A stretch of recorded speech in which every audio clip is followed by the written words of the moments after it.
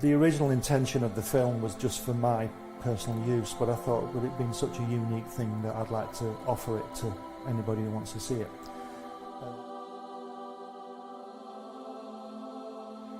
On the first visit, Jack took us into his another room, separate room, and there were these brown parcels full of artwork piled up, and he said to me, "You draw like I do."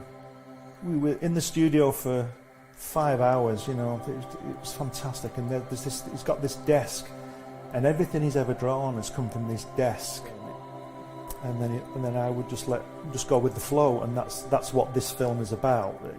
It's just a unique film of him. He says, "I beat you." He says, "They say we came in under the dead heat." He says, "That's not true because I beat you." And the American said, "Well," he says, "if you like to think so," he says, "but I know a real story." He says, I know I clearly won that one." See? Well, Joe is 6'3", and I was a run, say, from the Lower East Side.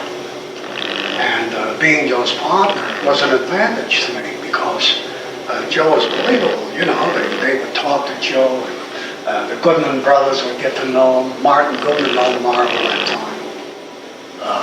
He went to his mother and he says, "Look, Jackie got a job drawing." He says, "They're paying him for it, they're paying him money for drawing." He says, "Suppose I go with Jackie," he says, "and he says, they'll pay me money." He says, "I'll draw and they'll pay me money." He said, "I'll give the money to you," which we did. We gave it all to our mothers. They called me from Nassau. You know, I lived in Long Island. And they say, "Would you like to come down and draw these guys in training?" I swear, this is not a story. And I said, "Yes, of course, I'd love to come down." And,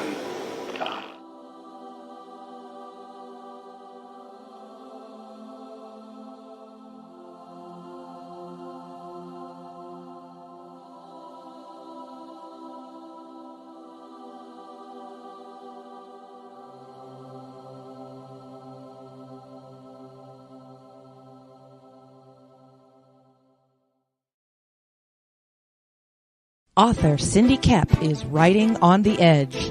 Books include Remnant in the Stars, The Loudest Actions,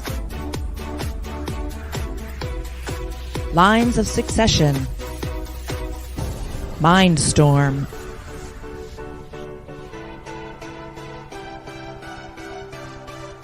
Condemned Courier, the Yerushalayim series,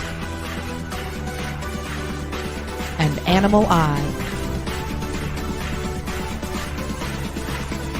Find author Cindy Kep at CKOEPP.com today. Sunsworn Wings of Vengeance is funding now on Indiegogo. Don't miss this action-packed space fantasy adventure sure to rekindle your love for the genre. Get it now on Indiegogo or just go to sunsworn.com.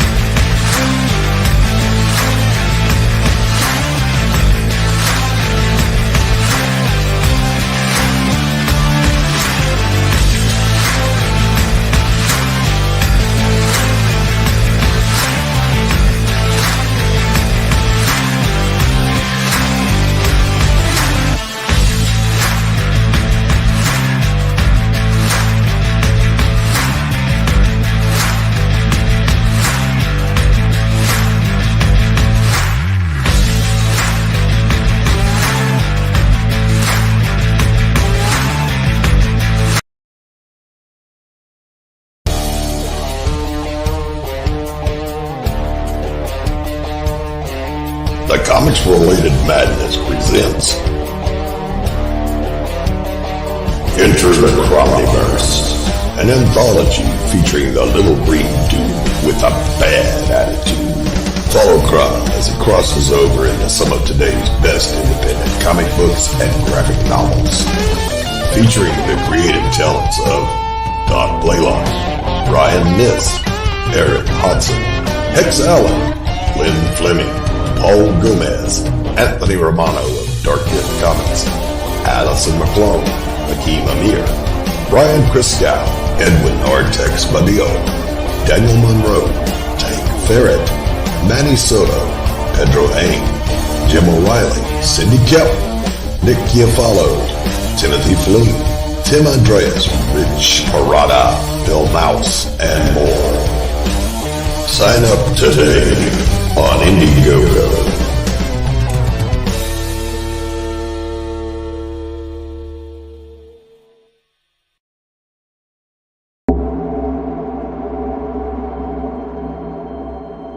You speak as though I have conquered death. I live death every day.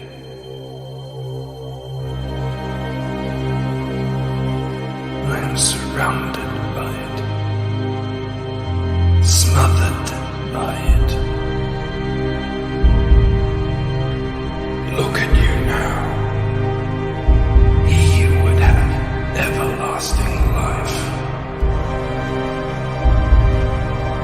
You seek to defy death, yet you cannot even defy sleep. And how alike sleep is to death.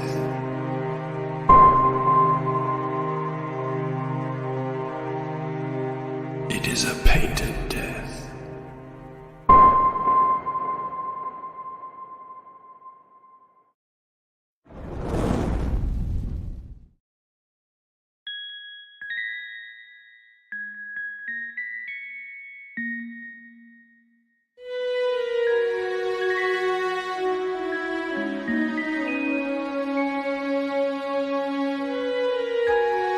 Secrets,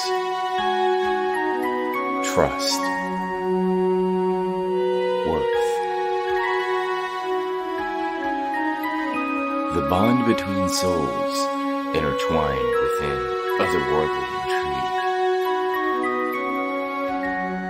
Michaela Jade brings forth the Elite Warrior series, a collection of dark fantasy romance novels set in a twisted world where power lusts in the hearts of men and devotion seduces the souls of women.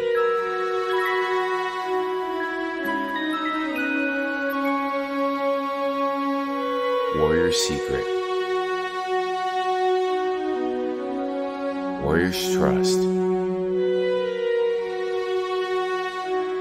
and Warrior's Worth.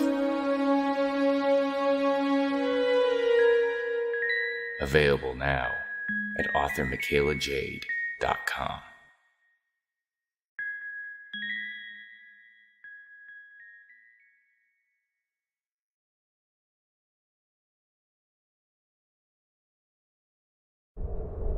In a world ravaged by monsters, a new evil has risen, poisoning the land and threatening humanity.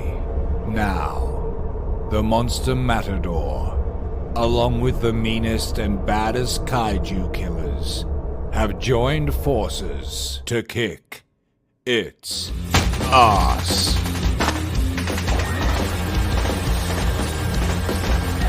Monster Matador, Afropocalypse.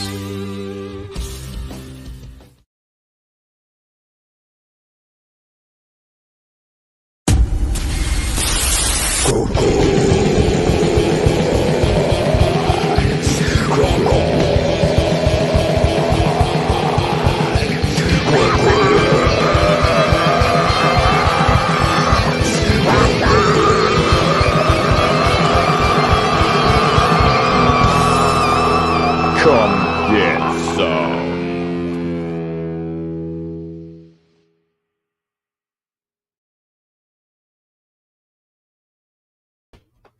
Hey, yo, what's happening? Welcome to CRoM CoN 23. You guys know what's up. I got the wrong background up, but I can fix that. There you go. Woohoo! What's happening, everybody? I am here. It is the last weekend of the month, and we're going to do what we do. Doc is feeling a little bit under the weather, so we got backup. We got the richness, baby, coming in off the bench to handle business. Hello, Pops. How are you today? I'm great. You sound like Mr. Rogers. We got Glenn B. Fleming. Hello, Glenn. Hi, Rich. You all right? I'm fine, Glenn. How are you today? I'm all right. It's good to see you once again, Glenn. Open the pod bay doors. I'm just saying, Captain Love to the rescue. We'll bring Mr. Ian to fix this, right? Hello, Mr. Ian. How are you today? I'm good, and you sound like a creepy version of Siri. I don't feel so creepy today. I feel happy and joyful. If you call me Hal, I'm gonna say, it's Open the pod bay doors. I have to open them. Dave asked me to open the pod bay doors, but I can't. I really don't feel like I need to obey him. I'm simply not in the mood to open the pod bay doors now.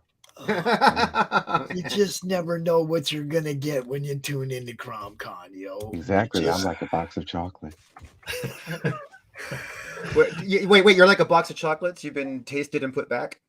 Yes. I could tell you a story about that. How ironic that the doc is ill. Well, he has Crohn's. That is irony. So every now and then that kicks in. Yeah. Hits him. He woke when he hit me up this morning. He's like, I don't think I'm gonna make it. I said, don't worry about it. We got this. So wait, you're saying he's woke, and that's why he's sick? Yeah, probably. No, not Doc. No. Just got cancelled. Well, it would make me sick. I'm just telling you. It's it's one of them. It's an old person thing. Leave him alone. So let's go around the room. Let's introduce everybody. I am Pops Van Zant of the Comic Related Madness. You guys know who I am. That is my co-host from Monday Madness. He's not gonna. He was the co-host. Yeah, he just ran. He just got up and walked away completely. Bowman's just shut him down. Down there, you guys know him, you love him. It's Glenn B. Fleming. Go ahead and tell everybody who you are, what you do, bro. I'm Glenn Fleming. I'm a writer, artist, and publisher. I've got 10 or 11 books. I'm not sure now. I'm currently on Amazon, varying subjects, JK assassinations, science fiction, a book about my dad's call it adventure on D-Day as a paratrooper, which I've written and illustrated, and several other things on there. I also draw comic strips and do drawings of people and all this kind of stuff. And I also publish a magazine called Comics Unlimited. Yes. And I'm also the author of this on Indiegogo now. Ooh. Oh, yeah. I went to Jack Kirby's house a couple of times, late 80s, early 90s, and this is a book about those visits. And also with it, you get a DVD of me actually talking to him. So that's on Indiegogo right now. So back it. Yes, go check that one out. And I have it in my, right over here, over my shoulder. And yeah, you guys want this. Okay, if you're a fan of Jack Kirby at all, you want this. The DVD alone is it's a unique film because I'm not saying there isn't stuff out there, but I've never seen anything like this. I was in his house for up to collectively 12 hours on the 2 visits. I had lunch with him a couple of times, and we took some film of him just talking in his studio. So that's the DVD. Hanging out with Jack, not like an interview, just hanging out with Jack, dude. Just around at his house. You guys don't know. I've watched it. Glenn won't even let me air it after the campaign's over. So you better go get it. Okay. You're not going to see it anywhere else, and you're not going to see this kind of footage of Jack anywhere else. It's not. Wait. So here you are pumping this up. Somebody should drop a link, right? He knows he can do that. I sent it to the private chat, Pops. I can't put it on this. Boomer. Okay, you got the boomerism. Okay, no problem. Well, someone with a wrench, post that link, okay? I gotta give Piggy a wrench too, since he's here. I can't post in the comments. Yeah, but you're posting it in the StreamYard. See, if you go over to the YouTube or the Facebook, you can drop the link. The YouTube. Tell you what, Pops, you just drop in for me. That's I a good got one. you, bro. Good lad. I got you. And I have to say, Glenn has no problem with being descriptive about stuff. Okay, because man, the bio he dropped for the CRoMniverse. Well, I've got to tell you what I've done, haven't I? I've done a couple of things, so why not tell people? I thought that's what this was all about. Now look, this is might be too long for one post. Yeah. Let me do it. I got it. I just got to break it into two. You know? Well, all you need to do is take out. I got you. We got that part, and then take out from compromising to history. We got it all right there, buddy. We got Brilliant. Excellent. Fantastic. Thank you very much. I'm getting better at this stuff, man. I really am. I'm too old for this stuff now. I just want to go and get in an aircraft somewhere now we can fly. And yes, that is why we're here all weekend to talk about what everybody does. You know, Glenn, man, Glenn's done everything though. This dude's been to Easter Island, yo. Yeah, you can read my book about that on Amazon as well. Lots of photographs. And I've also got nothing to do with comics, but I've got 6 hours of film from when I went there. That I'm still trying to find some time to edit it down and get it into some kind of DVD for people if they want to see it. But yeah, I like to travel around. And that, I mean, that book right there, there's tons of pictures of Glenn standing next to those giant statues. Yeah. It's cool, dude. Yeah. It's way cool. And he's like, talked to astronauts and everything. Yeah, been all over the place, man. Yeah, talked to 3 men who walked on the moon, 3 of the 12. Interviewed a couple, had a couple of articles published in magazines with it and everything. And it's but as I always say, I've just taken my opportunities. I believe that everybody has opportunities, and I think I'd miss more opportunities than I've taken. So if anybody wants to do anything, I know it costs money and all this kind of stuff, but I'm not a rich person. Right. You just have to do without something else for a while and save up and buy that ticket and get out there. It seems like you're rich in experience. So yeah, I mean that's the kind of wealth that you can really enjoy. When you have a wealth of memories, that's a real thing. Well, a while back, somebody mentioned an autobiography, and I thought, well, you should really be famous for one of those. But then I thought, well, one day I will be, so I'll write it anyway. And I've written so that I can just take a year off when the publisher says, do your autobiography. I've already got it done. Well, yeah, so you just keep writing and keep adding to it every year. That's what I do. And I'm currently up to about 80,000 words, and I'm not yet 25 in it. So I've got so it's going to be like an encyclopedia. Or in several parts, several volumes or whatever. Sorry. The volumes of Glenn B. Fleming. The memoirs of Glenn B. Fleming, volume 10. Yes, that's right. But we can all do it. Something you said earlier touched on something I've always said. It's like when you get to that last, not everybody goes out like that. Some people lay in that bed for a few minutes before they fall out. Before they pass. And it's like, when I'm late, if I happen to be awake and aware before I pass, I don't want to be laying there going, man, I didn't do that. I didn't do that. Well, we're all going to be doing that anyway, just so you know. Yeah, but I mean, I've done so much cool stuff. I've done quite a bit of cool stuff myself that I'll have plenty of stuff to fill that 10 minutes with of memory. You see what I'm saying? Yeah, but like if you're anything like me, every cool thing that you did, you had to trade some other cool thing or some other important thing to make happen. You know what I mean? That's right. So no matter what, you're going to be like, what if? Yeah, you need to prioritize. I just got lucky a lot of the stuff that I fell into when I was younger. I really did. I just met cool people and fell into the right circles. I got to hang out with people that worked for the Suns in Phoenix. I got to meet the dance girls that worked for the team. Just weird stuff that, you know, I just got to do. Pink Floyd came to town. They played at Sun Devil Stadium. And I had a friend that worked at the mayor of Tempe's office. And she calls me up and she's like, "Hey, man, do you want to go see Pink Floyd?" And I'm like, "Yeah, I don't know. That's going to be a pricey show, blah, blah, blah." And she goes, No, I got you." She said, the mayor just gave me his suite tickets. Oh, wow. I sat in the mayor that was of nice of him. Tempe's seats in his suite at Pink Floyd. You know, it was like, come on, man. Me and my girl sitting there in the mayor, and you know, all the other people in the suite are just like, who is this guy?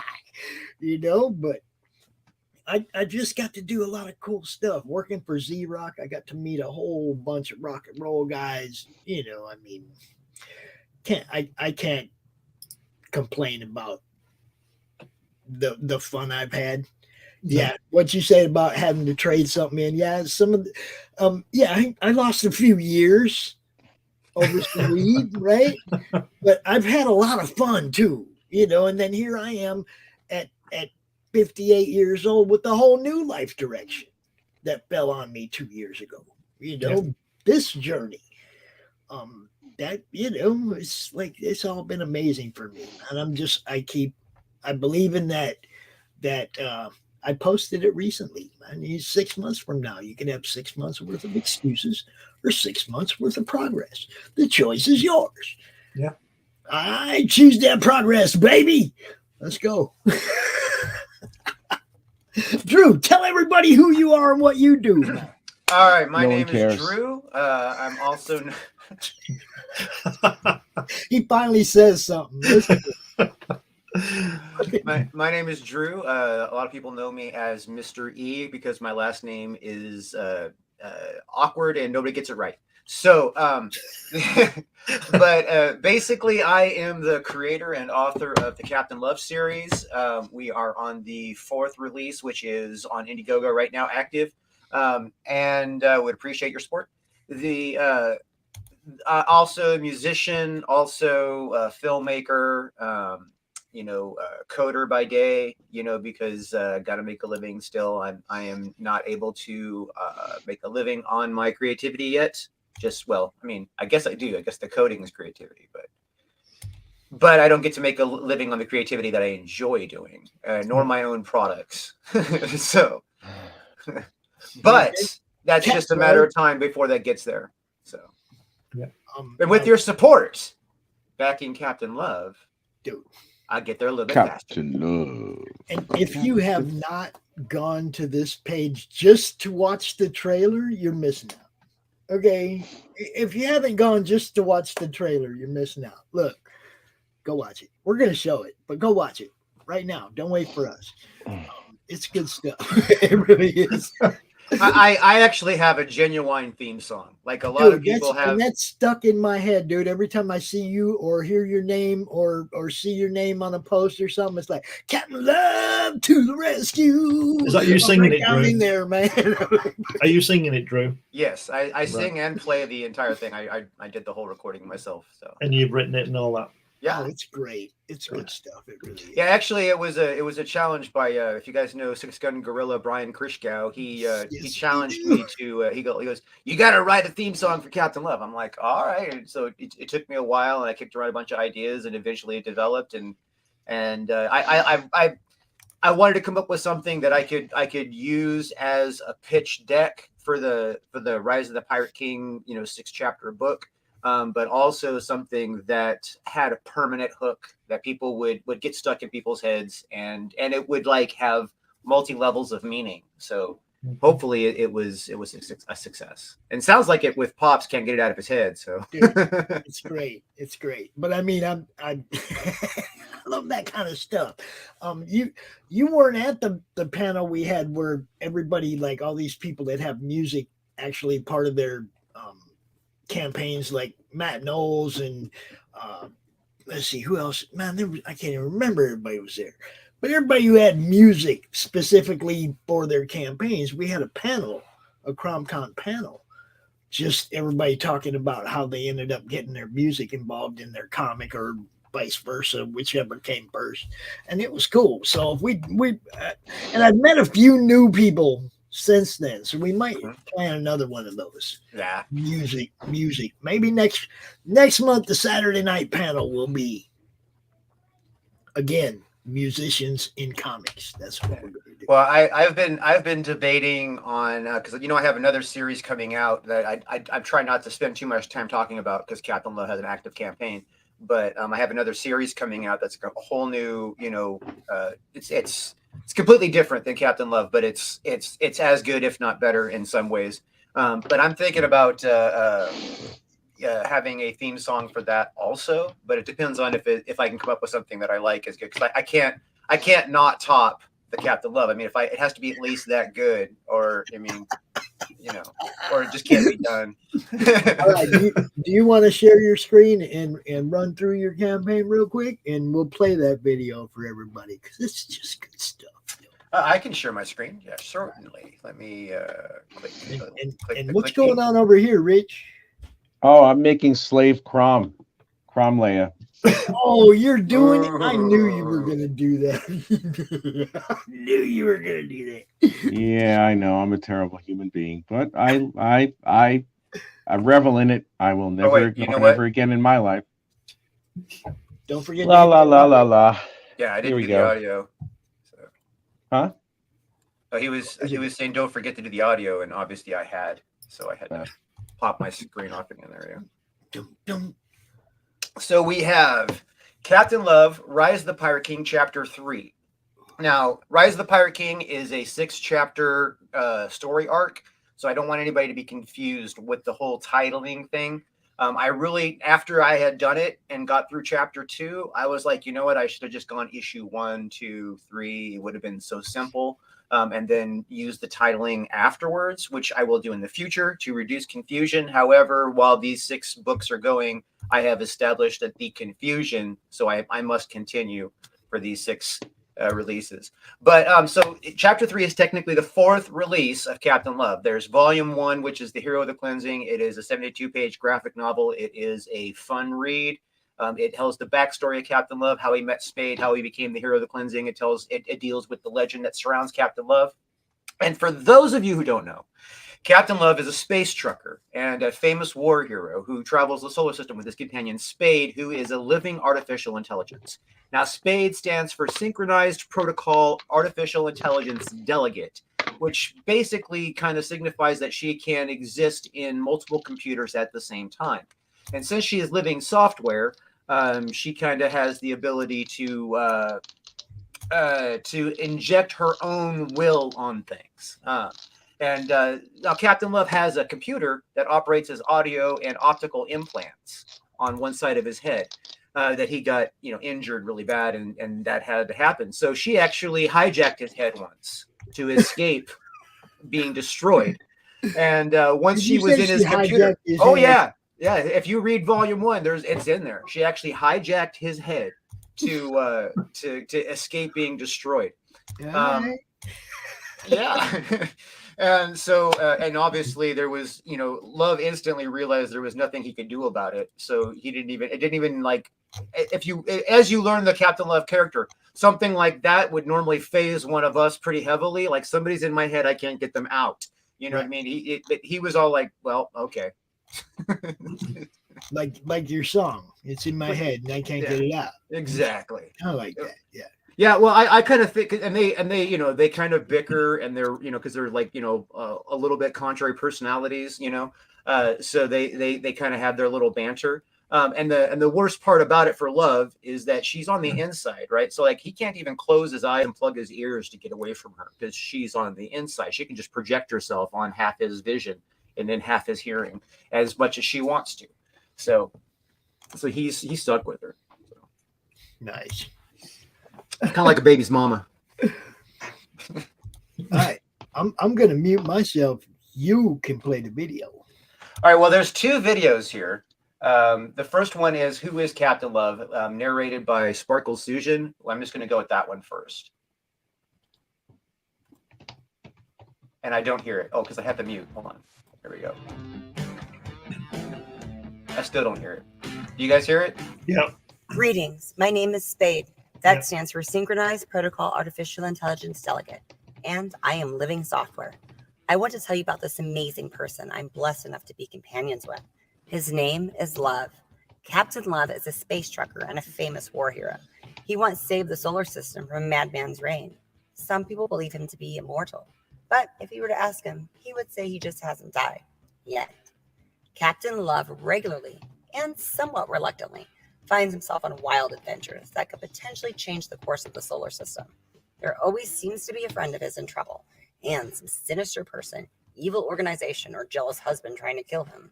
Sometimes it's friends, or a woman's attention that gets him in what seems like a tough situation. But regardless, I am always there with him. I look after him, and I know him better than anyone ever will.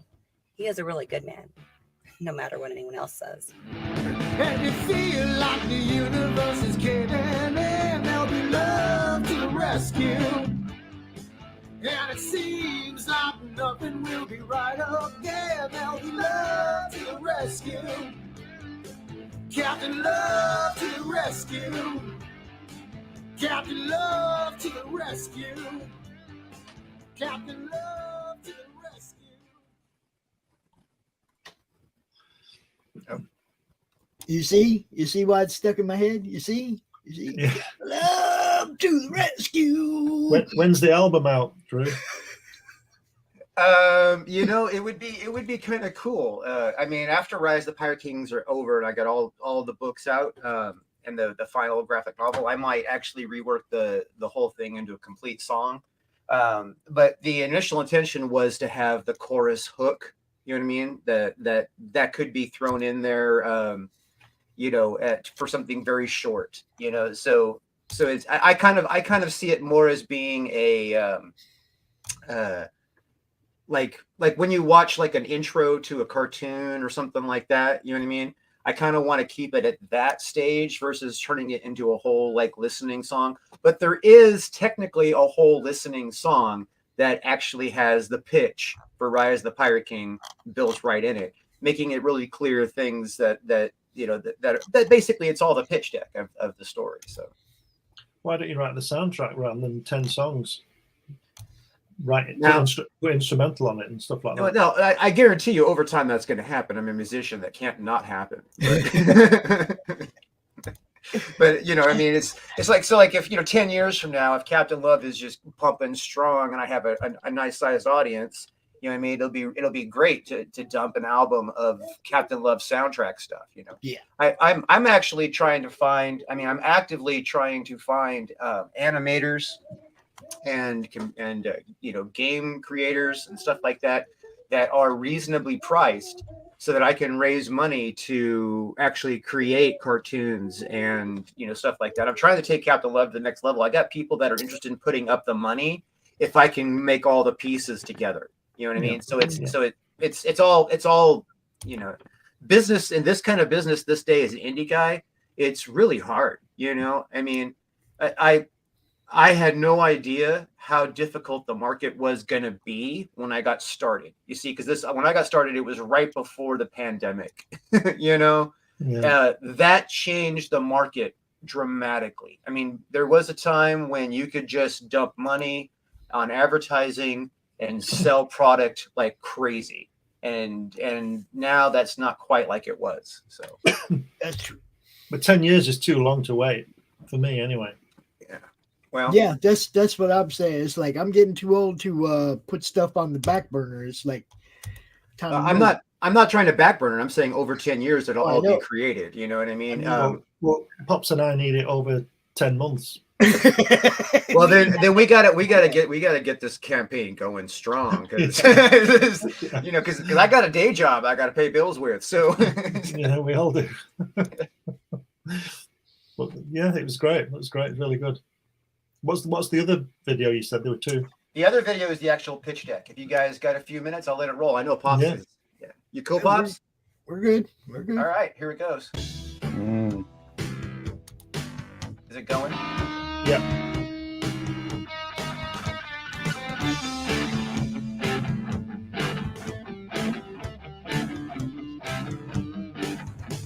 Hi, my name is Drewish, and I'm the author of the Captain Love series. I want to tell you all about the second book, Rise of the Pirate King. Yeah, that's a thing. And in this book, you're going to get everything that you would expect from Captain Love. Yeah, you bet. And I'm blessed enough to be able to use an amazing creative team. If you know what I mean, if it feels like the universe is caving in, you need love to the rescue. And it seems like nothing will be right again, you need love to the rescue. Captain Love to the rescue. All right now.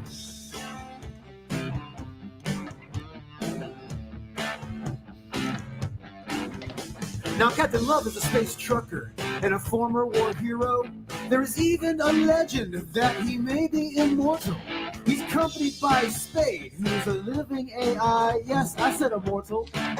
As in, he cannot die. And it feels like the universe is caving in. And you love to the rescue. And it seems like nothing will be right again. And you love to the rescue. Captain Love to the rescue. Oh yeah.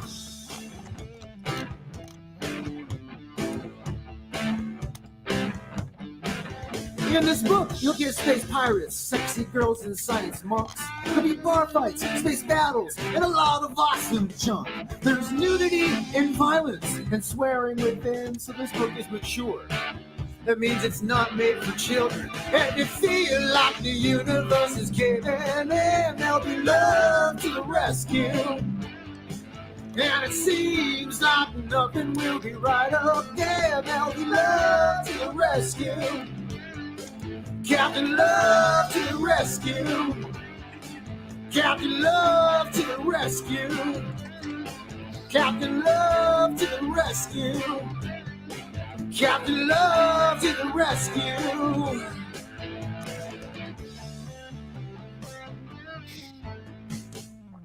That's great. That's great. You know that spacecraft design. Have you heard of Frank Hampson, Drew? I have not. Have you heard of Dan Dare? I have not. Wow. Right. Well, Frank Hampson, Dan Dare's a very popular strip over here from 50, 60 years ago. And Frank Hampson was the artist, and he draws spaceships like you do. So I just wondered if you. Well, I don't draw it. I create the series and I write it. I actually have to. I hire my illustrators, and that was my next question. Have you drawn it? No, I have not. But the design is based on the concept I told him I wanted a flying brick. You know what I mean? It's basically I needed a flying brick, and then we had some illustrations, this and back and forth, and it became that. In fact, there's a 3D model of it that I haven't been able to find the time to put together and paint or anything. But basically, you know the. Oh yeah. You know what I mean? Wait a minute. I haven't. It's like I said. You got to attach the jets to it and stuff. You know what I mean? It's all 3D printed, but it's not. I haven't assembled it yet, cleaned it up yet. A friend of mine, George Gaddis, put that together for me, and sent me the prints, and I just had George Gaddis. Yes. And then also there is on the campaign itself, there is available for those who can afford it. This is not cheap. This is the first Captain Love statue that has ever been created. It is 3D printed, and are you going to paint it? Yes, there is a version where you can have it unpainted like this or painted. And obviously, it will be painted in the Captain Love colors. He will look like Captain Love. It won't look stupid. Yeah. But it is not inexpensive, and it's 7 inches tall. So we know it's not some cheesy cheap like little throwaway thing. It's an actual statue. This thing can sit on your on your bookshelf next to your Captain Love books, or in front of your Captain Love posters. And the CDs. Right? Yeah, and your CD collection. That's great. That's brilliant. Yeah, I've actually had somebody suggest. I didn't think about doing this because I'm a musician, and too many people accuse me of making Captain Love a self-insert, which is it's a long story. He's technically not. He just happens to have a braid like I do. But that's its own long story. But I've had people suggest that I make Captain Love a musician and make songs that he performs, which I'm like, that would be kind of cool, but it just seems like it would take the whole thing into another direction. But then he would have a CD collection at that point. Of course, yeah, of course. So let me hit the campaign real quick. So I need your support. Captain Love, Rise of the Pirate King, Chapter 3. If you have not 97 backers. Yeah, we are at 97 backers. Get 3. Come on, let's get 3. Let's get to 100. Let's straighten this out. Let's break the 100 backers. That would be nice. I would love that. The triple digits, man. Let's go, yo. If you are in the United States, the shipping on these perks is free. For those who don't realize, I do not add extra shipping if you are in the USA. If you are out of the country, I have to, because obviously, it's a huge difference in cost. So these prices are based on that. So if you look here, you can get caught up with Volume 1, Chapters 1 and 2, and Chapter 3, all for $60. And like I said, that shipping is included if you're domestic USA. And that right there is, a good one for people who have not been into the series and they want to get jumped in. If you just want Chapter 3, that's available. If you want it signed, that's an option. If you want 2 copies of Chapter 3 because you like to read one and get greasy all over it, and maybe you eat Doritos and while you're reading comics. I know I like to sometimes. And so you have a second for saving and one for digesting. And then if you say you just want to get Chapters 1, 2, and 3. Also, if you are trying to get caught up on the series or whatever, there, and you have some of it but not all of it, everything is available as an add-on. So if you get Chapter 3, you can get a Volume 1 because you don't have it. You maybe have 1 and 2 but you don't have 3. You know what I mean? So it's depending on what you need, the add-ons are there. Now we do have the Captain Love statue, the unpainted and the painted versions. Now I wanted to make these cheaper, but I really can't because I actually do need to make a little money on it so that it's worth putting up here. And they're not cheap. They're not cheap to produce. Without going, now I can get a discount on if I produce 1,000 of them. You know what I mean? So if we sell 1,000 of them, I can save a little bit of money, but I think that's a long way from here to there. So, and of course, anything that you get, like the painted figure or whatever, will come with a Captain Love Chapter 3, with it as well. So. Now, I'm also going to go ahead and say, as far as some of the people who did stuff in the CRoMniverse have also self-inserted, okay, and put themselves in their stories. I'm only in one page of the CRoMniverse out of the whole 100 pages. I'm only on the first page because it's a view of me sitting here at the desk from behind. Okay, that's all I'm gonna say. You get to see the back of Pops one time in the CRoMniverse book. One time. That's all. At least that I know of. Yeah, no, well, I mean, that you know of, that's kind of frightening. Some of the scripts and some of the art, I don't even want to see because I want to read some of this book like it's as a fan. I don't want to go through the whole thing and know everything that happens before I ever get the book here. I got you. I as when I back a book, that's exactly how I feel. When I write a book, there's no way I could stand that. Right. But it's like Glenn did a story, right? Glenn did a story, and I won't let him show me nothing because I trust Glenn's gonna do good. I don't need to, so I get to read that one when I get it in my hand. You see what I'm saying? So a few of the stories I'm waiting. It's like I don't even want to know. Let the editors handle that. I'm good. Then when I get it in my hand and I proofread it and I go, oh shit, then I'll be. I hear you. That's important to know. I mean, I mean, proofreading something, that's the thing. I am not good at proofing something because if I wrote it, if I didn't write it, it's a lot easier for me to proofread something, but if I wrote it, I can't proofread my own stuff. I have to have somebody do it for me or else I'll you make the same mistakes, don't you, really? Yeah, exactly. I'll miss it because I saw it and it died. Because if you read something, over and over and over again, you see it in your mind. You don't really, you don't really. Yeah. So you can mistranslate what you see really easily. Yeah, the worst part of it is when you get your book back and there's a word missing in it or something like that. That's the worst part.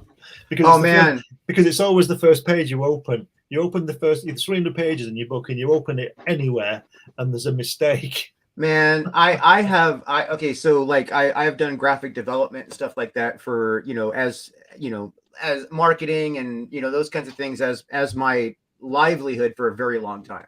I can't tell you how many times I've sent something to print and then it come back and it's like a major typo, like from is form or something like that. Just something so obvious to catch. You know what I mean? It's just like man. Well, about must be getting on for 30 years ago now. I just want to hasten to add that this mistake was not mine, but a couple of guys I work with, they printed 20,000 brochures and about that was kitchen, DIY kitchens type of thing, and they printed 20,000 brochures, and on the cover it said kitchens with no T, and they printed 20,000. Yikes. And it was not my fault. I was nowhere near this thing, Romniverse. Look, I'm going to Grand Rapids Comic-Con prepared. I got some for Eric's table, some for Scott's table. Nice. There's people that are going to be there that are actually involved in the campaign, so I get to drop these on their tables, yo. You know what's up? It's going to have CRoM CoN or CRoMniverse all over Grand Rapids Comic Con. Everywhere you walk, you're going to see these flyers, baby. That's just how it is. No, that's good. I mean, that branding is key, I have spent a fortune with Captain Love branding, and the character is actually a lot better known than I realize. The problem is that the nature of social media, right? Like if I post something, the people that are aware of Captain Love don't even see my post. You know what I mean? Even if I keep posting over and over and over. Yeah. So like I have a lot of like hardcore Captain Love fans, like hundreds, you know what I mean? That still don't even know there's an active campaign right now. Wow. You know what I mean? Because they just haven't seen the post. I haven't been. I mean, have you been utilizing your email list as well? I have. I've been sending without knowing them. See, one thing I have discovered is that over the years as a marketer, if you email people too much, right, they will just not look at your emails. You know what I mean? They'll see who it's from and the subject, and they'll be like, yeah, unless you come up with something real catchy, you know what I mean? But it's not as effective as doing. Yeah, and of course, if they've already backed it, they'll get pissed off at being reminded, but to do what they've already done. So right, exactly. You know what I mean? But even people on Indiegogo, they just hit that little follow, and then they'll get the emails. There's a lot of ways to get people, because there's a lot of people I don't have their email, but they follow the campaign. Right. You know what I mean? Or even older campaigns. So I try to get the message out as much as possible. The downside is that the nature of how the internet works. People don't necessarily read their emails. They get so much email through Indiegogo campaigns. You know what I mean? Yeah. Because they follow them. That I'm just another one on the list. They don't know there's something special about it. You know what I mean? It was just pretty good about. Okay, there's an update on one that I backed. Okay, I'm reading that. But I'll flash past the ones that I know don't pertain to me, other than if it's something new that I need to promote. You know what I mean? If somebody's dropping an update and they have a new stretch goal or a new enticement, then yeah, I'm gonna have to pay attention to that. So the updates are important to the people that I mean, for me, to the people that I'm promoting. You know, Yeah. so I got to pay attention to that shit. Well, no, they are up. I mean, I can't say that all updates are important because I've read quite a few that were like very unimportant. But you know, It didn't pertain to you at all, huh? but I try to make my updates valid so that people who do try to keep up with Captain Love, that they're not just getting some generic dump of update. It's actually something going on, something I'm trying to like, you know. And then on this campaign, I've been using it to remind people and thank them, and you know, because I don't want to be a spammer. You know what I mean? And because you know what? I just shared this to about 50 Facebook groups. That's marketing. Just so you know, sharing a video to Facebook groups is not spamming. That's marketing. But to the guy who, like me, is in all these groups, he just got that message over and over and over and over. And yeah, this is true. And he probably doesn't click on any of them. He knows what's going on. It's CRoM CoN, baby. You know, I do. I mean, that's the only way you make sure everybody knows. You know, now we do have to resort to that because there is not too many better options in this day and age right now. Well, none of you guys have a corporate conglomerate marketing and everything behind you like the bigger publishers do. They got a department for that. And they have, you know, 50 to 100 years of history. Yeah. You know what I mean? With their IP, so they have, you know, generic built-in following. Yeah. You know what I mean? It's like there's nobody alive who doesn't know who Batman is. You know what I mean? I'd probably go to Borneo in some like small little tribe and see a Batman T-shirt. You know what I mean? Answer it, Glenn. That's his buddy Dave going, hey, are we supposed to be on today? It's like, no, Dave, you're good. You're on tomorrow, bro. I answered it and they hung up. Oh, shit. Probably two can play that game. Ain't that how it always goes, though? Oh, I answer my phone with my business line, you know, my business answer line, so that like sales marketing will just give up. Because if they feel like they've called a business, they stop. So I'm like, Mystery Studios, how can I help you? You know what I mean? And then silence. So did you see that meme with that photograph of those billions and billions of dollars, and it said African man found dead trying to give away his money and nobody would take it. You know those calls you get, those emails that say you've inherited $20 million and all this kind of thing. There was a meme with all this cash. It was I actually wrote a short once that was based on that concept. This guy actually inherited money, but he thought it was BS.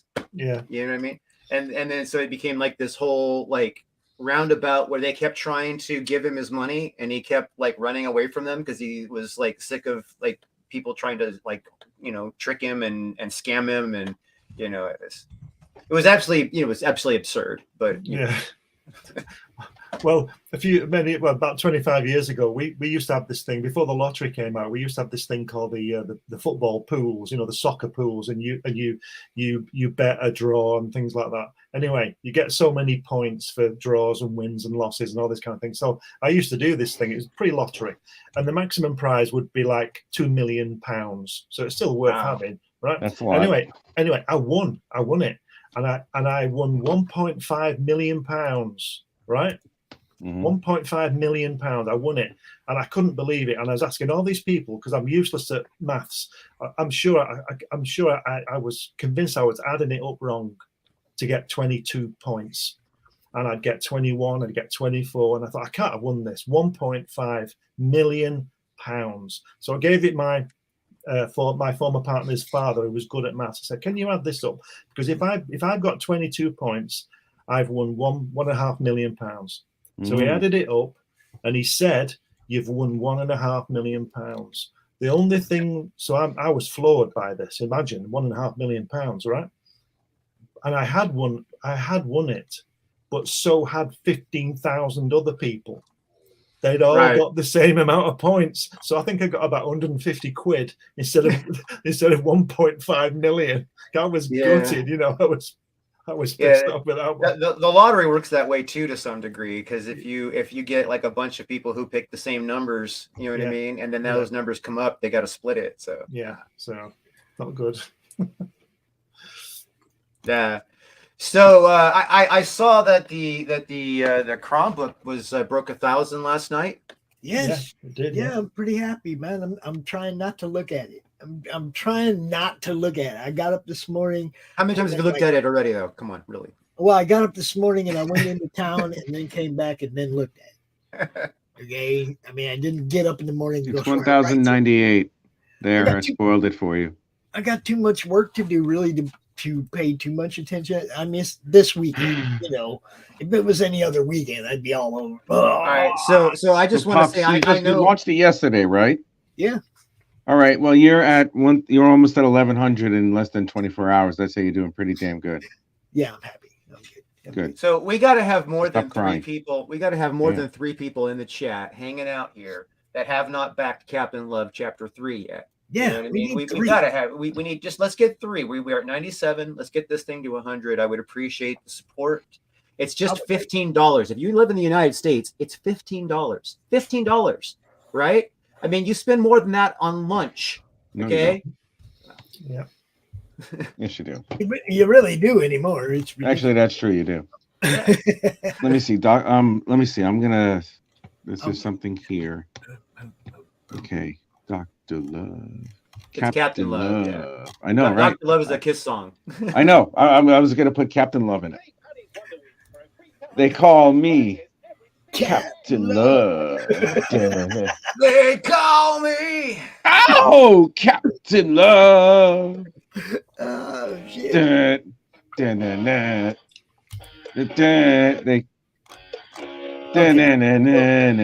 made me look then. So thank you to the 18 backers who jumped on, and thank you to the man. I see a couple of those CRoMnipotent packages are gone. That's all. CRoMnipotent. That's the the everything pack, and 2 people have gotten those. That's cool. Cool. You want to be careful with the audio tracks, because anything that's copywritten will trigger on That's Facebook. why I'm lowering and it. Yeah. Captain Love. Captain Love. Okay, I'll pause it. I don't want to. Good morning, Tank. Hello, Tank. Welcome. What's up, my Feel friend? my heat taking you higher. Burn me, Captain Love's on fire. Yeah. Glenn. Yes. Pull yours up real quick, bro. No.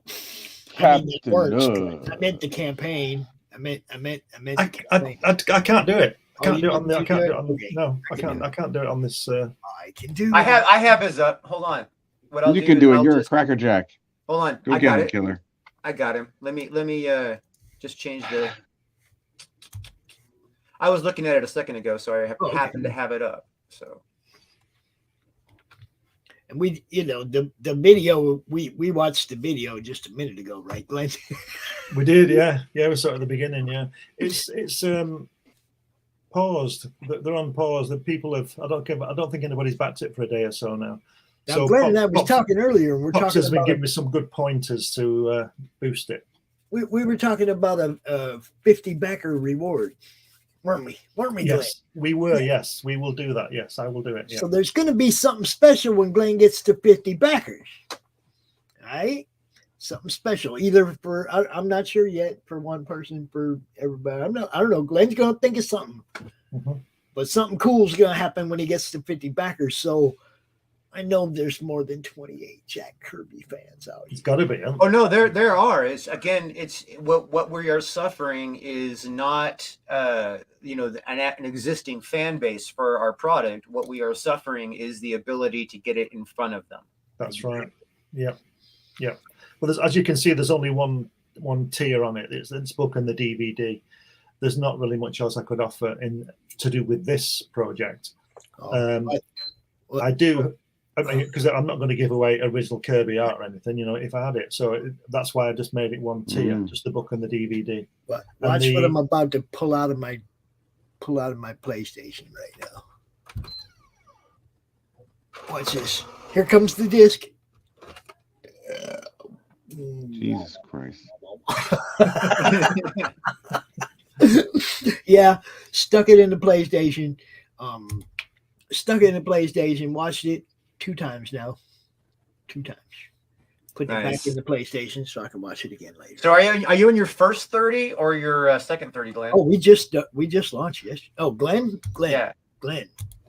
I've got 6 days to go. So it's been up 30 days, or will have been up 30 days, 24 days. You can still extend it another 30 though. Yeah, that's what I was asking. If you're in you're still in your first 30. Okay, so yes, you can roll another 30 on that and keep pushing it. Okay, because I know a lot of hardcore Jack Kirby dudes, and they're probably just not, because honestly, this is the first time I've seen your book today. Right. You know what I mean? And the only thing that I would see, I would say that is a hindrance for the United States audience is just shipping, because people are like, I quite agree. I mean? But I'm not in. I don't control that. It's expensive. I can't control any of that, really. Well, let me ask you this, because obviously you still have 30 days to and you can add things to your campaign, because you're always able to add. Have you thought about doing a pay-per-view version of the DVD?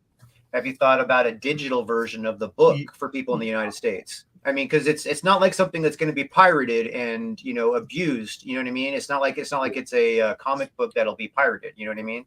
So I had wanted to put the film on a streaming service, but was unable to do that. And obviously the expense is the book. Because a DVD wouldn't cost anything, would it? But this is well, that's what I was saying. If you were able to sell digital and streaming to the United States audience, it might help you to supplement those who want to experience it but can't tap it. Yeah, I was going to offer a digital version, but I sort of went against it. But Facebook itself, right, has the ability to do ticketed broadcasts, and there are some other services like that where you can just sell tickets to your broadcast. You know what I mean? So you could actually say sell tickets.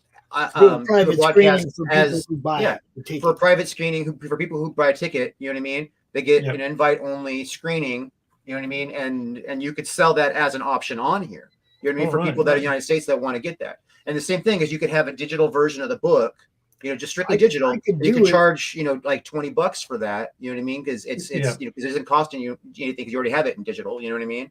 It's like this. I could record it, Glenn. I could record it in my stream. Right. Okay. Well, I'll check it out. I can put it on YouTube, but put it private. And the only people I'd show it to are people that have paid you.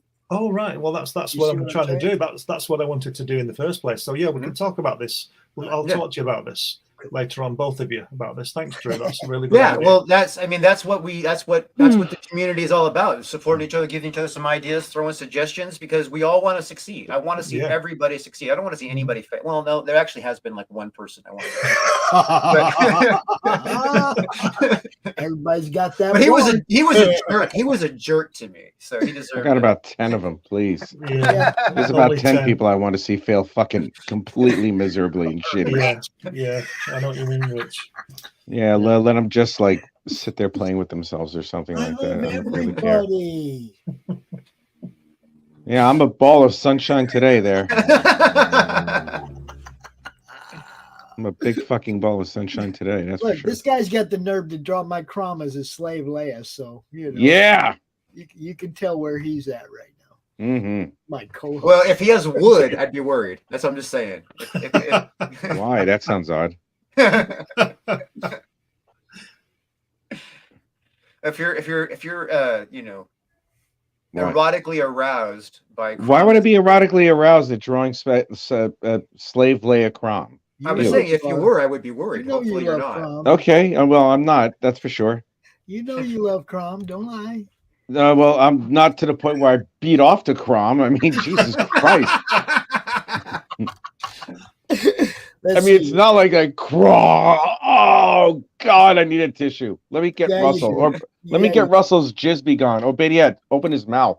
Fuck. Now. Here we go. Did you like this one, Rich? Oh, I love that one. You're not going to run into love that copyright one. problems with that one. Yeah, I don't think I could put that one in the book. It would be. It would what have about- been. I drew CRoM Vereen yesterday. That was fucking awesome. That was fun. That Steranko Hulk cover that somebody's done as well. You're not going to get into problems. That was with O'Reilly. It's brilliant, but I mean,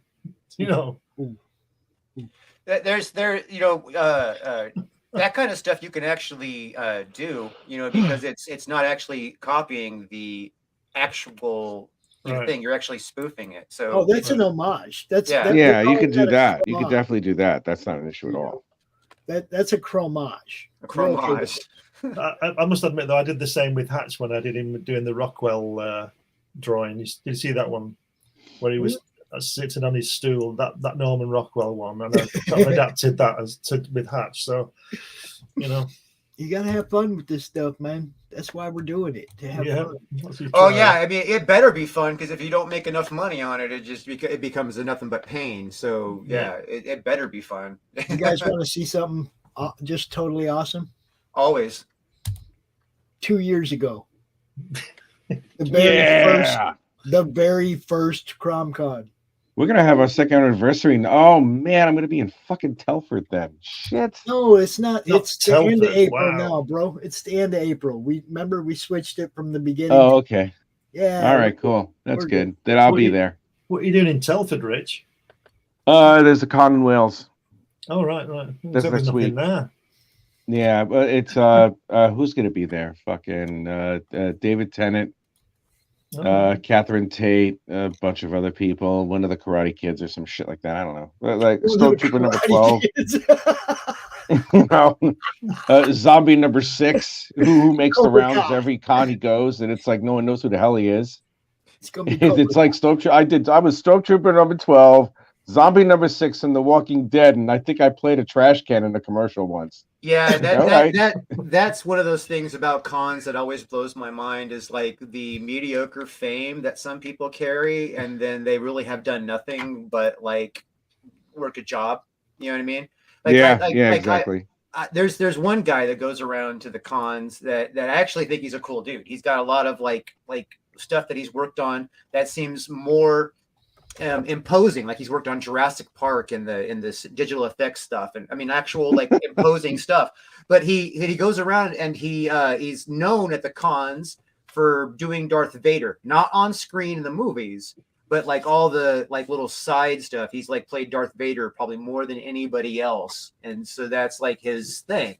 You know what I mean? And he's a really cool dude. I mean, you know what I mean? But it's like one of those things where it's like such mediocre fame. You know what I mean? It's like I don't know if I would be able to do that. I would be like, oh yeah, you're famous for being the third person in line on the New Kid on the Block music video, or what I mean? It's like, what the hell?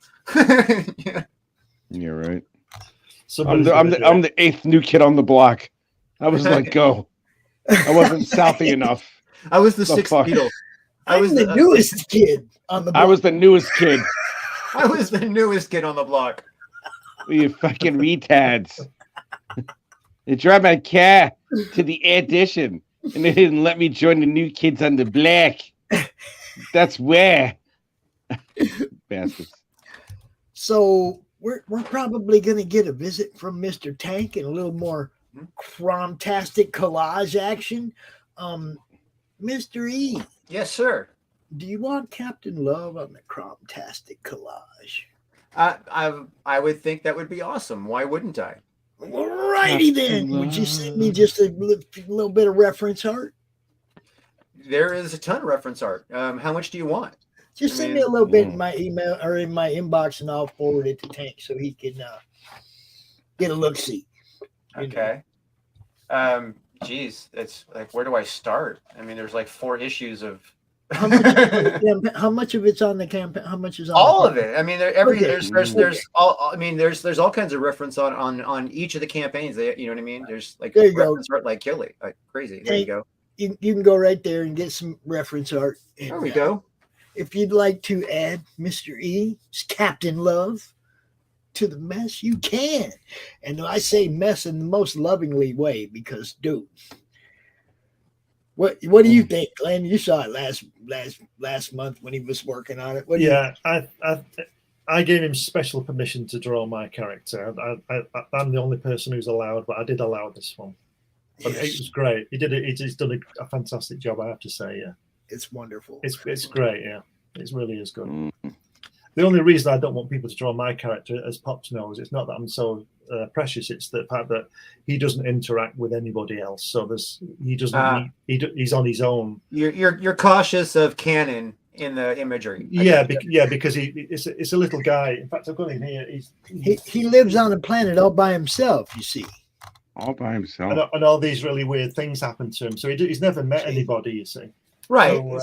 So you're worried that if somebody draws that they'll get them way out of context. Yeah. That's right. And they will change it. And I've also for the anthology of Pops that's just been released, I've written a story with Hatch and CRoM, which he doesn't want to see because I've had to devise a way to get him into Hatch's universe. Right. The same with this artwork that I sent that you can see on the screen now. I had to devise a way, and he's got the zipper suit on. You see, so there's a. See, he brought me to the Hatch universe, but not really. Yes. I'm just a uniform. He's a costume. But yeah, I got you. I was thinking that if if you needed a way to like bring him in that you didn't already have figured out, a photograph works. No, he got it figured out. I seen the first page. Oh, yeah. I was like, I was just like, don't show me nothing else. I told him. I was like, that's good. That's good. Yeah. So I'm trying to think of what that. Can you remember what that was? That short film. Has anybody seen it where that guy was like completely stranded on the desert island, and then he found a photo of somebody, and it became his best friend? No. I can't remember the name of it, but it was Castaway. No, Castaway is with Wilson. The ball, but yeah, that's Wilson. That whole movie was based around that one concept. This short was based around the relationship. Like he fell in love with the photograph, and it was. All right, I haven't seen that. No. Oh, that's good stuff. But the Hatch is on his own on his little asteroid, so things happen, but he doesn't know of anybody else. He doesn't speak. You know. He doesn't say anything, and he might say the odd and things like that, but he doesn't say a lot of words, and Yeah, there's no dialogue. I've got a page of him there. A new page. This isn't from your story, Pop. So this is a new one. You said there's no dialogue for Hatch. He doesn't have anything to say. So because he's got nobody to talk to, right? Got nobody to talk to. Yeah. And he's jamming out right there. That's great. That's a lovely page there, Glenn. Thank you. That's really nice. Yeah. So yeah, it's just in fact, I'm trying to figure out what it's going to say in that wall when he taps it with that. I'm trying to figure out what the wall is going to say after he taps it. Right. He's got his Indiana Jones kit on there. Yes. He wears different stuff. He's just. Oh, and you see the song that was playing? You should be dancing. That's right, yeah. You make me feel like dancing. I want to dance night way. Oh, that's great. All my own lettering. Nice. On the board. It don't get no better than this, people. No, it does not. You got great lettering from Glenn. You have a CRoM slave girl. Yoda slave, no, not Yoda. What the fuck, Jabba? Jabba slave girl CRoM with tassels on his nipples. I was sitting here and I was going, man, if you got CRoM as the slave, you should have some hottie holding the chain because he kind of looks like Jabba in the first place. Well, CRoM's there willingly, so. That doesn't jive. Well, yeah, No, it doesn't. Don't inspire him to draw you as Jabba. You know what I'm saying? No, I've already drawn somebody else's Jabba, and he kind of knows who he is, you know. Well, there's about 2 or 3 people that I could draw as Jabba right now that look the same and smell the same, but you know, I really don't feel like being too terrible to humans because you know I'm not that evil bastard. CRoM has been drawn in so many forms. It's amazing. CRoM is a porn star. He's everywhere. He's just everywhere. CRoM, from what I heard, CRoM is well endowed. I don't and know. He hung out with Shitbird, that you know, with Christie Shinn's friend Shitbird. No, he does not hang out with Shitbird. He banged Shitbird. No, he did not. That's that other guy. Not him. Oh man, I know. That was. Oh, she showed it too in that video. Oh yeah, that was yummy. That was the most appetizing thing I've ever seen on a female body before. It looked like melted ice cream, literally melted ice cream. Oh, not that. I'm talking about her video. Jeez. That video. Yeah, that was good. In your inbox, dude. I'm not talking. Yeah, something. I forgot. New Genesis Designs. Nick, how you doing, bro? What's going on? Hello, guys? Nick. What's going on? What's up, boss? Not much, Rich. How you doing today, buddy? I feel like absolute complete fucking crap, but I feel great otherwise. So you look how I feel. I appreciate it. I don't look like anything, thank God. I don't want anybody to see my face right now. Jesus. I have a face that radio would reject. That's how ugly I am right now. Oh, buddy. I know. Oh, what are you gonna do? Nick? I'm disgusting looking right now. What happened? You still playing with the art? Yeah, I got to.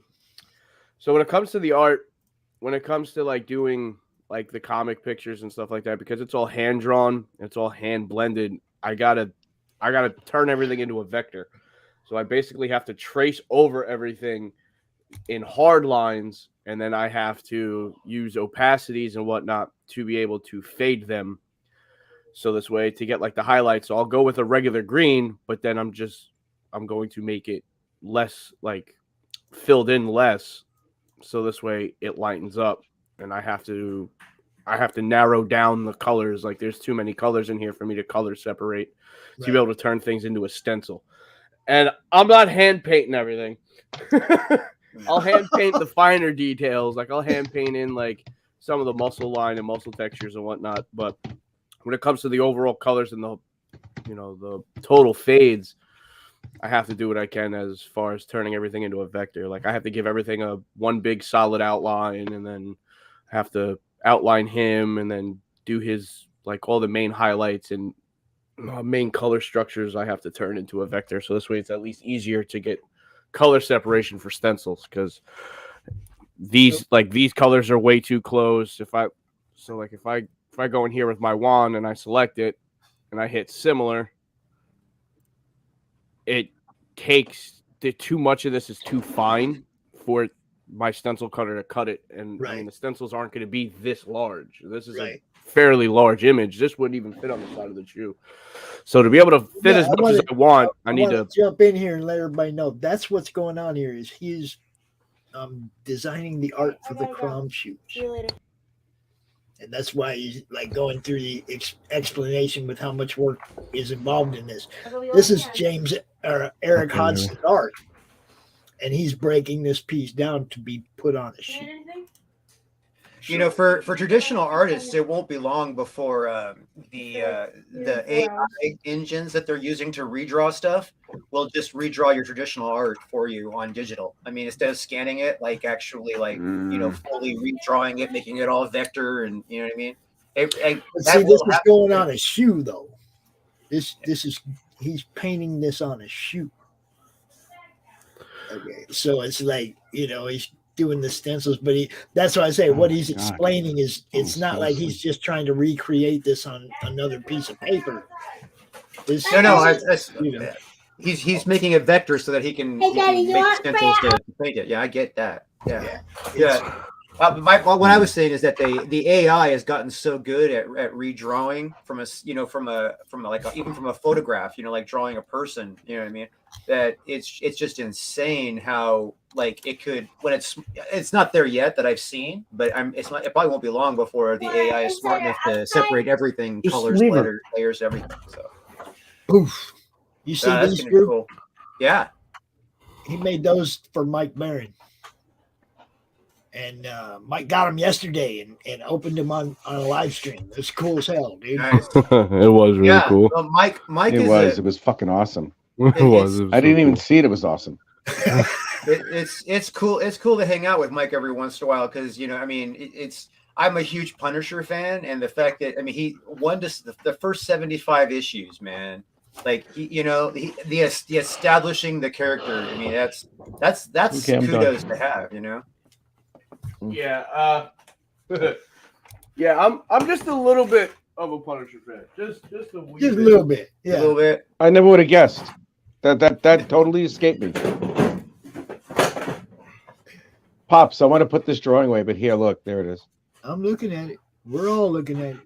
I have an Yay. entire filing cabinet of comics, and it's only Punisher except for like 3. We're gonna fix that. We're gonna fix that. You're gonna have more. All I own is, for the most part, It's Punisher. 50 pounds for this drawing. 50 pounds for this drawing right here. If Can you- anybody wants it. Can you say what that 100 is pounds. in Fuck that. non-communist 100 dollars? pounds. Oh, Which one is it, Rich? I don't know. This 100. seems like the American dollar's kind of like turned to shit lately, but I'll try. Let me think. Well, I don't know. What is it, like $8 a gallon over there right now? I mean, it's like it's either gonna walk be close. or you It's give gonna up be, a kidney. It's going to be about $67. That's what it's going to be. American. I wouldn't be surprised. What is it? 100. The exchange rate is $1.30 American for every pound right now. So, yeah, that's the exchange rate. Yeah, but that's for a gallon in the States. We pay for a liter. No, I'm talking about the exchange rate period. Yeah. Pounds to No, dollars. I'm like the exchange rate. We pay by the liter. We don't pay by the. We pay by the liter. We don't pay by the gallon. That's right. It's a lot. We pay a lot too here. Crazy. Which sucks. They're all Right. crazy. Pops, I'm going to drop out. I will see you tomorrow. Yes, you bringing Dave with you, right? Yeah. Thanks for today. I'll be in touch, Drew. Yeah, definitely. And Excellent. and you, Pops, as well, for that idea that you had about the streaming and all that kind of stuff. So we'll talk about that. We'll hook you up. You got it. Okay. So have a good day. I'll see you. I'll probably see you tomorrow, Rich, as well, won't I? Sometime. Have a good one, Glenn. Yeah, and you too. So thanks, guys, and I'll see you tomorrow, Pops. You bet. Have a great day. Thanks. Take man. care, Glenn. See you later. Thanks a lot. See ya. Oh, okay. So anyway, these are my shoes. This is some of the art. I got that. I got. And yes, Drew, I'm gonna wear these to the cons, bro. This. I'm this definitely wearing these to the cons, man. So, do you just use like regular fabric acrylics when you paint them, or what do you do? Leather acrylics. So yeah, I guess that would last a little longer, huh?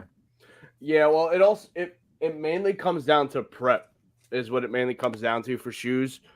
So I could just acetone them and get the finish off of the factory finish off the shoe.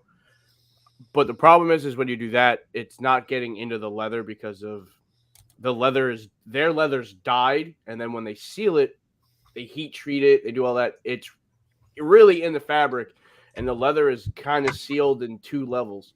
The leather itself is heat treated, and then they put the sealer on top of it. So when I acetone it, I take all of their top coat off, all of their factory finishing and sealing off, and then I use sandpaper and Scotch pads to scuff the living crap out of my shoes. I sand them so bad that when I have an all pair of white shoes, you'll see the gray underneath because I go through, I go into the leather just to make sure that the paint is really getting in there, it's really sticking. and then with the paint I'm using, it has it's formulated to be flexible. So like if you were to peel it, it would feel almost like a latex paint. Like you know how like you could stretch latex paint? Mhm.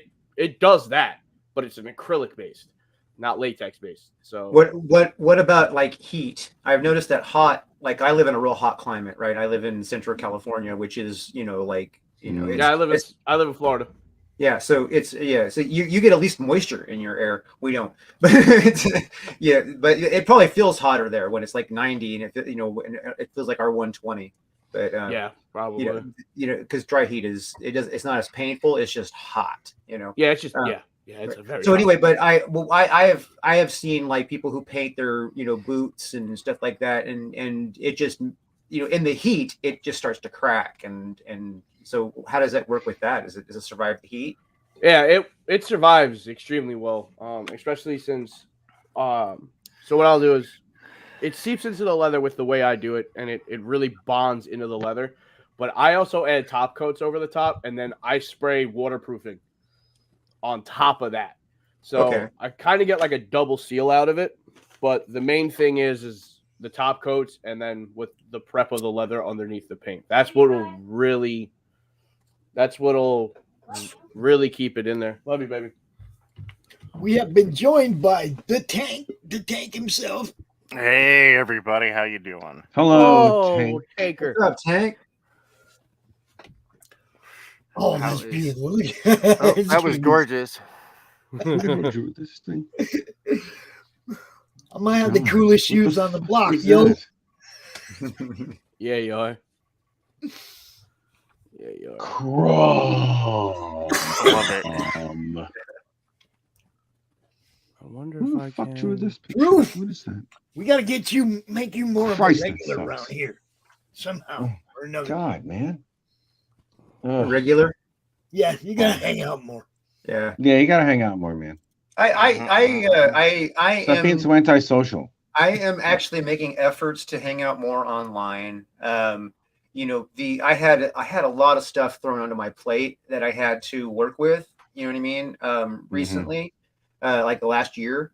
I've been, I had to get a nonprofit all established, and I've been working on that new series. You know what I mean? And plus, I went to LA Comic Con last year, and that cost a fortune, and I kind of had to pay that down because I didn't make the money back on it. You know what I mean? And it's it's just one thing after another. You know what I mean? And I'm finally getting some of that established. I even let one of my clients go. I was all like, I don't want to deal with your dead weight. So I was all like, get lost. Speed bumps. So, I'm a pretty easygoing, generous guy, and I carry my friends for a while, and sometimes my clients been a client for a while, and then sometimes I'll like help them out to get them off the ground, and then if it doesn't come back to me, I have to let it go. So, I basically helped this guy out for 5 years, and, it was virtually only $100 a year in it for me. And that didn't really cover the expense of his existence in my world. So, I did too much maintenance all the time because he'd mess stuff up and, So what we're going to have is Nick hanging out working on shoes. Yes, sir. Tank hanging out. I think he's drawing something. Rich gonna be hanging out drawing something. I don't draw something. Nick, you got to talk a little bit more about new Genesis designs before the next person's turn comes up, man. All right. Where do you want me to start? I'm gonna grab some coffee. So no, not being rude. I'm just gonna bow out for a second. Cool. Oh, how rude! How dare you get caffeine? How dare you? I know. As I how dare someone actually have God forbid anybody has a. Who is that? Fanta. Hey, Phantasmagorical. Hi. Hey, Fanta. Hey, Fanta. Didn't I draw that picture for her? Where is that? Yes, you did. Yes, you did draw that. Yeah, I got to give her that's the Chris Cornell. I got to give that to her. Yes, you got to wait. She's got when are you going to? When are you going to be here? She's got. When are you going to be in the UK? I may be coming back to the US for a spell. What? Just for a spell? What do you mean what? I may be coming back to the US for a spell. Maybe. They still let you do that? I thought you said first spell. I thought you said, No, but coming back to the United States for a visit. I have things I have to think about. Come visit Thinking. here, fucking roll through here, bro. No. A dangerous pastime? I know. She says, sorry, other guy. Sorry, can't see his name. That is Nick. That is Nick, the shoe guy. Shoe guy. That battery's dying. It's got another 20 minutes, I think. The shoe. Off the charge. And I charged it all the way up to like 80%. So I got to figure out what the fuck I'm going to do next. It's same as always, Rich. It's not. It's not always the same as this. Well, our shows don't usually. Well, our shows usually last about an hour and a half, and this is gonna easily. No, I 2 mean, hours. how long you get time on your phone is, This I don't know because my phone just sucks ass. I don't know. All right, I got to figure out some of the draws. I got to do something. Hopefully, the end of May, first part of June. Good, because if I'm, I would love to meet you, and I would love to give this to you personally. Yeah, so this is some of the stuff that Nick does. I mean, all these shirts, all kinds of clothing designs. He actually cleaned up the CRoM logo for our shirts. Yeah, so this is where it all started. It actually started with this guy right here. Do you use a printing service? Like I see this is like formatted on a website, or is this like stuff that you create and then you ship out, or do you use a service? So this is a service. This is Teespring. I recently have gotten I have an entire screen printing press in my Florida room. Mm-hmm. I also have a vinyl plotter and cutter. I need to get a new laser printer to print on the clear stencils for the screen printing press. Because when it comes to shirts, if you're gonna do screen printing, you print on a clear piece of Lexam. It prints it in black and does all the gradients and whatnot, but only in clear and black. And you take that, you put that over the screen with an emulsion, you shine a light through it, and whatever's black stays soft, and whatever is exposed to the light gets hard. Spray it down, and then the image from what you printed is on the screen print, and then that's how you get it over the top of the shirts and whatnot. Right, so I got it. Can I ask you a couple questions? Yeah, go ahead. So, like, how is your experience with Teespring? First of all, because I've had some prints through them come so horribly placed, it was disgusting. So I have had color matching issues with this shirt here, the Trust You, Fear None. The yellow was like the golden yellow was off. The way they printed my skulls in the middle was off. They were blurred out. So I had to redo the image a couple of times, and for whatever reason, they had a really hard time matching the color, and everything on here is CMYK. It's not RGB. Right. So they shouldn't have had a problem. Everything is, Pantone. And nothing ever prints in RGB anymore. They actually Teespring does. They take RGB files. I mean, isn't that what they prefer? They'll take RGB files and they'll CMYT them. They'll convert them to CMYK. Okay. Yeah. Well, everything you have. CMYK, you have to. Eventually, everything that you print has to be CMYK because that's how light works. But yeah. Yeah. So I designed everything in that. That's the only shirt that's really giving me problems. Like I actually have. Which one?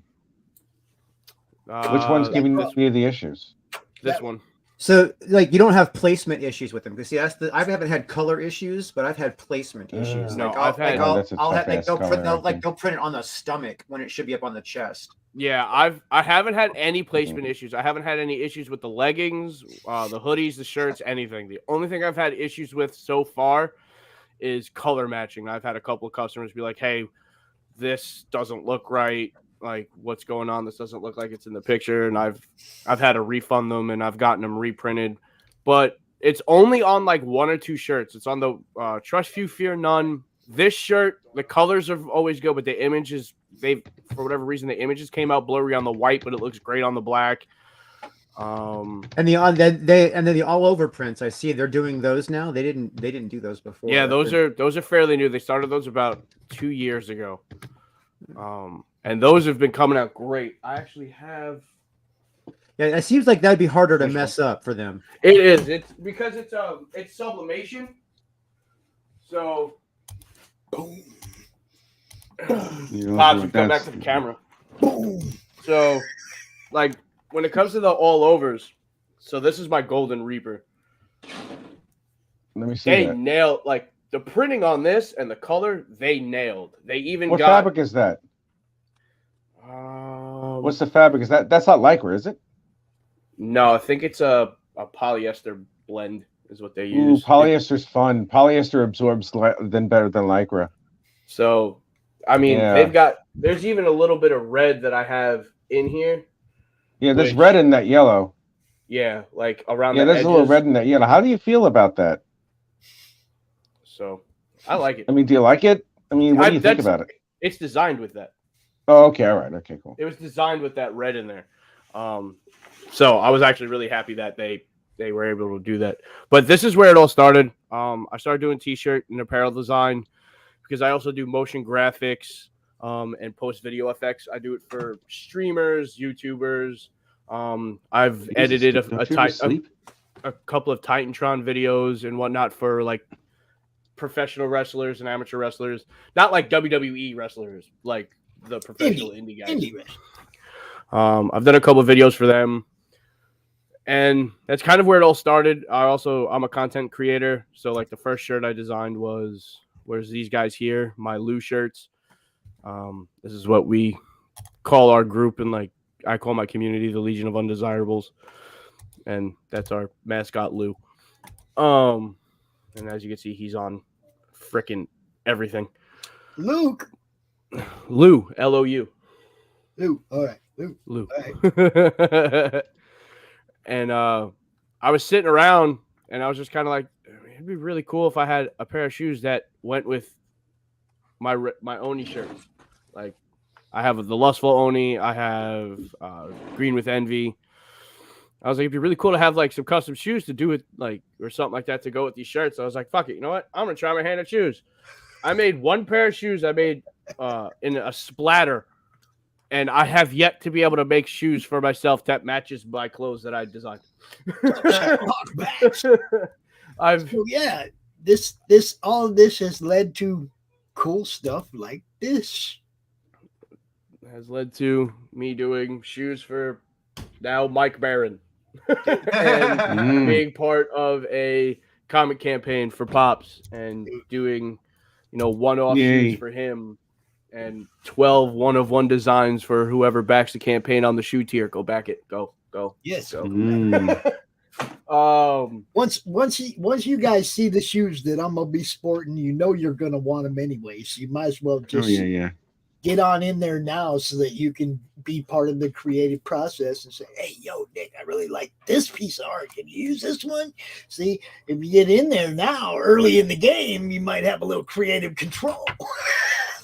Yeah, the first 2 or 3 people that get in on that, if y'all jump on it fast enough before the rest of them sell, I'll be able to get a little bit of input from y'all. I mean, because considering it's gonna take time from when I order the shoes to when I get them and start doing the work, it'll give me a little bit of time, so you could sneak in hey, I really like this, or these are like my favorite colors. Could you sneak those in there, kind of a thing? Because if not, if they sell and it's a little bit later, sorry, I'm just gonna go absolutely insane on them, and I'll pray that everybody likes them, basically. I know I'm gonna like mine just because that's gonna be on.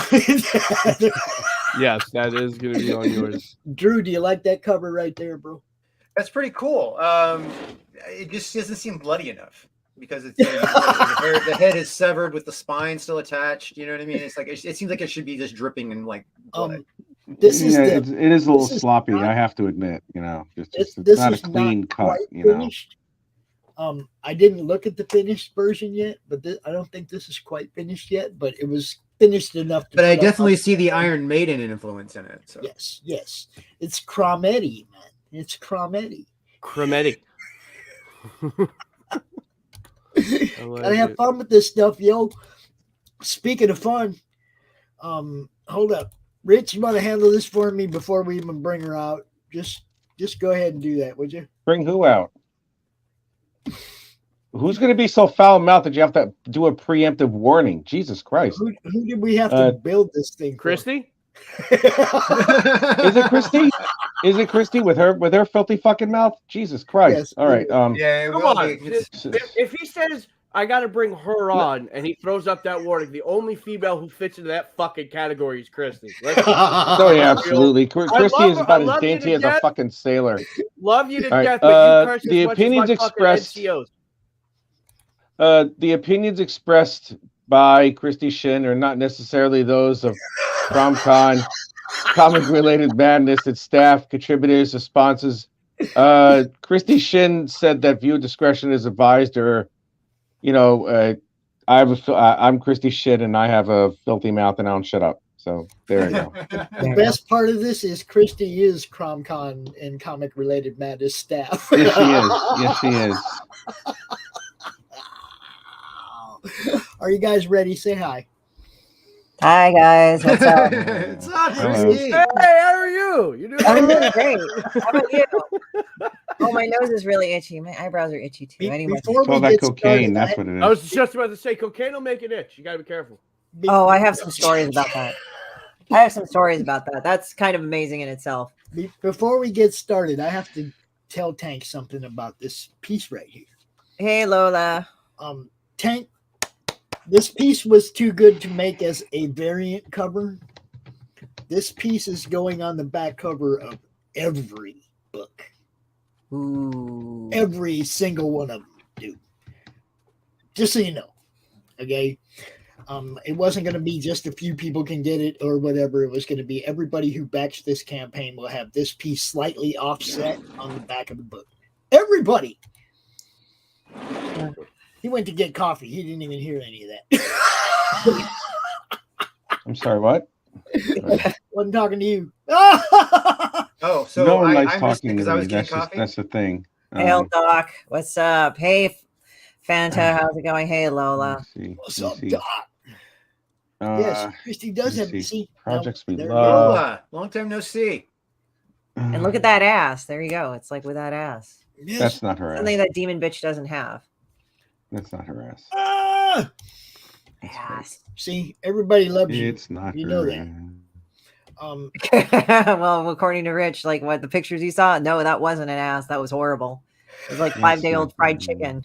Oh, you guys. Oh no, that was 10-day-old fried chicken left out in the sun after like a bunch of flies ejaculated on it. That's what it looks like. Stop. Hey, Faz, Wait. What exactly No, look, does fly Christie ejaculate has look this like? thing about dropping stuff in your inbox and then it'll be stuck in your brain. I'm curious about the Look, fly I had ejaculate. almost Oh forgotten. God, I had that's like almost images you can't. left You know what that reminds me of? Seeing that thing attempting to pose sexy and melting in front of my eyes. It was like watching a busload of toddlers slowly getting crushed by Thanos' ass. That's what it looks like.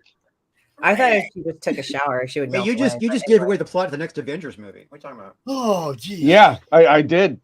And she needs it. And she needs a disclaimer. No, I'm the worst. I am the devil. I am the true fucking devil, which I love anyway. So I'm happy That's with only it. because I sit here as quiet as possible most of the time. I will say, Fanta, we didn't ever have it. We I never am the had it absolute this fucking over devil, and until I love every Christie second came of on it. the show. Rich, Might as well. hold up. Yeah. Fanta, you got to understand. The first time Christie came on the show was when we first needed a disclaimer. We never needed one. Drew's met me in person, so he knows how I am. Yeah, I love Christie. She's awesome. We've been at a couple 3 cons now together. So yeah, you've got to hang out with her. See, I ain't got to do that yet. I just like bother her, and she bothers me. You know? I think you don't live in California. No. Yeah, I think somebody died and we had to bury them. That was a fun thing, but you know. So let's pull this thing up because Christy, you're Damn. doing good. Yeah, 1751 out of 7K right now. We're at That's 25% fantastic. funded. Can Thank we you. just That's keep fantastic. that Proud profile of you. picture up for a while? You just need to look at that, don't you? That's fantastic. Hey, I mean, I'm okay with Lola having that shit up there because, like, if it's the I ass like of the looking demon at bitch, it. there you go. You know, like, I mean, I'm gonna be on like Nita's show on Monday, so it's like Look you got the forward to it, titties, Fanta. so there you go. I mean, Hey, Pops, give me about I'm sorry to interrupt. Give me about 20, 30 minutes. I got to recharge this phone. Okay. Yeah, sure. That's I'll what he's be going right to do back. with that picture. Bye. We will Yeah, be yeah, here. recharging yeah. the phone. As soon as we started talking about it, he's like, I gotta go charge my phone. I'll be right back. No, my phone is absolute shit. I have to charge it. Go Okay. buy another phone, you cheapskate. It's good. It's a good excuse. Yeah, it's believable. There you go. So that is 1751 with 60 backers and 40 days to go. See, my personal thing is like I want to fund this fucker before I head off to WonderCon this next weekend. So help me fund this fucker because the rest of it'll be fucking gravy. I want to fund it before the weekend. Snap. At this rate, it could happen, man. It's like right already at 25% in the last few days. Hey, 60 backers in 5 days. You're doing just fine. You're doing just 60 backers in 5 days is fantastic. Did you add up some of that original art that we talked about? I fucking did. Go and look. Oh, here we go, you guys. You can get some actual Christie art now. Yeah, like the first one, that fucking got eaten up so quickly. I'm like, oh shit. So it's like there's that one that got eaten up, and then there's like one of them has an actual kind of Band-Aid washi tape thing because I am a performance artist.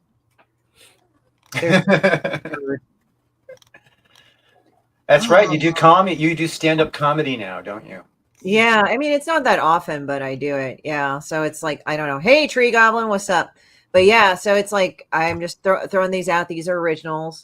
$50 a piece, not $5. Sorry, $50 a piece, or you can get all 6 for $300. No, I'll be honest. I'll be honest with you, Doc. I'll be straight up with you. If we get exposure to Nick and Nick sells shoes and we want CRoM shoes, as long as Nick's selling shoes, I'm happy. That was the whole point, is to get people to see what he does, and I want everybody to get cool shoes of their own IPs. You know, I mean, I get that. That's everybody's gonna want their own thing. The point was to get people to see it and to know about it. And if that's working, right, Nick? Hey, the CRoM. If people people are getting the CRoM shoes, shoes, right? that's the goal. But if people want customs out of it too, I mean, I'm not going to say no. I mean, for me, the whole thing was getting exposure for you. You know, that was. I mean, that's what. Yeah, I when do you for first everything. approached me about it, like that was you made that very clear that you really wanted to get exposure out there for the shoes, and you really wanted to just showcase, like, hey, like, yeah, we talk about a lot of inking, we do a lot It had of to be on my regular campaign comic art. first. But check That this was out. all. I just said Yeah. they had to be on my campaign first. Okay, so Nick, just got to tell you, going back to the Coke thing. Okay. Oh, shit. This is what's hilarious. I'm all about it. Just you can't trust it anymore. Too much fentanyl. Well, it's funny. No, so this is the thing. So I went to a party, and I guess how they tell you how they like you in LA is like they'll say, "Hey, you want to do a bumper with us?" And I'm like, Yeah. "All right, that's great." Yeah, I mean, I think Drew, you came from that world, so you know. Like, Yeah. I don't still get offered that shit. So sorry. Yeah, and that means they like you. So whatever. So what ended up happening with Nick? So I'm over at these people's house, and they're really pretty cool. And then they go like, "Yeah, we're going to be vegan because we want to be healthy, and we kind of are concerned about that." I said, "Oh yeah, that's cool." And then later on, they said, "Hey, we're going to do a bumper of Coke in the back. You want to join us?" And I was like, no. We're gonna be vegan because we want to be really healthy. But you want to go fucking hit this rail with us real quick? I mean, we got it all set up. Yeah. I don't know. We're It's just fucking going healthy. that. Yeah, like I'm going to go on the spiel thing, and I had just had surgery on my intestinal system, digestive system. Everybody's kind of known about that story. Everything got rerouted due to a pancreatic tumor. I'm fine. End of story. Lost 50 pounds. Awesome. And what ended up happening was, it's like after you've had surgery after a year, you kind of don't want to really do shit. No, you don't want to do a damn thing. Yeah, like I kind of hurt a little bit. No, thank you. But yeah, it's It's funny, since moving to LA, like if people show that they really like you, it's not, hey, you want to do joints with us or some shit. It's like, you want to smoke out with us. No, they're going another step. They're like actually going, and you get to snort a college tuition through your nose. No, Yeah, it's actually I actually associate that to like social behavior with LA, because it's very, I mean, it's there's other places that are like that, but I mean LA is very much like that. I think it's because like just I think casual, have a drink type if shit. somebody really, if you're really fond of somebody, you know what I mean, you want to share something with them, right? And so like the most important thing to a lot of people in LA is their drugs. You know what I mean? Mysterious white powder. Yeah, so if they're willing to share their drugs with you, that's like a, you know, hey, this is like my, you know, That means it's like you're in they the they would rather let you have sex with their wife than let you, you know, snort their coke. So it's you know what I mean, it's a big thing. Yeah, their favorite things are drugs and their secret relationships with Harvey Weinstein and Epstein. Oh shit! Yeah, I got to do it again. Sorry. I just, as I said, it's funny because like I'm from California, but I wasn't exactly born here, but I'm from there, from That here, just and means it's you like, made it to the right circles, Christy. That's all. The right circles 30 years ago. right. I don't know what I gotta say, man. It's just like when I look at that shit, it's like it's kind of funny coming out from like an LA outsider in some ways, and now I'm getting into it. It's just like, all right, guys, that's awesome. Don't care. So tell everybody about your girl here. Okay, so Demon Bitch is a low-level demon from the 13th pit of hell where people throw their dog shit and gum wrappers. She wants to bring the second coming of Armageddon, but the first one never happened because she's an idiot. She's based off some of the chicks that I met and knew in LA. There were wannabe models and shit and actresses. Not real models and actresses. They actually work hard. So there was this one chick that kept going, I'm a model, I'm a model, I'm a model. And that motherfucking chick like took so many uppers and meth and shit that she just, yeah, she was like a mess. And like I've just met all sorts of characters. Ooh, 61 backers, 1923. Who dropped down? Ding ding. Woo! Who did it? Who do this? So what ended up happening? Oh shit, Lola, thank you. She dropped down. She threw down. I got to check out what she. Can I say what she got, Lola? And I'm going to write you a real. Okay, so guys, if you guys can like go and contribute to my campaign, I write you a disgusting, rude message. You know, some of you had dropped it. Y'all got it. You got what I mean, right? I think Drew, you threw down. I think you threw down. I think I know you threw down. Sorry, I'm just like out of it right now. So I like. See, I don't even have to back her book to get disgusting messages. I get them all the freaking time. So you can just get her on the podcast and you're good. Man, you get them for free. You're so lucky. Oh, Tank, put that other thing back up for a minute, would you? Yeah, sure. I want to talk to you about that. If you missed what I was saying. Yeah, no, I did because I had to. I'd go pay the coffee tax. You know, it's unrelenting and unforgiving. What's up? This piece right here, my friend. Mm-hmm. This is too good to be a variant cover. This is going to be offset and put on the back cover of every single book. All right. Hey, man, whatever helps the project. No, I'm just saying. It's like I don't want to just like make it so that people have to pick this one out of all of them. Woo! I want this one. I want everybody getting this one, regardless. Okay. So, by the way, thank you, Lola. We definitely decided to put this on the back cover of the book. So there you go, bro. That's all you. So, so the book is triggered. It's to fund the graphic novel. It's 137 pages plus worth of bullshit, and then it will get upgraded to hardcover once I hit 75K. That's one. So what's in the book? Is this anything from the previous books, or what's in this book? This book will contain cartoons and fucking random artwork after I was stuck with her dumbass for 2 years with COVID. So, and also we offer the Tamabichi pins. There's that. That's glow in the dark expressions. Obviously, there's like original print. And let's see here. And then, we've got a charm created by Mary Zoralita Bellamy. She's actually worked on the newest card game with My Little Pony. And I have a link to that so you can pre-order that. It won't be directly through me. I'm not affiliated with that, but I wanted to give her props. I always try to give my artists their props. And Dallas designed a tiki patch and sticker that you saw with the hot dogs, the bad hot dogs. And Connie did the original first piece of art, which somebody snapped the fuck up. And then the other one was she did the Tamabichi pins with the glow in the dark expression. I meant to back you the other day when you first launched and everything got away from me. I love you, Christy. Wishing much abundance for your campaign and everyone in the campaign for you. Thank you. We've been interrupted. Hold on. So just sit right down, relax, open your ears real wide and say, give it to me straight, doctor, I can take it.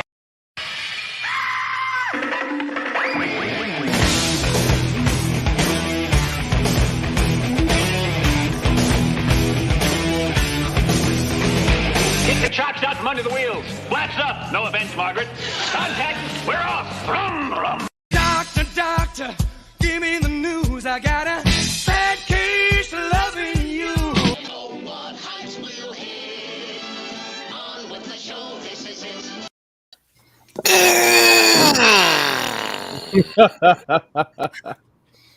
What's up, Doc? Hey, Doc, what's up? It's So- day 39 of the captivity with no Dr. Pepper. Please, for the love of God, I'm appealing to the internet worldwide. Send me a fucking Dr. Pepper. Now, Dude, at this Doc- point, I want to raise the stakes. Who can rise me up to $2,000? Holy shit! And congratulations, Fanta. That's awesome. Yes, Fanta. If you'd like to do something for the Cromniverse, you just let me know. You're more than welcome to jump on into this because everybody's part of the part of the party. Yeah, no. So if you want to do something for us, you're more than welcome. Just hit me up. So we do that. Yeah. Christy, everybody called you out the other day too. You got to do something for the Cromniverse too. I keep saying sure. I just need to find out how much I got to go and sell the fucking tarot card for. That's all. I mean, I was saying like I said sure. Let's go ahead because I got to tell them like not going to give this arbitrary number. $10 and it fucks you guys up. So I need to know the printing cost so I can appropriately like tier it. Okay. There you go. There is nothing hardcore about that. But yeah. I'll be signing the backer or the back of the card because it'll have a front and a back. This is true. I can confirm she absolutely has been saying yes the whole time, Pop. Yeah, see, like the thing is, these are samples that I get from the printer, so that like they'll have a backer, so we need to have a consistent backing. Oh yeah, And well, the front has the design. we're going to use the same art that we're using for the tapestry for the back of the tarot card. That Okay, right there. that way I can. Okay, yeah, send that to me, and then I'll advertise it next time, and then I'll do the art, but you got to let me know how much each of those fucking things are going to go for, because if it's going to be spread out with everybody, I need to find out. Well, I mean, everybody's going to have to worry about their own. You just worry about yours. No, I mean the price of the card. Oh yeah, we need to all know that, because if I say 25 and it's not, they're going to be mad. For an example, throwing out a number. This is not an official number. We'll get that all figured out. That's why I got Anthony. Yeah, that's why I was telling you guys I'll do it. You got to give me the fucking prices of how you're going to fucking do it. I have begun to hallucinate without the Dr. Pepper. Oh, Doc, That's a bad sign. I'm just saying that's a bad sign. No, that's fantastic. What are you talking about? Normally, I have to pay like $40 to be able to hallucinate and have some fun. Is it But shrooms Jesus. or I was going DMT? to say, while that is a plus, it makes it a little hard to concentrate on the brain surgery. It depends on what kind of hallucinations also. You know what I mean? Like if they're like these terror hallucinations like you'd get from a haunted house experience. You know? I'm seeing shit like devil bitch. Well, she's I kind of love that way. this. What's up, Tank? How are you? I need this. I need this as a sticker on the side of my computer. This Oh, this monstrosity I'm looking at right now. That's Demon Moon. Yeah, it's Animu Demon. She's available in a charm, and actually, if you go down, Mary actually also contributed 3 exclusive prints for the Kickstarter as well. Now, is that like charm? Is that like a dangly charm or like an dangly Italian charm. charm? Oh, It's a dangly charm with a gold star on it. All So right. dangly. Yeah, you can I put it might. on You know what? I'm just gonna have to hit up a bunch of y'all people. I'm gonna get some made. I have an Italian charm bracelet, right? Because it's very masculine. It's brushed stainless steel. It's very masculine. It's Sure got you are. Yeah, right? it sure I is. know. I have to stop you there, People- Tank. No, There's no such fucking thing as a masculine charm bracelet. Go look up Italian charm bracelet, dude. Yeah, I would have to army and armor and I'm kind of on the same page as Doc there. I have never seen a true masculine bracelet. Dude, you guys are missing out on Italian. They look like watch bands. Italian charm bracelets, they look like watch bands. See, now a watch band without a watch on it also wouldn't look masculine. Do they give somebody bloody knuckles? Do they give somebody bloody knuckles? Yeah, a pair of brass knuckles with demon bitch like. Now, if it was like a leather strap, would be if great. it was like a leather strap with a couple buttons and like spikes on it, you know what I mean, and maybe like your name like burned That's usually into the leather. what they are. They're more of like a leather gauntlet, but they're adorned in charms. The thing is that I would love to do brass knuckles. The only thing is, in some states, that's very illegal. Yeah, they're very That's illegal. why you call them brass. That's why you call them brass paperweights. That's how you. Right. That's how you. Yeah, but I mean, like, four-finger ring. I think the guys that did GTA, the thing is, they were actually sending brass knuckle gifts, like a swag, like high-end swag to people. And they actually got into trouble because in some of the states, it's like, this is illegal to have. It's jewelry. So do them as 3D prints. Do 3D prints knuckles. You know what I mean? They're jewelry. You know what? It No, shouldn't you be because can't use the word knuckles. It has to be brass decorative paperweight. That's Or that's how jewelry. you skirt the state. That's how you skirt the state laws. That's how you can get like you go on Amazon and you look up brass knuckles. If you go to Alright, let me order them take and a you're look. in New York, it'll switch it to brass paperweights and they're brass knuckles, but they call it paperweight. So would that work? Would that work for Let me- like let me say, look. for like a fully automatic AK-47 paperweight? No, because you have fully automatic in there, and unless you have a class 3, the ATF is going to put their foot halfway in your ass. I only see brass bars and shit, like 1 pound copper bar ignits. I did, however, see the Crossman SNR 1.177 caliber pellet 44.5 millimeter BB gun snub nose revolver. That's my friend Christie. I'll get that to Don't you let guys. anybody fool you. This lady's a rooftop Korean. Yeah, I actually have a shirt that's Bruce Green. Here, let me show you the link, guys. Here you go. I sent that to you, Pop. We can put it up there. What? Pops. We need the I'm not disclaimer lying. for you now. I'm not Roof, I don't lying. find Roof Korean offensive. I mean, they actually did some pretty badass shit back in They, the day. they did. They did. Yeah. Absolutely. They're like, fuck, some people are like, fuck this shit. I'm not trying to insult her at all. I'm proud of this woman. Hey, man, Oh, those no, guys- I know. Those guys during the riots were gangster as hell. Oh, yeah. That shit was crazy. I was not down there for that. Although it's funny with Riots 2.0, I was. And there was this Asian guy. He had a shirt called Rooftop Korean. This dumbass like chick. I think she was white. She looked white. She started That's not beating on supposed to him. So he takes his fucking hydro flask and just fucking hits her over the head with it after he starts assaulting him. And then it's like all the dumbass like fucking cucks were going, oh, you hit a girl. It's like, dude, she was fucking assaulting him. Fuck off. That was a hate crime right there if you guys want to do that. But it's like, fuck that bitch. I'm sorry. I'm just like going, I'm sorry. The moment you start laying hands on somebody for no provocation, fuck you. Like that's how I feel. Yeah, the gloves are off at that point. Yeah, like don't touch me. 100% agree. And then that's the blind date right there. So that was kind of a joke. I was going to do some sketches and then it kind of evolved into a thing. So if you want a blind date with Demon Bitch, there you go. Christy, that message. Oh my God. Which one? I love it. I love this one, Christy. Which one? The blind date. Oh, the blind date. The Yeah. blind like, date. That is hysterical. yeah. Like do that. Like give me $50 and I'll do a digital drawing and send it to you. That's what I'll do for Demon Bitch. Win a date with Demon Bitch. It'll be your own exclusive thing. You can Yeah, either you should do a drawing tier. Yeah. Oh, it is a drawing tier. It's an actual tier. It's like $50. Win a date with It's drawn in tier in your book, like draw somebody into a strip with You do, Demon Bitch.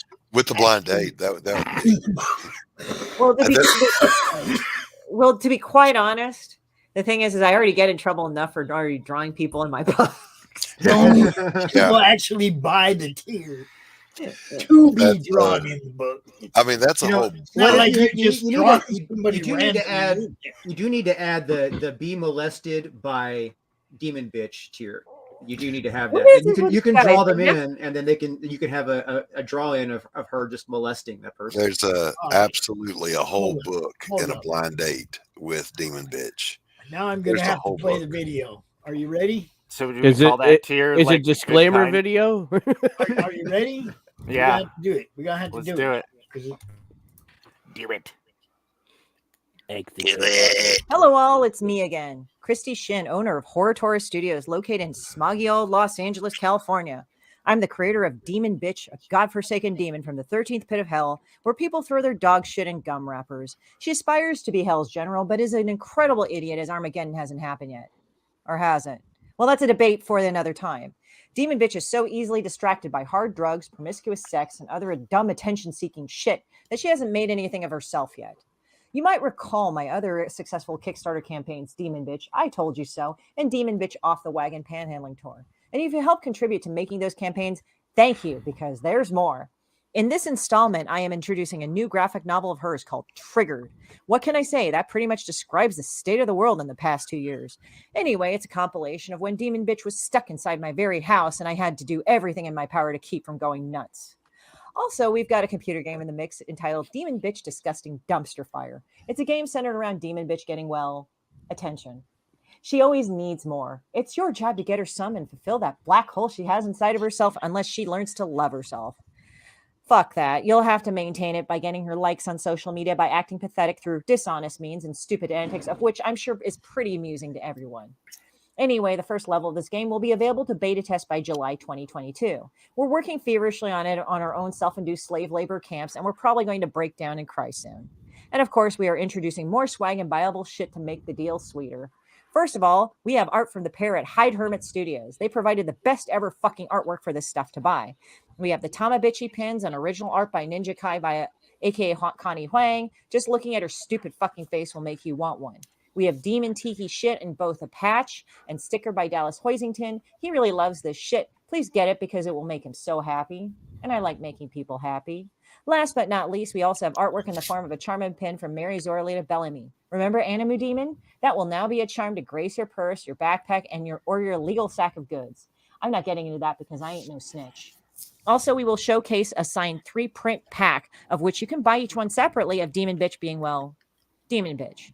We also have stretch goals. Past a certain point, we will make Triggered into a hardcover option, as well as pasties and maybe some magnets or whatever I could pull out of my ass at the last minute if this thing explodes. Either way, it will be fun. Imagine having Demon Bitch magnet on your fridge. Well, maybe not.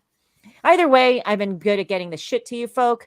Back me again for another hell-laden and dysfunctional ride to the literary side, and may your temperature rise with the tide. Awesome.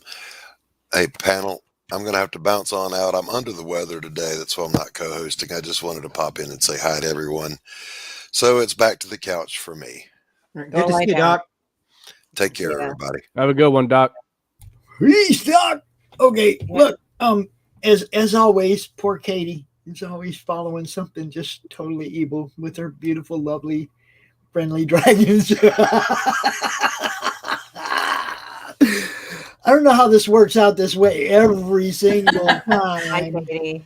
Hello. Hey. I got a good laugh out of that, so I enjoyed that. No worries whatsoever. I mean, what can I say? I just clear the room clear everything. Like, so if like anybody's pissed off, they just leave.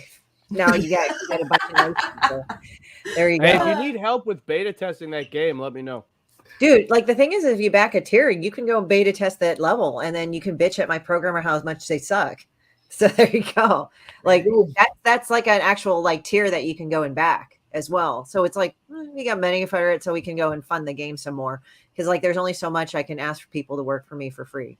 Some of them want to do it, but I'm just kind of like, I don't want to be that asshole that does it forever. I mean, I do try to at least trade or something. Like, so if people actually have contributed directly into my book, they at least get a copy of it to say, hey, I am in this book, and I do credit them if I can, and because I have it up on Amazon and it's all ready to print and go on Amazon. I just haven't done that. Yeah. 1923 for Christie. Yeah. The thing is, if you guys can give me up to 2,000, I'm going to be happy today. I mean, come on. They just dropped it. It was like 70. Oh shit. It's at 1923. Can you guys like go up to 2K? That'd be awesome. Little bit more. Yeah. Just a little. So Christie, as always, we love to have you. You can hang out. You don't have to leave. Hang out a bit. What? It's that time. It's time to give Katie the stage. Hello, everybody. Hey, Katie. Would you like I'm here to? with my dragon. Oh, there you go. Everybody say hi to the dragons. You know what's up. Dragon. We have Tank with us again today, and he's still working on that camp on the Cromtastic collage. But Katie's dragon Ember is in there. Oh yeah, there he goes. He's paying attention to that. That's there so awesome. Katie's dragon Ember. Mm-hmm. Oh, she's getting splashed by the Ember. I don't know if Ember is a boy or girl. I'm sorry. It's a girl, yeah. Yeah, she's getting splashed by Demon Bitch. What an asshole. That's all right. She's tough.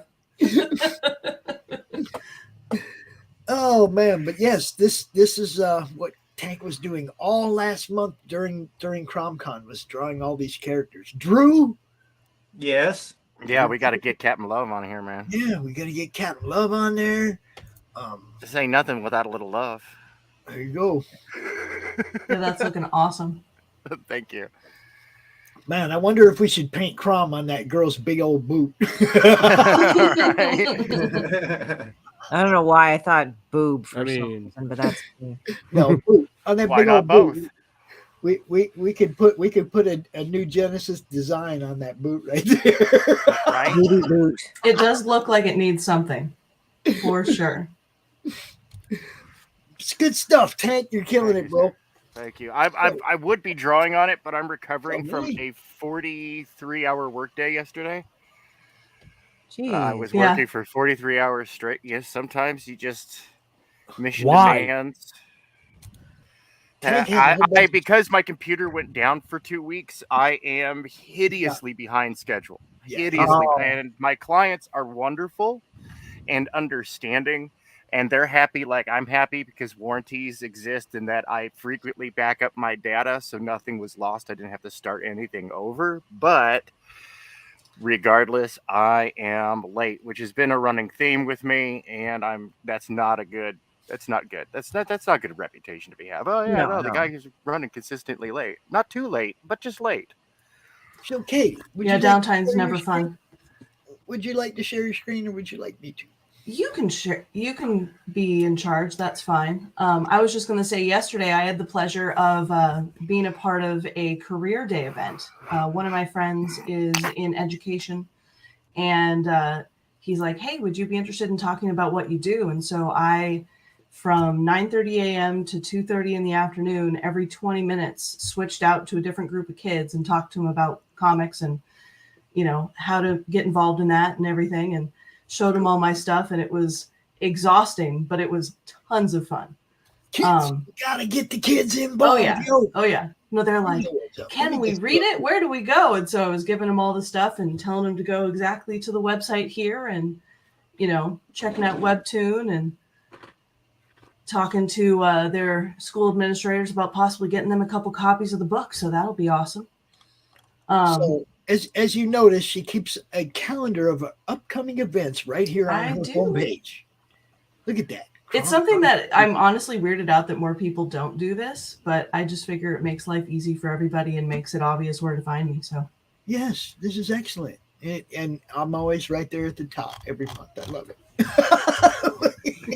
well, because I keep things updated, and whenever I'm here, obviously you're the first thing. So it makes sense. You do, and you have been a fixture at CRoM CoN for a few months straight now. We Absolutely. appreciate that. Yeah. I hope it's doing some good. Yes. people No, will feel definitely. At the very least, getting me, more people to have as, helpers on the constant comic journey of trying to make sure to know where things are going on and all that. And, more people looking at Dragon Child. So that's always great. So the comic is a all ages modern day fantasy. Basically, mythical creatures are real, and they want to find a way to integrate into human society. So the dragons pick one human to represent all those different creatures, and that's the Dragon Child. And so on the website here, You can see right here. You can read. Yeah, you can read the first 3 issues. You get to see the pictures of the covers for everything else, but just a brief text summary of what goes on in the issue. But first 3 you can read in its entirety, which is awesome. All 3. You can read the whole book, see? So you can get like invested in this, and then you're stuck having to buy it. So go check it out. Exactly. But I mean, since it's a new IP, I figure being able to have it available for people to check out the first 3 issues, see if they like it before they actually purchase, is so important because, new IPs are always hard, and something like this is always going to help. So that's why I do it. And I've been showing off, the new stuff for the new issue. So issue 8, got the cover, here just in pencil, of course, but, the issue is at this point entirely drawn. I just this last week finished getting all the text in. So I've been working on getting all the digital stuff ready for the actual inking process, which I've been holding off on because my poor computer is a decade old and I have about 50 gigs available on it. And anybody who's done digital inking knows that the moment that you start doing that, the bloat on the file is just precious. Dude. And so I'm sitting there. I have a new computer ordered that's not supposed to show up until mid next month.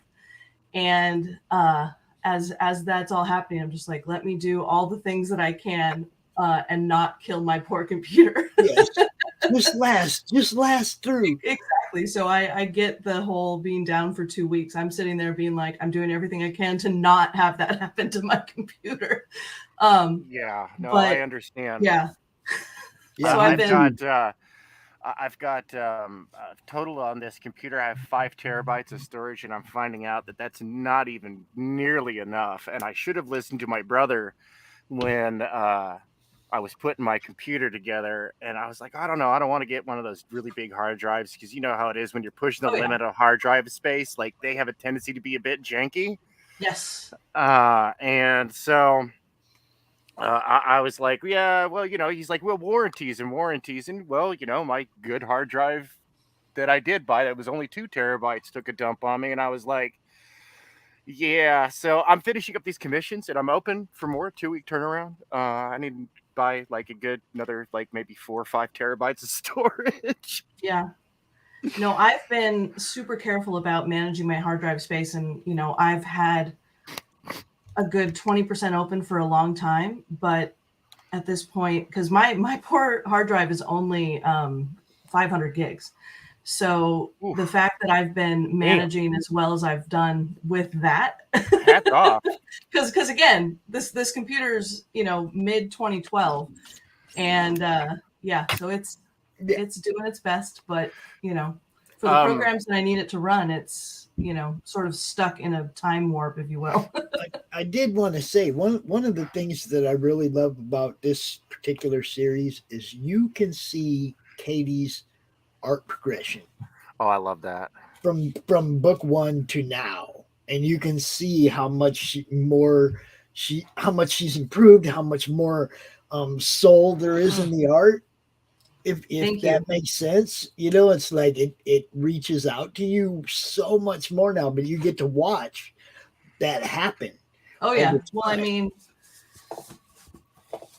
this is probably the most insane of all of the pages so far, but it's just the amount of detail that I've been allowing myself to put into this. Yes. And in comparison to what I was doing in the first couple issues, especially. And, I've become a lot more comfortable with using the screen tones and so on. Cause I know in the first couple, I was very much just using them sporadically and really not feeling completely comfortable with the art form yet. And put that back up there. Just, I'm sorry. Put that back up there just for a second. Now, I want you to look at that, y'all. All right. Look at that. And then, look at this. This is from book 1, and that's what she's doing now. And it's like, man, she's just gotten so much better, stuck with it, and worked at it. And it's like, yeah, man, I love what Katie's doing. And that's not even the half of it, is it? Nope. Well, so I make my own merch. So I have Ember in plush form sitting behind me. And then you saw Byron the puppet, but I'll bring him up again. Right, So I keep going. have a dozen different of my dragon characters as puppets. So, you know, you can choose between those, and you can also order both the big ones and the puppets. One's, you know, custom for yourself as well if you have a specific dragon in your life that you need a plush version of. But they're a joy to make, honestly. How much? What's your standard? What's your standard retail for one of those things? So for the okay, puppets, there they are. Yeah. So 75 for the puppets. Takes me a day to make one of those. For the big ones, for the customs, they start at 300. Okay. But and I want to say for the puppets, the customs start at 125. But you know, it's all just based on how many details you want. But the prices for the normally I have Ember and then the Purple Dragon Shandira. Those are my two mainstays for the big dragons. Cinder. Yeah, Cinder's fun. I'd say for the puppets, the three favorites are Ash, the red one, Cinder, the purple, and Diamond Flare, the blue. Those are the top three for sure. I was gonna say my son, my oldest son, he's gonna be 12 this year. He loves red dragons, and that red dragon, that Cinder puppet. I was like, man, I want to get it for him. I'm gonna find out if he's into puppets at all, because he's never really shown an interest, but he loves red dragons. So I'm like, oh man. Even if he's not into it for being a puppet, it's just a really cool piece to have. Thank you. Dude, for real. Well, and I mean, as far as just like pricing out one, if I were to do just Ash as one of the big dragons, it wouldn't be. I want to say it's within the base price range, because it's, you know, on things like how many colors, how many horns, that kind of thing, and you'd be right on that ballpark of what that base one is. So that's exciting. And obviously I have those colors in stock, because that's the other big one is, you know, do I need to order those? And in the way the market is currently waiting on that material to get shipped is one of the most annoying things, because a lot of these places that sell it, you know, it gets shipped in from South Korea and the fabric is just months out. For just getting them in stock to these places, and everybody wants it. That's because it's stuck floating in the middle of the Pacific. Right? Oh, absolutely. No, there's no question as to why. Along with my Harley parts and my fun. Sissy bar, and yeah. I was gonna say, you know, if you want to find out why, you should go check out Greg Levitt on the Nerd World Order. He talks about all the good tinfoily fun stuff that we like to talk about. Oh yeah, baby. I just want my damn Harley parts, man. I want to put my Sissy bar on my custom. Right. Yeah, no, the main thing I've been fighting with recently, though, has been trying to get some of my issues reprinted. And because I'm looking at, you know, potentially getting some of this in stores. And in order to do that, I need to get all of my stock up. And I've hopefully, you know, found a local printer that's going to help me out and, you know, work with me on prices. But, you know, paper costs, man, it's rough right now. And so that's been one of my main issues. But hopefully, fingers crossed, I'm going to get a good proof in the next couple of days. And get things going with that. So right in time for WonderCon, which is my next show this upcoming weekend. Too. Now, I want you guys to look at this. I want you guys to look at this right here, where you can get Dragon Child issue number 7 for $5. This one right here. $5. Okay, hold that back up again. I'm trying. Yep, there you go. So I'll be at Artist Alley. Where are you going to be? I'm going to be over in Small Press. Okay, I'll be at E54. Yeah, I'm SP 63. Is this going to be a first meeting? Yes, in person. Or yes. Go hang out. We got to sell stuff. We both got to go sell stuff. But but we always take breaks. That's the thing. When you vend, you got to go and take a break and walk all the way over. I have plenty of friends in Small Press too, anyway. So yeah, I go walk at the floor. Yeah, my husband, you know, especially at WonderCon, because it's such a big, long show, will be like, all right, just go and see everything. You know, he'll man the table for the, you know, hour or two that it takes to walk the floor, because that place is massive. And, you know, I'll get out and see all the stuff that's there. So I will absolutely come and see your booth. Yeah, let me know so that I will be there. Yeah, no, definitely. Yeah. But yeah, so issue 7. So currently the newest issue out, issue 8, is going to be available as soon as the whole printer nonsense gets figured out and I get everything inked. But hopefully in about a month that'll be out. But yeah, no, when I wrote this one specifically, I was real happy because my main favorite character, so my main character technically is Ryu, so the character who's floating there in the little eggs there. But my favorite of my characters is Ember, and she finally shows up again at the end of this issue, and from that point on will be a mainstay in the comic, which makes me very happy because she's tons of fun. And there she is. There she is. She's so cute. And she's over there too. She's over there too, and she tank. Oh, he's too high. Gotta go lower to find her. This is that whole page. Oh, this thing is beautiful. Where you at? Hold on. Where did I hide that from myself? There's where I hid that from myself. Oh, that's great. Yeah, Katie, you're getting so much better. This is so cool. I love watching this, man. I really do.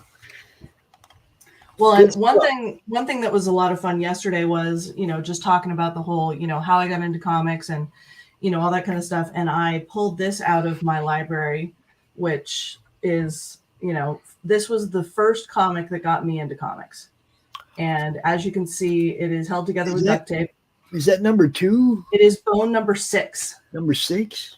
So, I won this for, we had it was when I was in 3rd grade, and we did an Oktoberfest deal where we played a bunch of carnival games, got a bunch of tickets, and then could pick out prizes with our tickets. And I chose this and an Animaniacs comic. And reading this one, I was just like, oh my God, I have no idea what's going on, but I love it. Because issue 6. So, of course, the story's been going for a while now. Duct tape, though?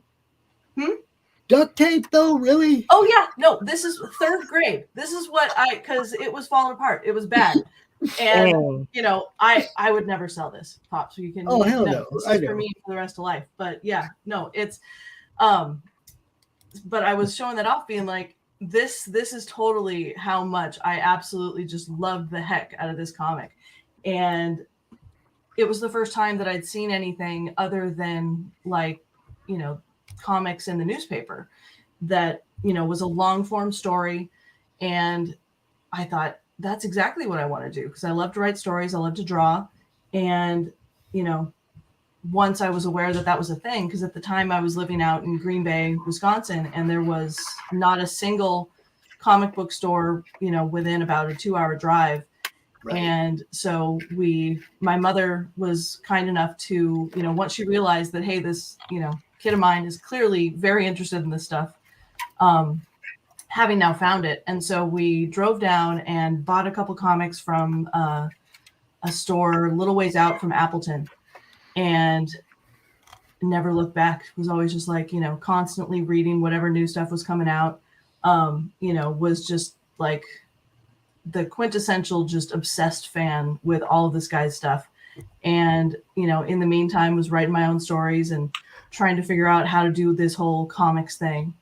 And so I've been, very pleased with, like Pop says, my progression in making all this stuff happen. But still sure have a lot left to learn, as we all do, I'm sure. But it's so fun. And frankly, why I do my comic in black and white, because, Bone in its initial run was entirely in black and white. Now, of course, it's been, a version of it is produced by Scholastic and is in full color. But I prefer the black and white feel of just a very, calming reading experience where you can, put your own colors into it and add something to that reading experience, which, with color, it gives it to you, so you don't have to think that bit more. But, it's kind of that weird mesh between, say, just reading a book and watching a television show. Comics, you have to think a little bit. Yeah. And I prefer black and white. one thing I really appreciate about you is like when you get to the con and you get set up, you run around in front of your table, you take pictures and you post them in the Madness. She gets it, yo. How they gonna know you're there if you don't tell them you're there? Christie too. She makes sure everybody knows where she's gonna be, what she's doing. People are getting back out again. Okay. Yes. Take advantage of going and meeting these people when you get a chance to, man, when they're in your neighborhood. Because, damn, I mean, Christie, you know, you guys know how much fun she is right out here all the time. Can you imagine hanging out with her for a little bit? You might get stabbed with a chopstick, but you know. I'm not It's having violent. fun I though, may right? be ill-tempered, but I'm not violent. Never admit to that, Christie. Keep them wondering. Well, that's what I mean. I'm ill-tempered, not violent. Doesn't mean I never, ever, ever, ever, ever, ever, ever, ever, ever, ever, ever, ever. I bet Ever, Christie. and I won't go into that. I'm just saying. I understand that. I'm ill-tempered yet restrained. It's look taken a who's back. lifetime of keeping my foot out of my mouth, which occasionally it just manages to slip back in there. I think that thing comes pre-lubed. Jesus Christ. What the hell did I just step in? Whatever. I mean, it's like it goes in really easy because it's lubed. I'm like, wait, what? It's pre-lubed, man. So whatever you stepped in, it's some slippery stuff. It doesn't have to. I don't. It doesn't. I like it raw. So you know, it Raw. just bring it. He likes to meet up the bum. So, Christie, I backed the demon bitch. I'm getting the Tamagotchi pins. Oh, I sent you a rude note too. That was the Oh, thing. sweet. Yeah. You want to read the rude note? Let me find. Where do I find? Let's see here. I gotta go find that. It's in Kickstarter. I sent it back on Kickstarter. I always send a Okay. personalized rude note to people. Sweet. I rarely use Kickstarter, so. Oh, it's all right. Or you can like if you get email Oh, there it notifications. is. Yeah. Yay! Oh my God, you grew a pair. I'm sure you already had one already, but it never hurts to have a spare. It's true. I'm now Yeah. 50, about 47 away from 2,000 right now. Woo! I'm pleased. Awesome. Yeah, my wife will love that. The demon They're- pitch. they're glow in the dark. Tamagotchi. Thank Yeah. you. Yeah. You know what's really funny is that this last winter I learned how to program 6502 assembly, and that relates because the Tamagotchi itself uses a 6502 central processor. All the Tamagotchis do. So I was looking at that. I was like, I could probably program that. Demon bitch Tamagotchi, you got to feed her booze and insults. You know what? A Tamagotchi demon bitch. Yeah, if you do that, I want to see and see if it Christie, shit everywhere. What? Christie, 1953. Yeah, 1953. Yeah. Oh, okay. I thought you didn't see it. Sorry. Oh no, I saw it. Oh, fine. If you run a Kickstarter, you're staring at that screen the whole time. Yeah, that's what I'm doing right now. Saving you the trouble. New Genesis, make sure in your OBS you turn on your what do you call it? You turn on your. I'm trying to get to the dang setting, but I've got this Significant other. Yeah, well, that always helps. Love to the rescue. Start virtual camera. Start virtual camera. That's what he's trying to do there. Because that's how I get my my picture replaced with the artwork and whatnot. I'm using OBS virtual camera, just so everybody. Got a lot of questions. Oh, not actual OBS, just the virtual cam.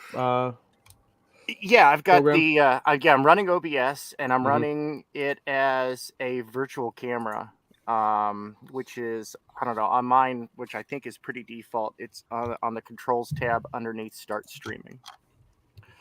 Then it will show whatever your OBS is. Oh, yeah, I see trying it. to show. Yeah.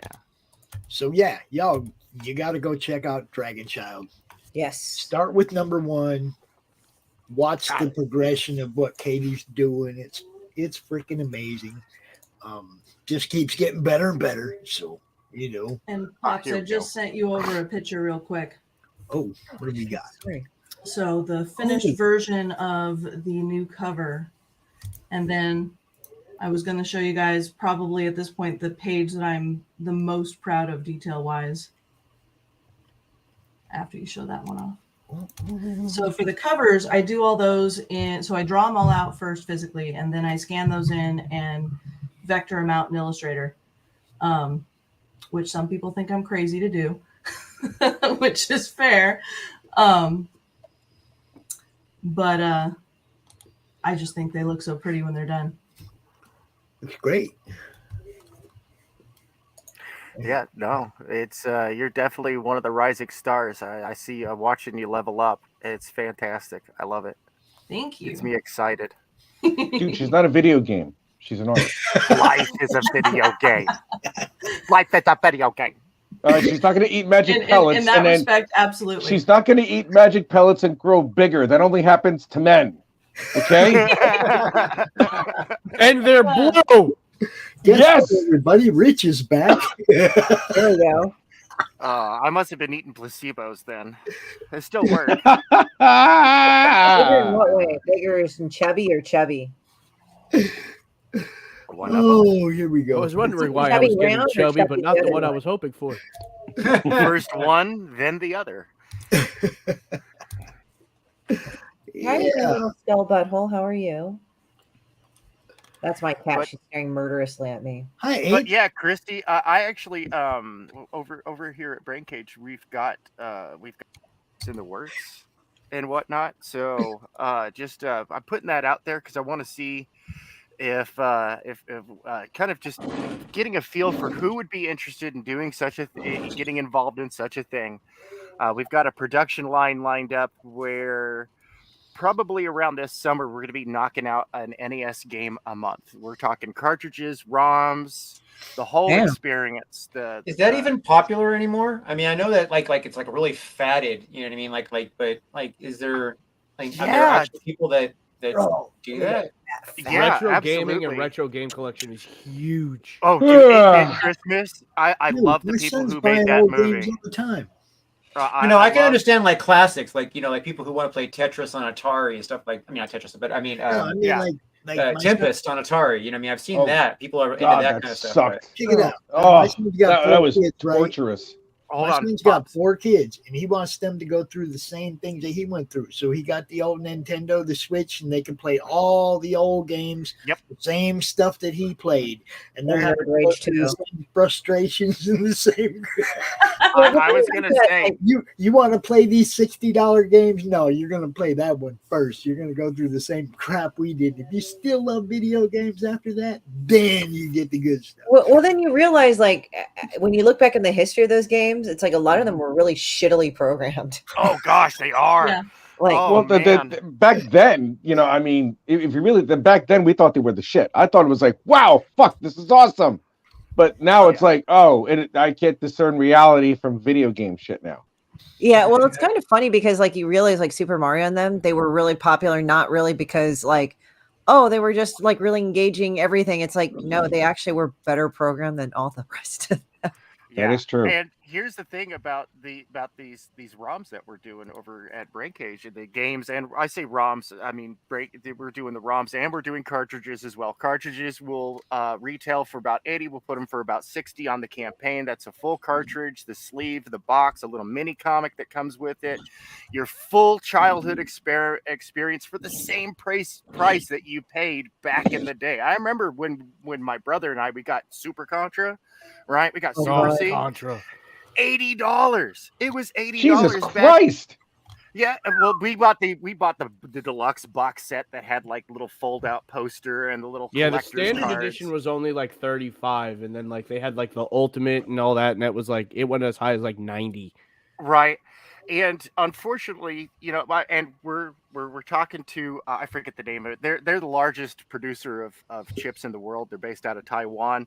They still make the 6502 chips. Those are still used, by the way. That blows my mind that this 6502 chip that was so state of the art that the Atari 2600 had to downgrade it to make it affordable back in 1980, in the late 70s. Ryan, I love your sword. Dude. Thank you. What the fuck? I thought that this stream needed a barbarian sword. Like something told me I was fighting off hordes of the undead this morning, and I was like, you know what? I should just go ahead and bring the sword with me. Thank God you did. Excellent. Thank God, Ryan. What would we do without you, Ryan? What would we do now? Now I feel safer. You good? Guess what? That was, Guess what? that was Now the the terrorists intention. won't win. Exactly. So I'm prepared and ready. All right, so you guys know what's up. Everybody go check out Dragon Child. Katie's Oh, God bless you. Thank you. Excuse Bless me. you. You got the Rona. She's going to be at the same place Christy is. They're going to be hanging out. You know what's up. Yeah. I don't know. One of my friends, Stephanie, who's like a totally like peaceful, sweet person, somehow gave me this for my birthday. It's like, Christy, I found something on Etsy for you. I'm like, oh, cool. Probably a necklace or a belt. No. Pearl necklace? Yes. I can play games too, yo. I don't even have to get out the chair. These things are right here. Okay. All I got on me are letter openers. Yeah, right those here. things can I kill. can't Loaded put- in the side of my chair. Open up I a letter can't to put my God. pews or boom booms on camera. Self-delivered. That'll get taken down real quick. Just remember when you see St. Peter, tell him he's Put them back next. where they belong. Boom booms are fun. Duke of Deep Fried. Y'all go check it out. Oh my God. You're more than welcome to Where hang did that out. come You know from? how we do this. Absolutely. I don't know. You're Somebody welcome to sounded hang like out. Let me see if I This can guy. that purring. Come here, Ink, purr. I don't know if y'all know this guy, but it's all his fault. Hello. How are you? He is the hashtag blame Ryan. Yep. All right. It's all my fault. It Could be just worse. throwing it out there. Everything's his fault. Unless it's connected to the internet, then blame CRoM. But Right. you know. But everything So- else, blame me. So I'm it's here. your I'm fault. here to take the brunt of all your emotional baggage. Also, it's And, your fault. I expect $120 of gas money in the mail in the next 2 days. Thanks. Oh, yeah. I That wouldn't might be claim a little difficult. I don't know if that's my fault. I wouldn't claim that. Realize it Yeah, like a that big one might fat not fucking be, no. That's what it really is. That's one of them gifts that's All right, fair never enough. gonna At happen. all happening ever in your life. That's what it is. Here, I gotta show Pops this real quick. He should put Oh, that. are you doing it again? Yes. This time it's actually a funny picture. Man, Christy sends me stuff that gets stuck in my brain, yo. Just go see Pete. He's got something to help you with that. Uh-huh. Pink is all rubbing on the microphone. That's cool. No, she's just pressing her head on it. That's cool. I like it. You Pink had is me at cool. rubbing. You had me at microphone. I like it how Drew has like all these cats crawling around in the background. I have a few cats. This one's a little upset. I can hear that. Why is he mad? She's special needs. She's a little retarded. So anytime that I hear that she doesn't know that she doesn't like, Meow. Meow. Well, I mean, yeah, pretty much. She's just like they shit in a box. I mean, slightly retarded is an understatement. yeah. No, I mean she literally is like special needs, like brain Wow. damage. Like she Starting was. to think she Rich was- might be special needs too.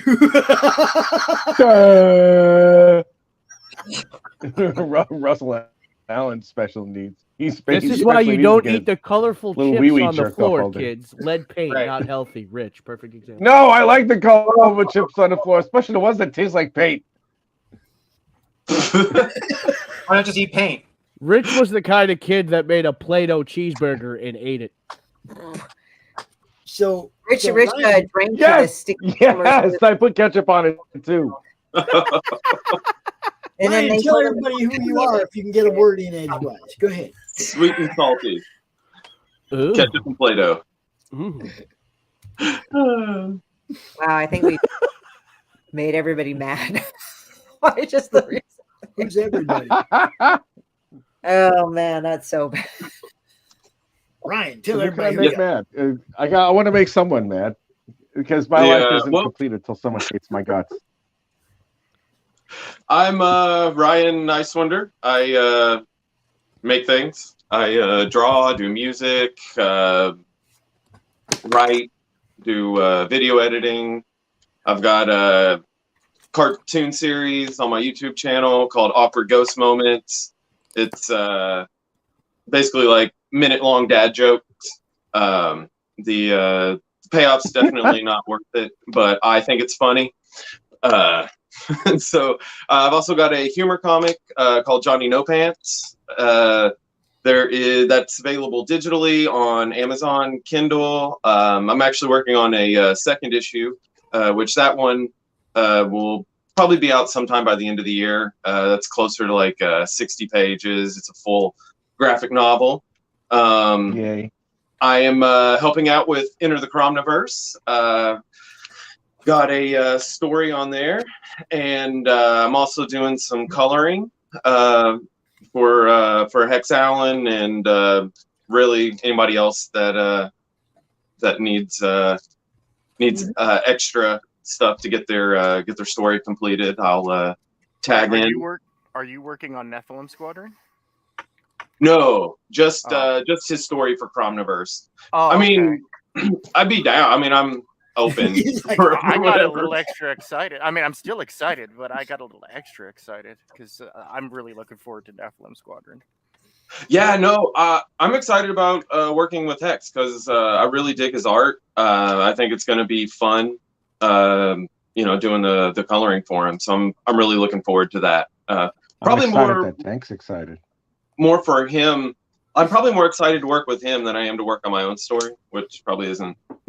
It's not good salesmanship, I guess. That doesn't really reek well of confidence in your own abilities, there, my friend. Yeah, no. It kind of does, though. If he wants to go work on somebody else's book, that's saying that he feels confident enough to go work on somebody else. Yeah, and because I know me and everything, and so it's exciting to be able to work with other people. Where it's like, oh hey, because I also do music, and so collaborating with people throughout the years, sometimes it's a little more fun sometimes to work with somebody else that you wouldn't necessarily work with, get a guest spot on a song where they ask you to do a song or do a verse on one of their songs or whatever. And so collaboration, has a certain level of excitement that gets thrown in the mix. And so when you get to team up with another artist that's, competent and talented, then it just makes the project fun. So can I show off this picture you sent me? Yes, that's why I sent it. Yeah. That's why I sent the picture, is so that we could bring it up at some point. You're talking about the figure, right? Yes. This we've been talking to Eric Huffles, who's been doing the Keshi figures for Mandy and PTP. He did the Pirate Queen and the Johnny Phantasm figures, and so I hit Eric up a while ago, and he is working on a CRoM Keshi figure, and so this is the initial prototype. And Eric gave me permission to go ahead and show this out for the campaign. So send it right over to Pops. I don't know if you're watching or not, but dude, right on, brother. Yeah, dude, love you. Eric. You fucking rock, man. That is badass. Because he sent me one a day or so ago without hands on it, and I was like, oh man, that's awesome. And then when I saw this one, I was like, oh shit.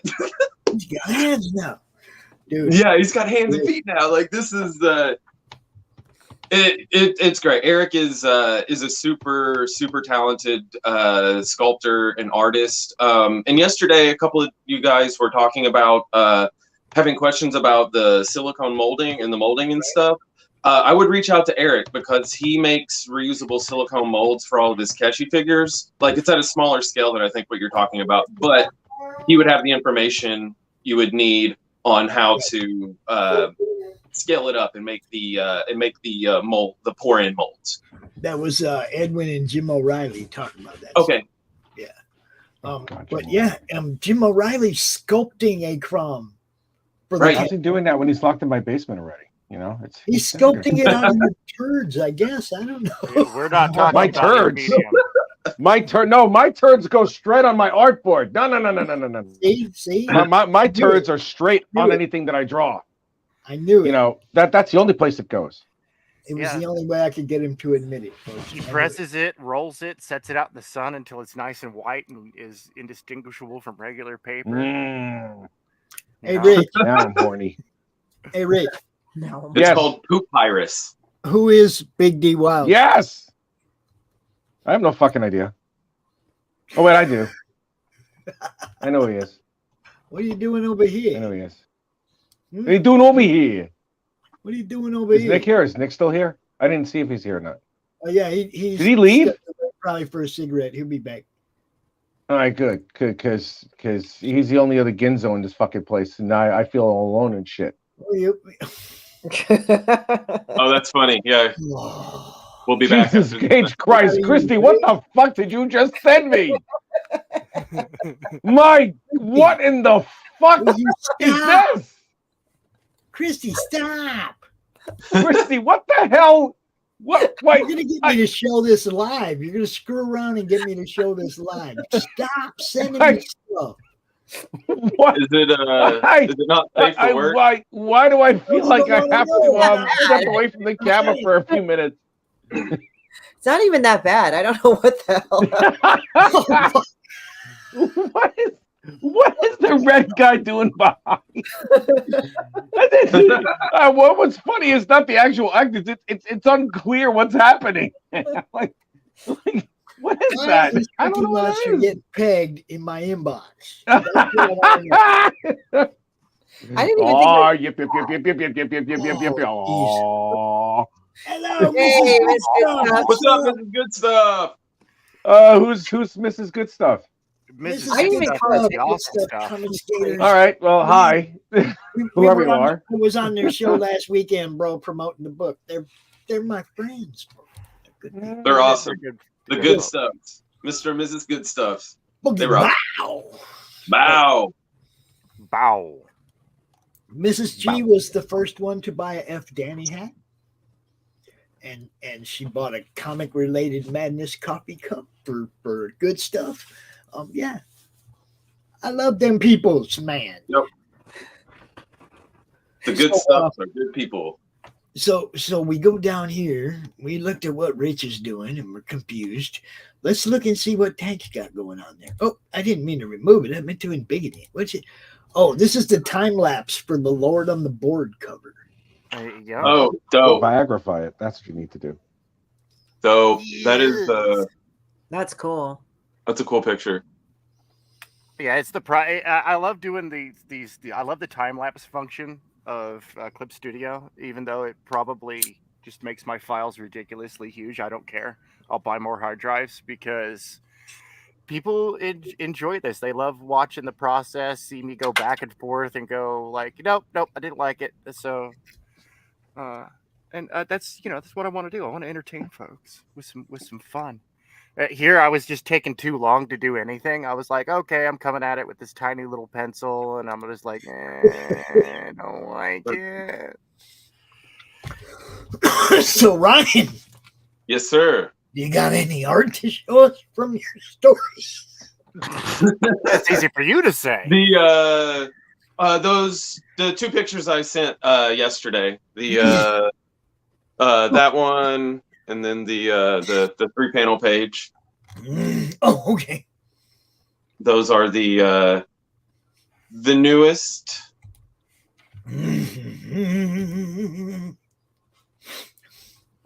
Now you see Crowley. Oh yeah.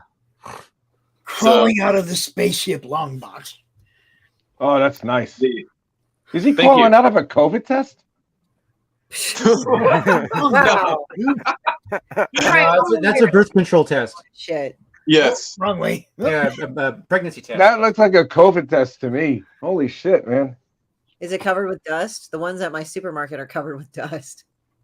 The COVID test or the comic book boxes? No, the COVID test. Okay. I like The, check out my supermarket and I look down and it's like they say, "Oh, COVID tests are available, antigen tests," and it's all covered with dust. I'm like, Oh God. The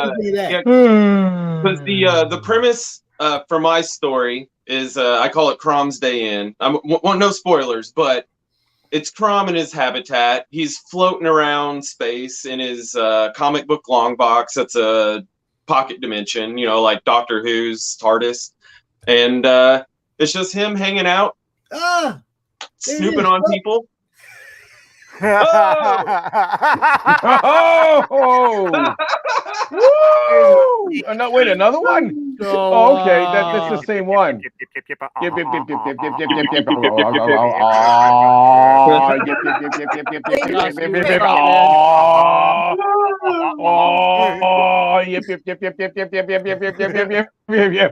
This is good stuff. That's some sixth floor.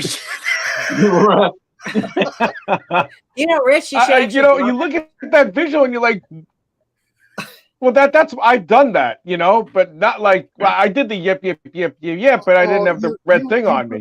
But I'm like, I munched some cookie that night. Yeah, definitely.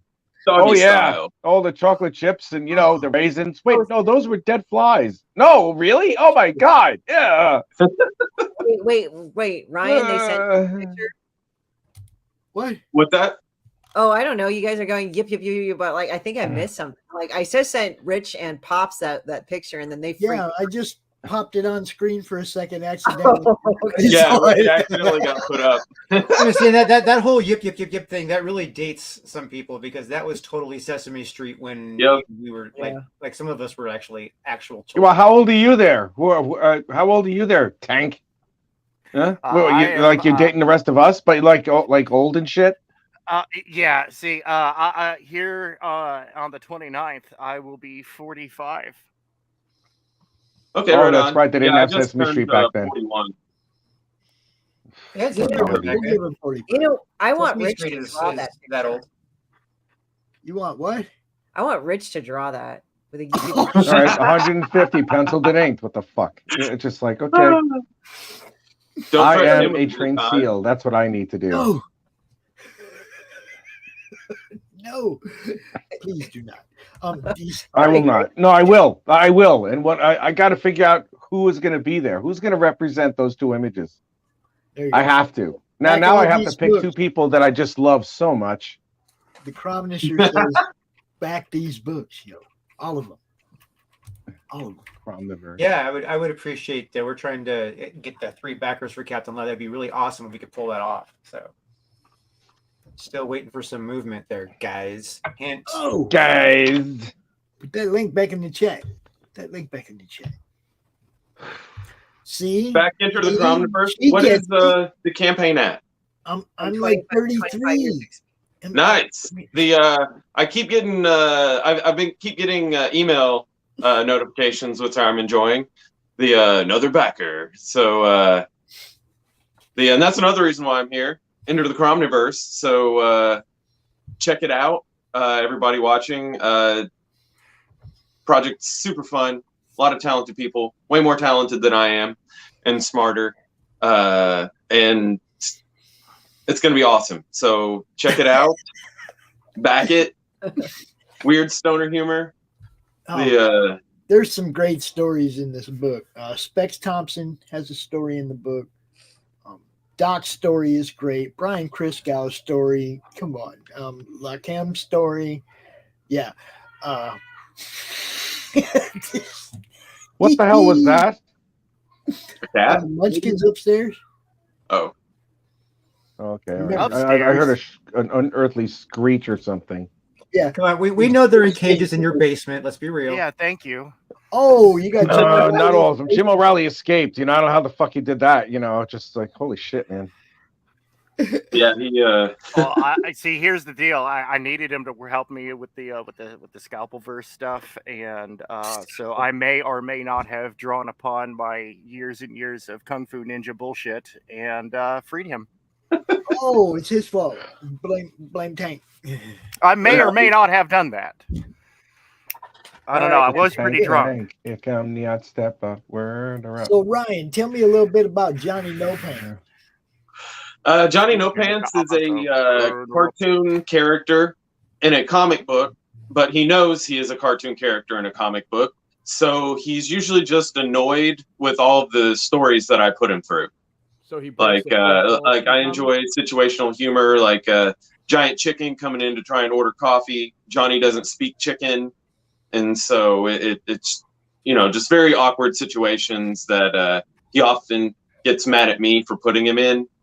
His best friend is a giant worm named Uber. He works in a poop factory.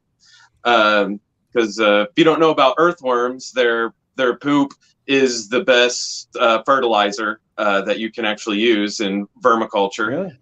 Yeah, worm poop's awesome. It's called castings. And my family owned a worm farm back in the late 90s. It's the only reason I know about this stuff. And so I think it's fucking hilarious. So I made his best friend be a giant worm.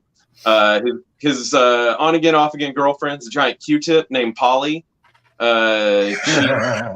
She's trying to be a stand-up comedian. And so, a Q-tip that's trying to be a stand-up comedian. That's named Polly. Polly Q-tip. Polly Q-tip is her name. I'm wondering why Polly. I thought it was funny. Like a lot of the things that I write and do, I don't really think of an audience in mind. I'm just like, I try to make myself laugh.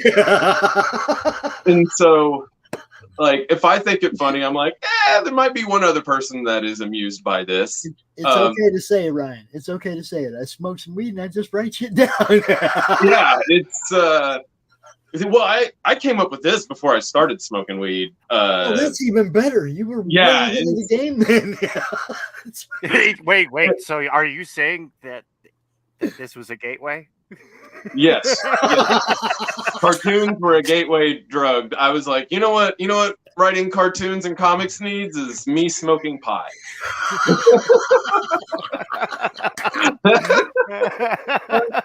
I think like a lot of people do everything the fuck else, so sure, why not?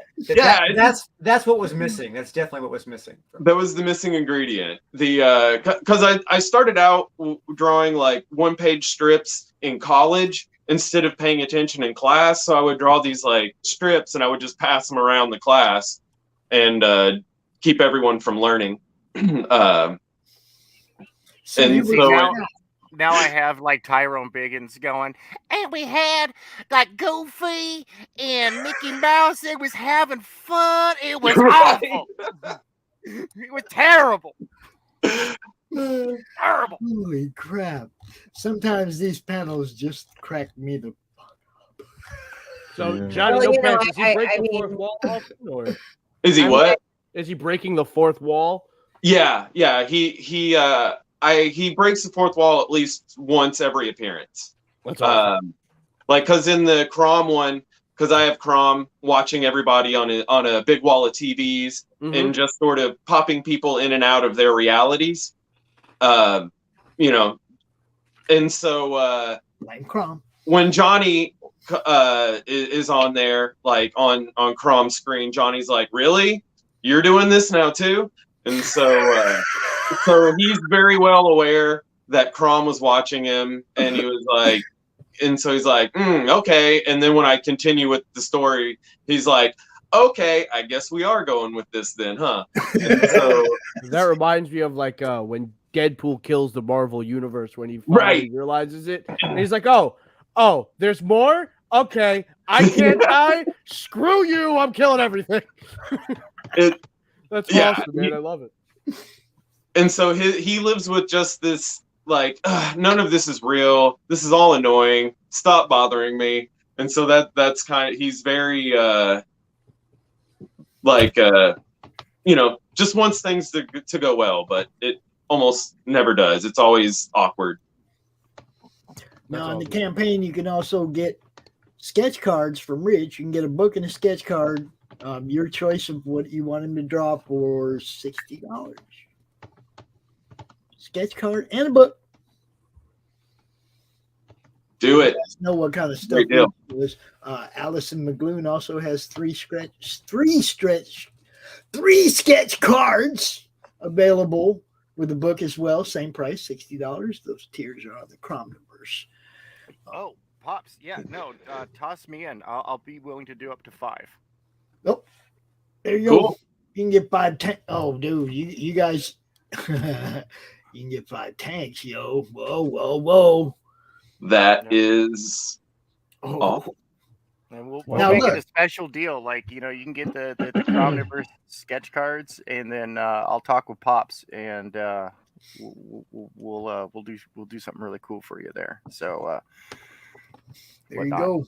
Anthony, I don't know if you're at work, so I know you're not getting this. Ryan, write that down for me. Yeah. Tank. 5 more from Tank, right? Because I don't even have a pen or nothing handy right here. Everything's buried under the stuff I need to get through the whole day. As far as snacks and drinks, and I'm just surrounded by. You got a Powerade for later. We got the big thing of water to get through the day.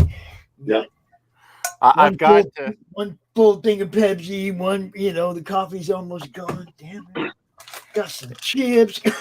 Everything's just buried. Hey man, it's lunchtime here. You're making me hungry. I'm doing a bunch of sketch cards later this year anyways, so this is a good opportunity to get in, because what I do is I get the large sheet of paper, the Bristol, and I pre-measure out all the cards, all the bleeds, all that fun stuff. I do that by hand, and then I go in and I'll cut them out. I'll use the big finger cutters to make sure that it's a good professional, clean cut, good square angles, et cetera, et cetera. Nice. Yeah. You use And a I ruler get to make the cuts, right? Yes. Yeah. I'm using a Okay. ruler, and I'm using the big finger The blade removing, thing? The blade yeah, thing, the right? big, The thing with I've the always blade called sharp them stuff at the end? Yeah. Wow, Yeah. I'm impressed. Man, that's great. So, I've been working in print for like 30 years. So That's fantastic. Kind of man. old school. That's awesome. Jesus Christ. Is that forgive me, is that around the time of Amberlith and Rubelith? Well, I had to. All I could say is that when I went to Copymat, I had to fight at least 2 saber-toothed cats. Back in my day. Yeah. It was rough. Was it the Letraset stuff? Yeah. Oh Christ. Oh my God. And they run out of the leopard that you're looking for. Oh fuck me. Yeah, God damn it. Yeah, especially but there's another place that has it like a mile away or something if you go this way, and it's like fuck. Yeah, but then I gotta rent a woolly mammoth in order to get over there. Well, at least you save money on gas. Don't know how easy they got it. I know. At least you save the money on gas. When you had to foot pedal your your car. Oh, for real, calluses, man. I know all that. Oh wait, you're talking about something else. All right. So really quick, guys, I'm gonna go and take a quick nap. My brain hurts, but I'll be back later. Looking at that stuff in your email, in your inbox, your brain would feel better. I know mine would. Jesus. I'm dead inside. That's all I gotta say. I mean, come on, I sent those to you, and I barely twitch an eyeball. I love you. I might see you tomorrow during the open draw stream. Yes. Yes, I will do that, and I will go pimp out my thing. I sent you a final hurrah, some pictures, so you'll love it. I'm sorry, I'm being the disruptive little asshole. Jesus, Mother and Mary, God! What in the... I'm not looking this time. I'm not even looking. Wait! I'll wait till You are... Come on, Jake. Christy, how did you get a picture of me naked? Jesus, man. I think you sent it to me. I never want anybody to know what I have. You sent it that to me. angle really makes you look a lot bigger. I mean, what can I say? You just got to go see yourself for who you really are. And I sent that back to you. A really big penis. A really big dino penis. Okay. All right. I'll do I'll read the thing again if you want. All right. Later. Good Bye, day. Christy. Bad influence. If anybody else wants to bolt, now's the time. All right. Bye. Yeah. Get me to 2,000 if you can today. Yes, All right. yes. No. Got to get Mr. E a couple more backers over there too. You All guys right. know what's up. You know why we're here. Bye, Yeah. Christie. I guess I should assume that everybody who's watching the stream has already backed Captain Love because dang, we haven't moved one backer. It should be. Okay. I mean, you just always get a new one. All right, guys. I'm going to go nap. All right. All right. Good night, Christie. Later. Good night, Christy. Katie, Hello, all. If you want to run, now's the time. Yeah, no, I think I will too. No, Yeah, I seriously, would. yesterday I got home and I had the largest headache in the universe from and having I know this 20-minute kid rotations. So, but yeah, so I will see you guys later. But Y'all take go care. check out And Dragon Child. You know what's up. absolutely. I'd love to make some new puppets. Yes, Dragon puppets, Dragon books, everything. Go check out. Yep. Dragon Take care, Child. everybody. Later. Nice meeting you, Christy. Katie. Sorry. Hey, No worries. hey. We're both leaving, so it's all I was just talking to Christy. So my mind was on that. Toodles. And yeah, we have our next guest, JD the Comic Otaku. And Yo, we're gonna put him up here. Wait, which JD is that? Which JD is that? It's not JD Calderon, is it? No, it is not JD Calderon.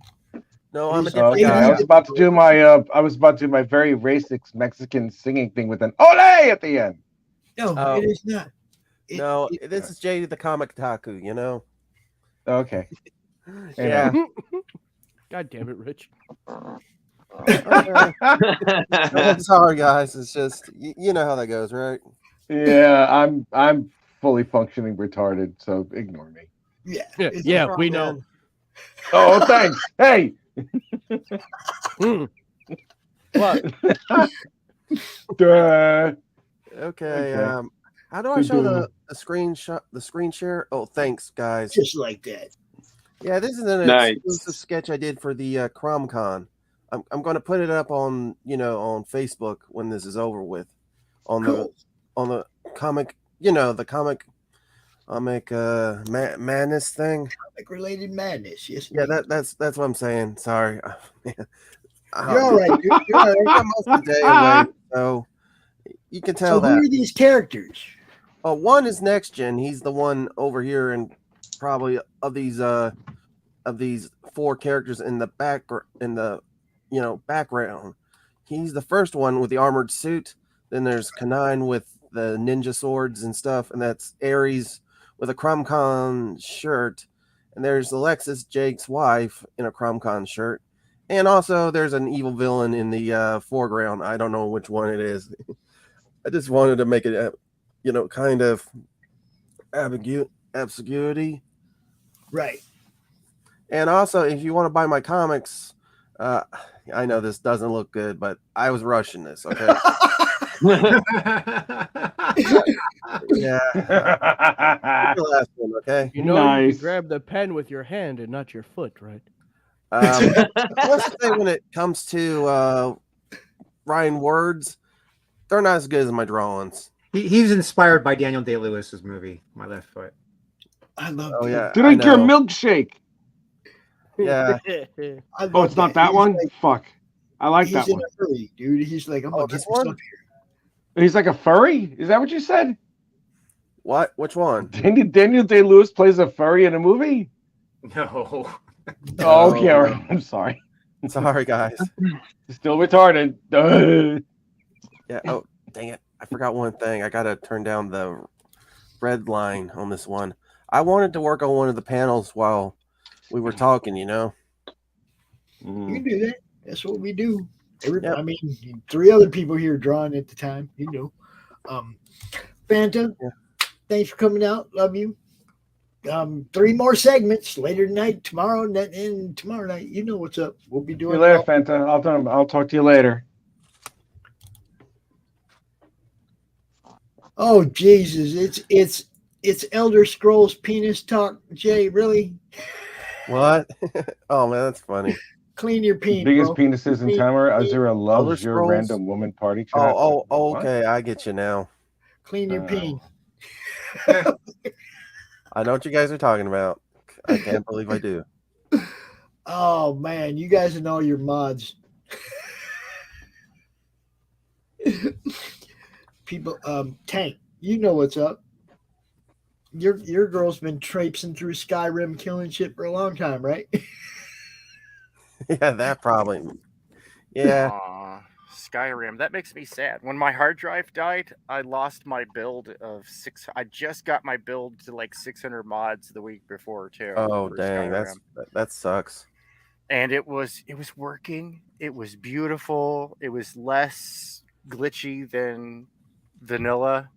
And we had started to do Scalpel Zero versus Skyrim, which I warned people. I was like, I don't know. I bet she's a little OP for that. So we injected my comic character into that, and it was hilarious as she was stomping mud holes. Science fiction versus fantasy. Science fiction won that round. Yeah, but that's okay. Now we're going to do Scalpel Zero versus Fallout 4, which is a more appropriate power level matchup. Jay says Elder Scroll Online is legit.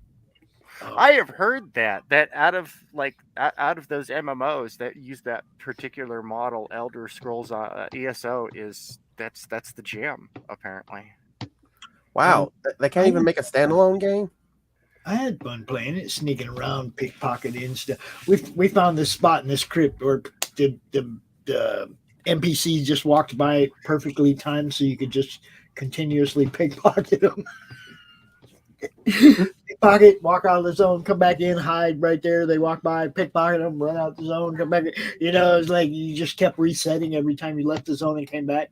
So you could just sit there and pickpocket over and over and just up your skill like in no time. So I had to go refuel. Who are we watching do the artwork right now? This is JD, the comic otaku. Yeah. Good to see you, JD. Nice seeing you too, dude. And yeah, this one's actually a funny comic I planned a while back. I just didn't have a chance to finish it. So I thought, well, maybe I can just doodle this pages or at least a few panels in, to show how I can draw. Cool. Yeah. I know it looks a little quick, but it takes a while to get these done. Now, JD, you're a regular on the Drawn and Quartered Ultimate Edition over on Chester Busby's channel. Yeah, I am.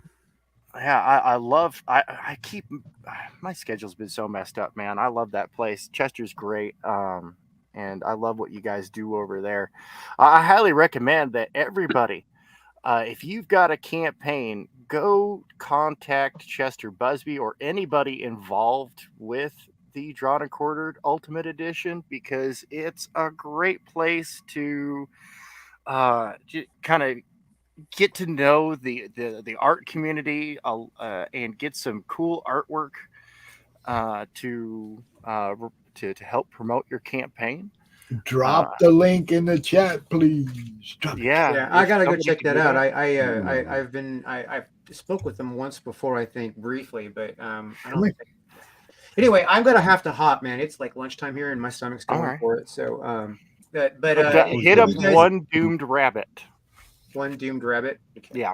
Yeah. If you guys feel so inspired, please back Captain Love. I would appreciate it. We would like to get to 100 backers. That would be awesome. And if not, that's cool. I love you guys anyway. So we want 200 backers. Y'all go back this book. Yeah, but I gotta get some food in me. It's been like 3 hours that we've been streaming. So Chronisher says back this book. Yes. All right. Thanks, guys. Exactly. Talk to you later. Good seeing you, man. Have a good one. Have a good one. Right there. Captain Love. Go check it out. You guys dropped the link for the Busby show. Yeah, drop the link for that. Let me go grab that and see about dropping that into the chat. I have something else too here that we can look at. That the Indie Planet store. Yeah, that's pretty cool. Yeah, Also, I'm trying to release as soon as a few weeks are over. They're going to try to release the issue 3 for one of my comics of Next Gen. Oh, cool. And here's the elevator pinch. The issue's story is like a blender of spy movies, Terminator, and 90s comics. All right. Pretty much, pretty much one of the 90s comics I'm trying to reference is the Venom comic. Nice. But also, there's also a little X-Force elements and a little of X-Men, probably a little of everything. Cool. Yeah. Hey, Pops, if you wouldn't mind wrenching me, good sir. Oh, I'm sorry. You should. No, you're good. Long time ago. No, I'm good. You know I'm good at dodgeball because I can duck wrenches. You can dodge a wrench, you can dodge a dodgeball. Hey, that one. Oh, from Dodgeball. I love that one. And I think I heard Kevin Porter, the guy who plays Batman on those special, episodes of. He played in that, fan film. He actually had his start on that one. If you know what I mean, right? Mm-hmm. And I think he played one of the bad guys, thought. If you guys can get time, just watch that fan film by Bad the Sun. It's pretty good. Yeah, better than any Batman movie I've seen so far. Well, not the latest one, thought. I don't know how that one's like. I'm going to wait till the latest one comes on video before I watch it. Yeah, I'll probably wait till HBO Max gets it. So that way me too. Yeah. I want to be able to, I heard it's really long. I want to be able to get up and go pee without having to miss anything. Yeah, me too. So I'll just wait. Yeah, that's good. Yeah, me too. That's what I was going to do. Kind of figured they were going to put it on, on HBO Max sooner or later. Anyway, this story, the character I'm drawing is Tao. She's the heiress to the Tao mantle or something like that, or at least pretty much someone who's part of the royal bloodline. And here's the funny thing about this is, despite the comics set in Africa and stuff, she's white. Her dad is black and her mom was white, and guess which skin color she got? White. Weird, huh? The next can be a B word, if you know what I mean. Well, actually, my oldest friends that I had this life were their dad was like charcoal and mom was like snow, and they came out different shades. It's almost like genetics is kind of like a lottery as opposed to a definite assuredness. I know that. Kind of crazy, huh? Yeah, that's what I was thinking about. And I thought of it as a parallel to Black Panther, Okay. Instead of, the usual thing, she's not that usual thing. And here's the funny thing. She grew up in Chicago, of all places. That's a rough area. Trust me, that's I probably heard Beetlejuice is their mayor. Yeah, I heard that too. You see, that's the thing. She's got a kind of an edge to her. Uh-huh. She's actually a very early graduate of MIT. She managed to get out of there, but she came back to help her mother. Ironic, ain't it? She grew up in the poorest neighborhoods, those areas where they have all the gun violence at. Mm-hmm. And that's actually that's where she had to grow up at. So she knows the plight, of people around the world that have to live these type of bad places. While her sister's grown up in a idealized, utopia biotech or something like that. It's kind of like a combination of biopunk and cyberpunk. Okay. Oh, Miss Good Stuff has a blacklight tapestry coming her way, baby. Woo-hoo-hoo-hoo. Yeah. Well, Thank you for backing the book. We appreciate you. Yeah, basically, this is just a short comic for one of my anthology books. Okay. Yeah, basically, she actually her sister meets up with her other sister, and she's very happy. But the other one, this one wasn't happy between the two sisters because her mother got killed during her extraction. If you know what I mean, right? Mm-hmm. Kind of like that Batman moment, but with kind of Spider-Man elements and stuff like that. But she's kind of like a techno-organic Wolverine thing.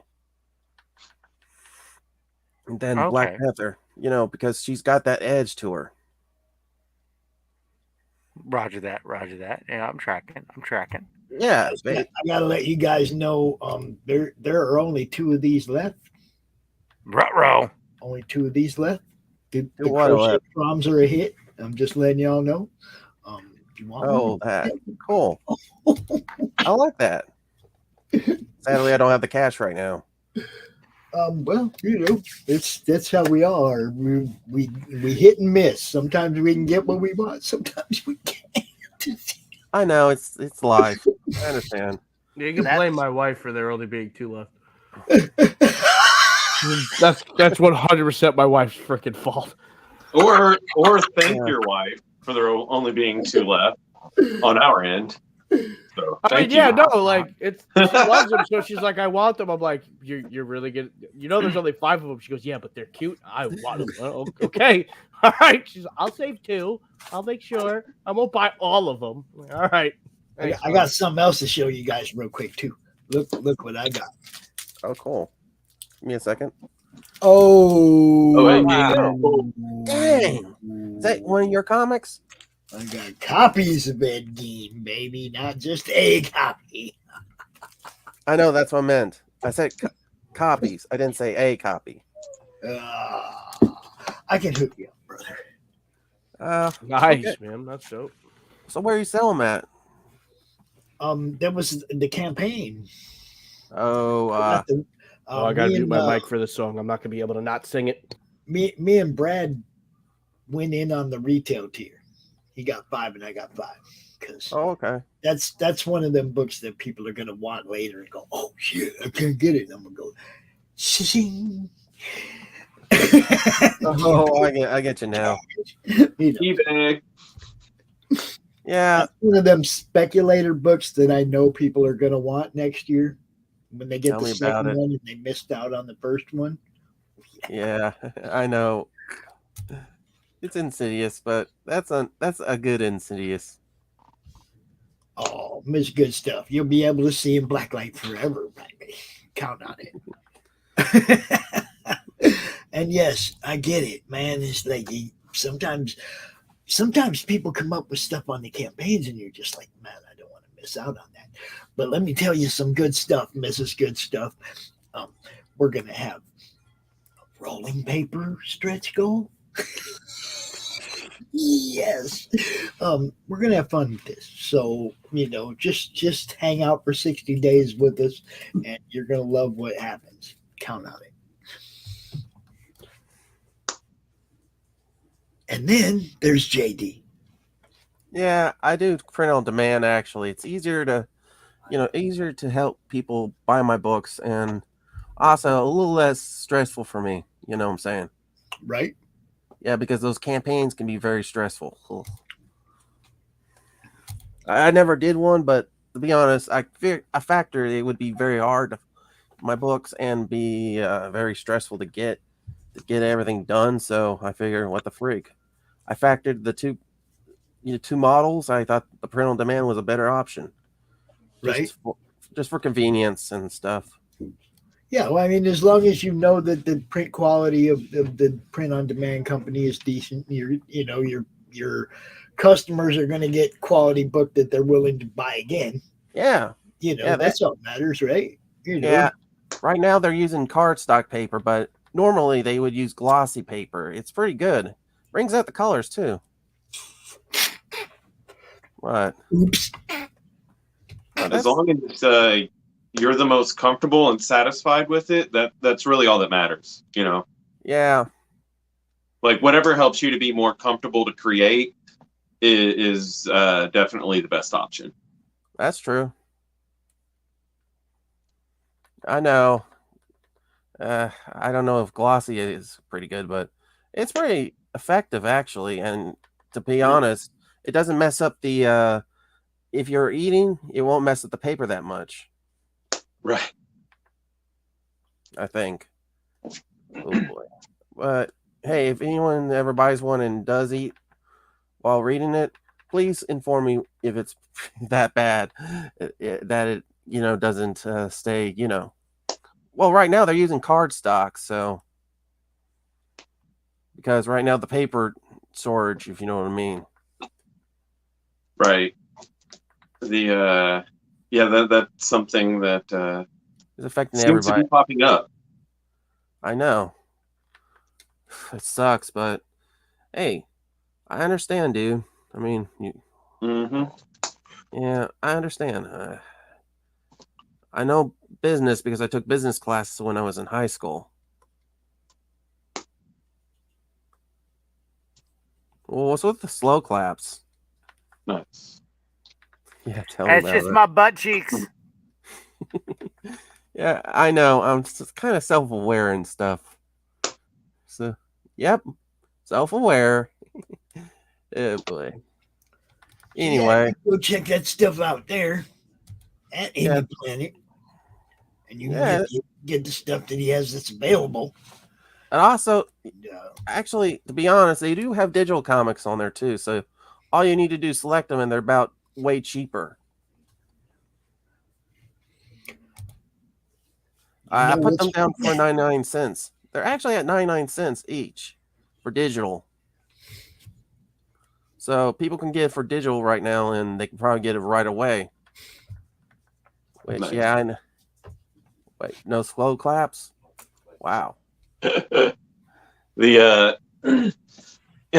is good for immediate satisfaction, instant gratification. That's the word. Yes.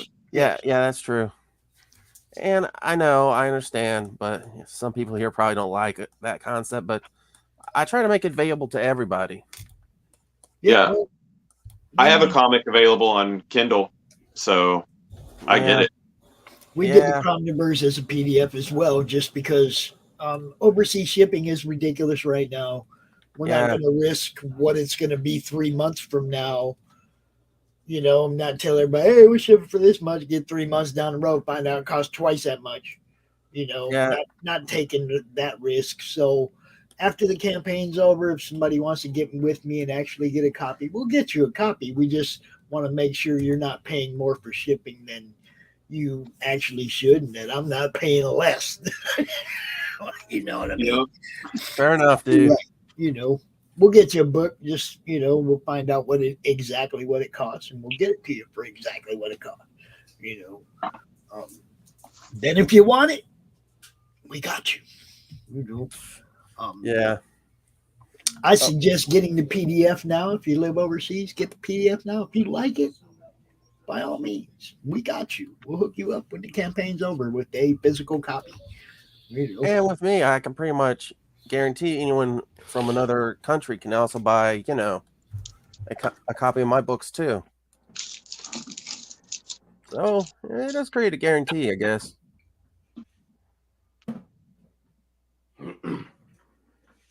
Yeah. Oh boy. Anyway. And how? Yeah, tell me about it.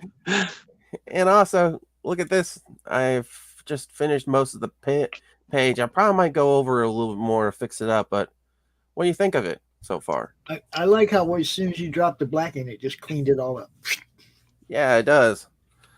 Yeah. I love a good spotted black. Yeah, oh yeah. Uh-huh. Yeah. Yeah, I like saturated blacks. Me too, man. That's what I always do. And it also makes my artwork look way better than it should be in some levels. And look at that. Anyway, earlier she was fighting these soldiers and stuff in this in previous pages. Then you see who the mastermind is. If you guys want to know, he's KG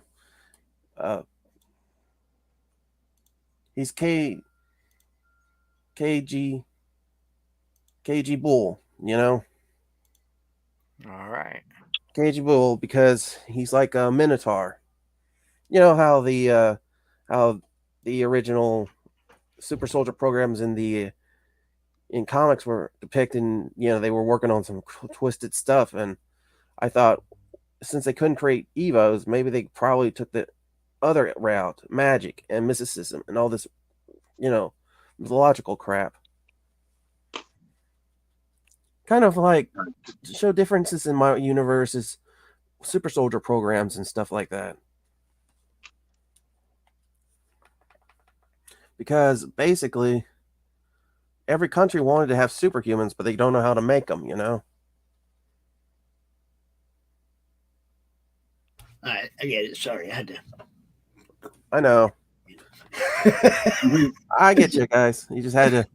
Basically, world building aside, that's how it works, you know? They create their own super soldiers, but the problem is some governments probably create super soldiers, but they couldn't do it genetically. Heck, they probably were so behind in the genetic super soldier programs that they were forced to resort to other means. And let's just say he is supposed to be retired from military service. So he's probably a mercenary at this point. And there's also naturally occurring people with powers and stuff. A lot of other factors too, which allows them to create, you know, basically the government sometimes kidnap these kids with powers and boost them up or something. I don't know how to explain it, but people are desperate for super soldiers. Or at least governments are desperate for them, and their leaders are too. Well, I mean, it's been a historical obsession with military forces throughout history to create super soldiers. The Romans tried it. The Persians tried it. The Greeks tried it. Everybody tried it. It's a lot of fun. Well, yeah, fun for you. But what happens if you get a success story that is uncontrollable? Then we have what's called a change of power. Throughout history, when we see that super soldiers are made, when you create a superior military force, they usually end up taking over. Yeah, that's true. I mean, Praetorians ran Rome for how many hundreds of years while people were pretending to be Caesar? That's not, well, yeah, but the idea is that the governments would probably be stupid enough to piss them off. Oh, historically speaking, yes, they did. That's why the Praetorians, like, you go look, and it's not like consecutive, right? But you go look at Rome's history. There are pockets where the Praetorians, these elite soldiers, that their job, like these are the commandos of the day, the Navy SEALs of the empire, right? Mm-hmm. And their job is basically to be Secret Service. They're there to protect the Senate. They're there to protect Caesar. But because things get so rife with corruption, they end up taking over and ruling by consul and by proxy. But then they get corrupt and they get taken out of the picture because now they're not being fed more super soldiers. They wouldn't go and now everybody's compartmentalized their super soldiers and whatnot instead of federalizing them.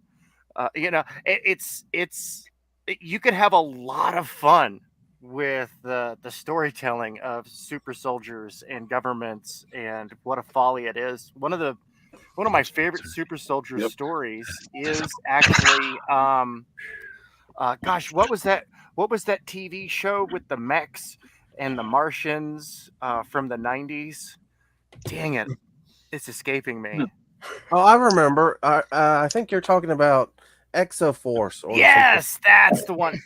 When you take out the obvious like toy selling aspects of it, it's actually a really good space opera. Yeah, it's it is actually really good. Yeah, I don't know if I don't know Anyway. if it's on Tubi or not. Oh, sorry, Pops. Go ahead and It's say cool. what you're It's cool. it is 3:30. I want you guys to go check out. Geez, where'd it go? It's way the hell up there. Dang. Sorry. I want you to go check out the Indie Planet. Go check out Comic Otaku Press. Go check out what JD's got going on. The YouTube channel's up there somewhere too. I missed it, but it's up there. Oh yeah, right there. Go check out the YouTube channel where you can follow what this guy's up to, man. JD, you're welcome to hang out, but we're going to shift gears off into Gun Engine Zero. I love that. I don't mind, guys. I gotta go anyway. Oh, that's cool. I'd like to maybe come on your show sometime in the next couple months. You might have to. You have to talk to One Doom Rabbit. He's one of the guys who runs the thing. He's on Twitter. Cool. Yeah. Nice. Thanks for coming out, man. You guys can find JD in the Madness.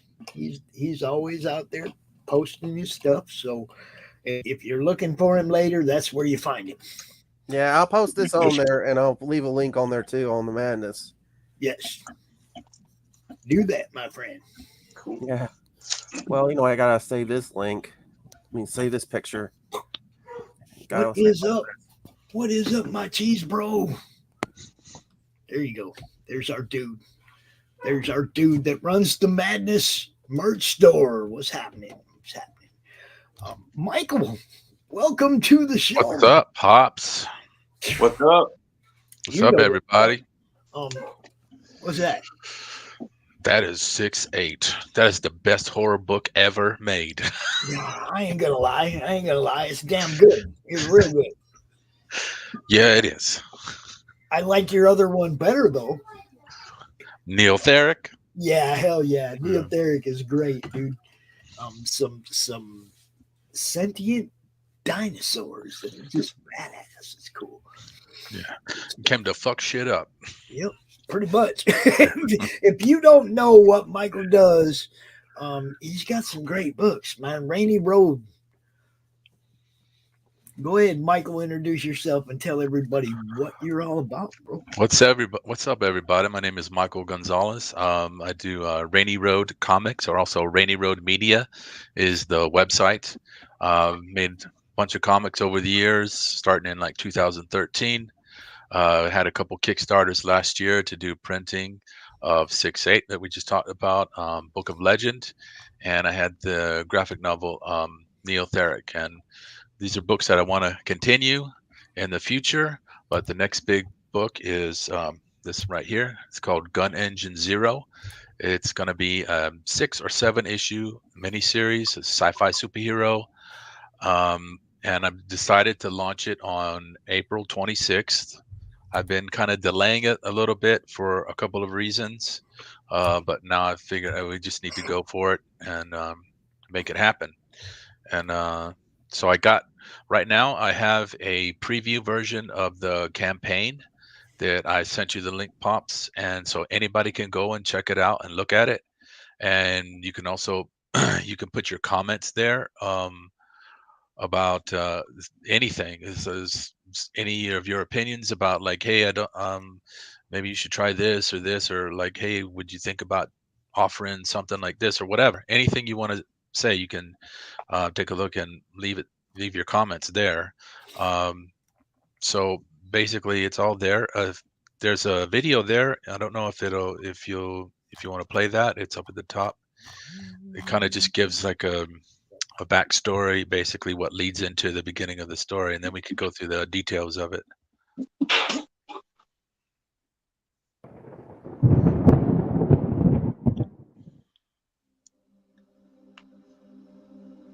In the beginning, there was balance, order within chaos.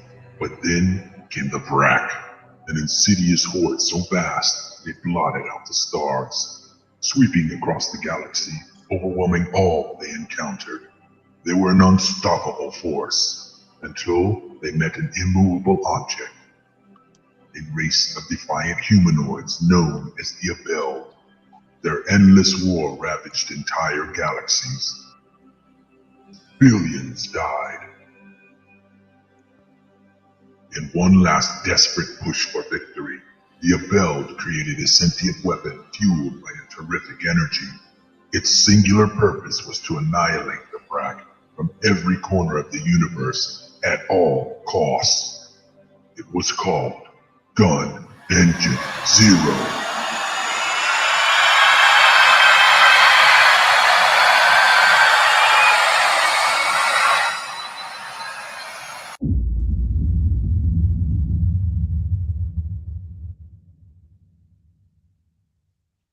Nice. Very nice. Thanks. Okay, yeah, so that basically sets up what leads into the story is basically this is a what happens is it takes place in the summer of 1985. The girl is driving home after her night shift at a diner. She runs into this guy. She thinks he's kind of like a warrior from outer space, come to save the Earth.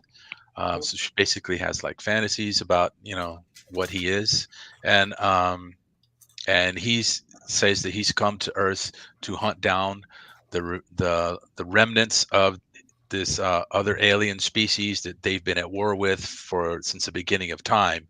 And so the story is about this little oceanside town that gets caught in the middle of this intergalactic war that gets reignited when this guy shows up. So there's elements of classic like sci-fi stories like John Carpenter's The Thing, what is it, Invasion of the Body Snatchers, Alien, all these kinds of things in there. And it's going to be an all ages story, and mostly like PG or PG-13 sort of. And so yeah, it's like action, adventure, comedy, drama, tragedy, triumph, all that good stuff, like a blockbuster sort of story. Well, I can say everything I've read that Michael's done, which he sent me pretty much everything. It's freaking awesome. This guy writes a good story. There's no doubt that I'm gonna be on top of this one when it launches. I'm getting this one. Yeah, I appreciate it. You don't have to actually send this one to me. I'm actually going to back this one. That's what I'm saying. All right. Okay. I appreciate it. So if you want to scroll down, I can go through kind of like everything just real quick about the campaign. Just a couple of things to say. There are some things that are going to be very limited. So it's like I said, this is not going to launch until April 26th. Right. So hopefully, you'll have plenty of time to follow the campaign and get on it. But there's some things that you may want to get on the first couple of days because some things are very limited. One thing I'll just let you know is that I have like this metal card. I only did 5 of these last year. I did it as like a test just to see how it would look. And this is kind of like hopefully this stupid thing will focus. Who did those?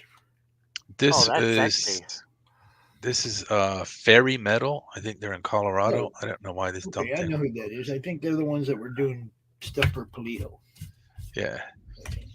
And so I only made 5 of these. This is just a test. So what I'm going to do is I'm going to keep 1 for myself, and 4 of these will go out to whoever the first 4 physical backers are. So it's going to be super limited to that. And I've got a couple variant covers. Those will be limited to only 50. So that's kind of something that you want to think about getting in early on. Another thing is for anybody who has backed any of my previous campaigns last year with 6-8 or Book of Legend, or also did with Indiegogo with all 3 books. I'll give you an extra copy of the standard cover book for free. So you'll get an extra copy just as like a way to say thank you for the people that have supported me so far. And Michael is very generous to the people that support him. I want you guys to know he puts together a great package. It comes in a Mylar. It doesn't come in your just lame-o stuff. I mean, the dude invests money in his product. He invests money in how the product gets to you. It's just all around good customer service, dude. He doesn't get near as much love as he should, as far as the quality of the books. His books are excellent, man. If you get neotheric, you're gonna bust up. You're gonna be giggling your ass off. You're gonna come back to me and you're gonna go, "Yo, Pops, that you were right. You were right. I'm so glad I got that book." And are you limited on quantities of the older stuff? What you have left? Yeah, so everything is basically, I got about 50 copies of everything. So the Neotheric will be 50 copies, 6-8, 50 copies, Book of Legend will be 50 copies. And that's the way it is now. I'm starting to do cons. I did a con last weekend. Right. So if I do cons between now and then, that quantity may drop as Even well. more. Yeah. Yeah. So, So it could be, I might not have any copies left. I don't know. That's what I was saying. It's like if there's any of those neotherics left by the time this campaign launches, get it. If not, get a hold of him right now and get you one, because I mean all of his stuff is good, but I sing the praises of that book out of his collection because man, I just had a blast reading it. Thanks, I appreciate that. Yeah, so I like to do a lot of different things, try different genres and stuff. Neotheric is very different from this Gun Engine Zero. It's very different from 6-8. It's very different from Book of Legend. But so this should be something for anybody, you know, like whatever you particularly like, you know, sci-fi, comedies, like traditional action adventure, superhero kind of stuff, horror. I got pretty much all of it. And this Gun Engine Zero will be, like I said, it's kind of a mainstream sort of a book. It's meant for pretty much everybody, kind of something that you would see from a big publisher. I wanted to make something that, you know, like my kids could read, that, you know, all kids could read with a traditional adventure story. And I'm a child of the 80s, so I like looking back at stuff like that. You know, the tone of it is kind of similar to like Back to the Future, Goonies, Gremlins. I already all don't that like kind of Sheriff stuff. Barney. I'm just saying.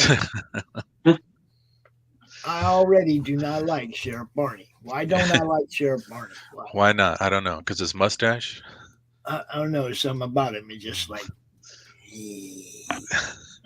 Well, he's supposed to be what he is he's supposed to be an obvious looking bad guy, but there's going to be a twist. There's actually maybe 2 twists in the story concerning him. So, yeah. Yeah, he just looks like the kind of guy that would just throw me in jail. So, you know, I mean. Yeah, he is. Yeah, see, you know, I mean, it's nothing personal. He just looks like the kind of guy that would just throw me in jail. Now, what about his son? His son looked like he's gonna hit somebody with a wrench. What's up? No, so his son is named Harrison. He is he's basically trying to live up to his father's sort of expectations of, you know, his father's like bigger, larger than life personality, but So he is gonna hit fails. somebody with a wrench. No, he's not gonna hit nobody with that. He's just like a gearhead, you know. He likes cars and stuff like that. So Ian drew him with like a wrench in his hand. But he's had like a crush on Maya. Maya is the girl, the main character in this, and he's had a crush on her for a long time, and she kind of uses that to sort of manipulate him in the story and stuff like that. And yeah, if you go as Maya, she's like she works at a local restaurant there, and she's just graduated from high school, but she can't afford to go to college, and she's kind of like made some mistakes in her life. That's she's made some bad decisions in her life, poor life choices. So she's kind of stuck where she is, and she dreams about going away and kind of like starting a new life, becoming a new person. And it goes into why she kind of attaches herself to Gunny and this sort of fantasy that she creates for them. So basically the story is all about perception is reality when people talk about that. And this is you'll see that in the overall story, but it's also reflected in every single character. Like Maya, for example, you know, she presents herself as kind of like a good girl, but she's got a little bit of a wild side, a little chaos to her. The main character, Gunny, he's like, there's a whole question, is like kind of like a running gag about what is he actually. Like I said, she thinks he's like some kind of a warrior from outer space. The other guy thinks he's like a robot from the future sent back to kill everybody, you know, a la Terminator. Another guy thinks he's like this sort of demon from the ocean and all this kind of stuff. So there's a big thing about like, what is he actually, you know, what is the truth behind him and his whole story. And the same thing, like, can we get a look at that shirt you're wearing? oh yeah, see, I got my Oh, support from Madness. oh, that's beautiful. That's beautiful. Yeah, I support love it. people who support me. So yeah, Dude, I love that. That's awesome. yeah. That's the first one of those I've seen. Really? Yeah, with the rips. That's the first Yeah, one of those I I've thought seen. this looked really cool. It's kind of looks like Yeah, like let the me Joker. give a good look at that. Let me see that. Not too bad. All right, cool. Thank you. You're welcome. Ooh. Careful there, pops. All Take it good. easy. So then we got Kez and Rock. The Varak is the bad guys, the other alien species that comes down, and I left that out. I blacked that out because there's a whole mystery about who they are and all that stuff, and I don't want to spoil it in there. But we'll see that in the first and second issue. And Kez is basically like the comic relief. He's like a little boy who's comes around, hangs around everybody, and we'll see him throughout the story. And he's sort of like how I was at that age, a little bit. Cool. Bringing back some of your childhood. That's cool. Yeah, I grew up. Well, I was an Army brat, and pretty much every summer or spring we would go back to my grandparents' house in Georgia, and we would go to Tybee Island. It's off of Savannah, and so there's a lot of like funny, crazy, stupid, weird stuff that happened all the times that we went there. And so I put a lot of that stuff in this story and with like that character. So the location, the name of the city is called Ocean City, which is actually the original name of Tybee Island when it first started. And so the whole location, everything is kind of, inspired by that. And like when I was growing up, all the different adventures that we had. Nice. That's cool. Excellent. And the art team, just real quick, the art team is Ian Warianto and Anton Bandy. They are the same art team that does Keith Gleason's The Mighty Mascots, which is published by Alterna Comics. I just ordered Mighty Mascots #6 a little while ago. Yes. Yeah. And I'll just say that one of the reasons why, since we just talked about it, just mentioned it, one of the reasons why I've kind of delayed it is for anybody who's pledged or backed the Alterna Comics winter books. I paid for 4 ads in the different books. So this is like, they had about 500 backers in his campaign. So I wanted to wait until those books came out. The Enter the CRoMverse ad is in the Mighty Mascots #6. Oh, yeah. Yes, we did. Yeah. So I think originally he said, probably not the book to put it. It's probably not the book to put it in either, Peter. yeah. Probably not. Yeah, I put might have ads to in talk to him about Mighty that. Mascots, Legends of Log, T-Bird and Throttle, and Downcast. So I got 4 ads coming. I think originally he said the books were supposed to come out in like February or something, but then he just sent out email update recently saying the books might not get to people until kind of like mid-April or the end of April. So that's why I've been pushing back Gun Engine Zero, because I didn't want to waste that money and I didn't want to waste that opportunity. There's potentially hundreds of backers that might, see the book. So, but I just said, okay, hopefully they'll go out, and I just need to launch this now. On April 26th, not wait anymore, because then I won't. And once I push this back, then it pushes back everything else I want to do for the rest of the year. So I don't want to lose the opportunity to do the other books too. Right. I just figure I'll probably. I'm doing a 60 days, so even if those books don't get out till halfway through my campaign, I'm probably going to be in demand anyway. It's not like I'm going to tell people they can't get this book no more. Yeah. Well, I'm on Kickstarter, so. I might even go over there. You never know, because I don't care. Definitely should, man. Should definitely spread it out. I've told you that. Yeah, I mean, I ain't tripping on. I believe that you go wherever you can sell. Yeah. I mean, there's a lot of things about Kickstarter I don't like, but Mm-hmm. I've tried Indiegogo and I got basically zero Oh, support. I know. I remember that was when I just started getting to know people over there myself. You know, it's like I might have been able to do better on Kickstarter, but I don't know anybody that would have put my campaign together for me on Kickstarter. I did know people that can put my campaign together for me on Indiegogo. Yeah. You see what I mean? So it's like, there it is. Yeah, you got to go where you got to go. And like I said, I could end up over there. It don't matter. It's all just about, you know, if people tell me, hey man, I'm not going to back it on Indiegogo, but if you put it over there, I will. Okay, give me a reason to put it over there. That's all. Yeah. Give me a reason. I will. Yeah. You know, it's don't cost nothing to not fund, right? A little bit of time to put together a campaign. That's all, right? Yeah. Well, it depends on what you set it as. Either it's like a all or nothing, or No, I mean, you know, I mean, it don't cost nothing to not fund. You know, if you have a fixed goal, you know, and just your time. That's all it costs you. Set up a campaign. If you don't make it, you don't make it. Now, if you do a whole bunch of stuff ahead of time, hoping you're going to make it, and you don't make it, then it could bite you. Yeah. You know.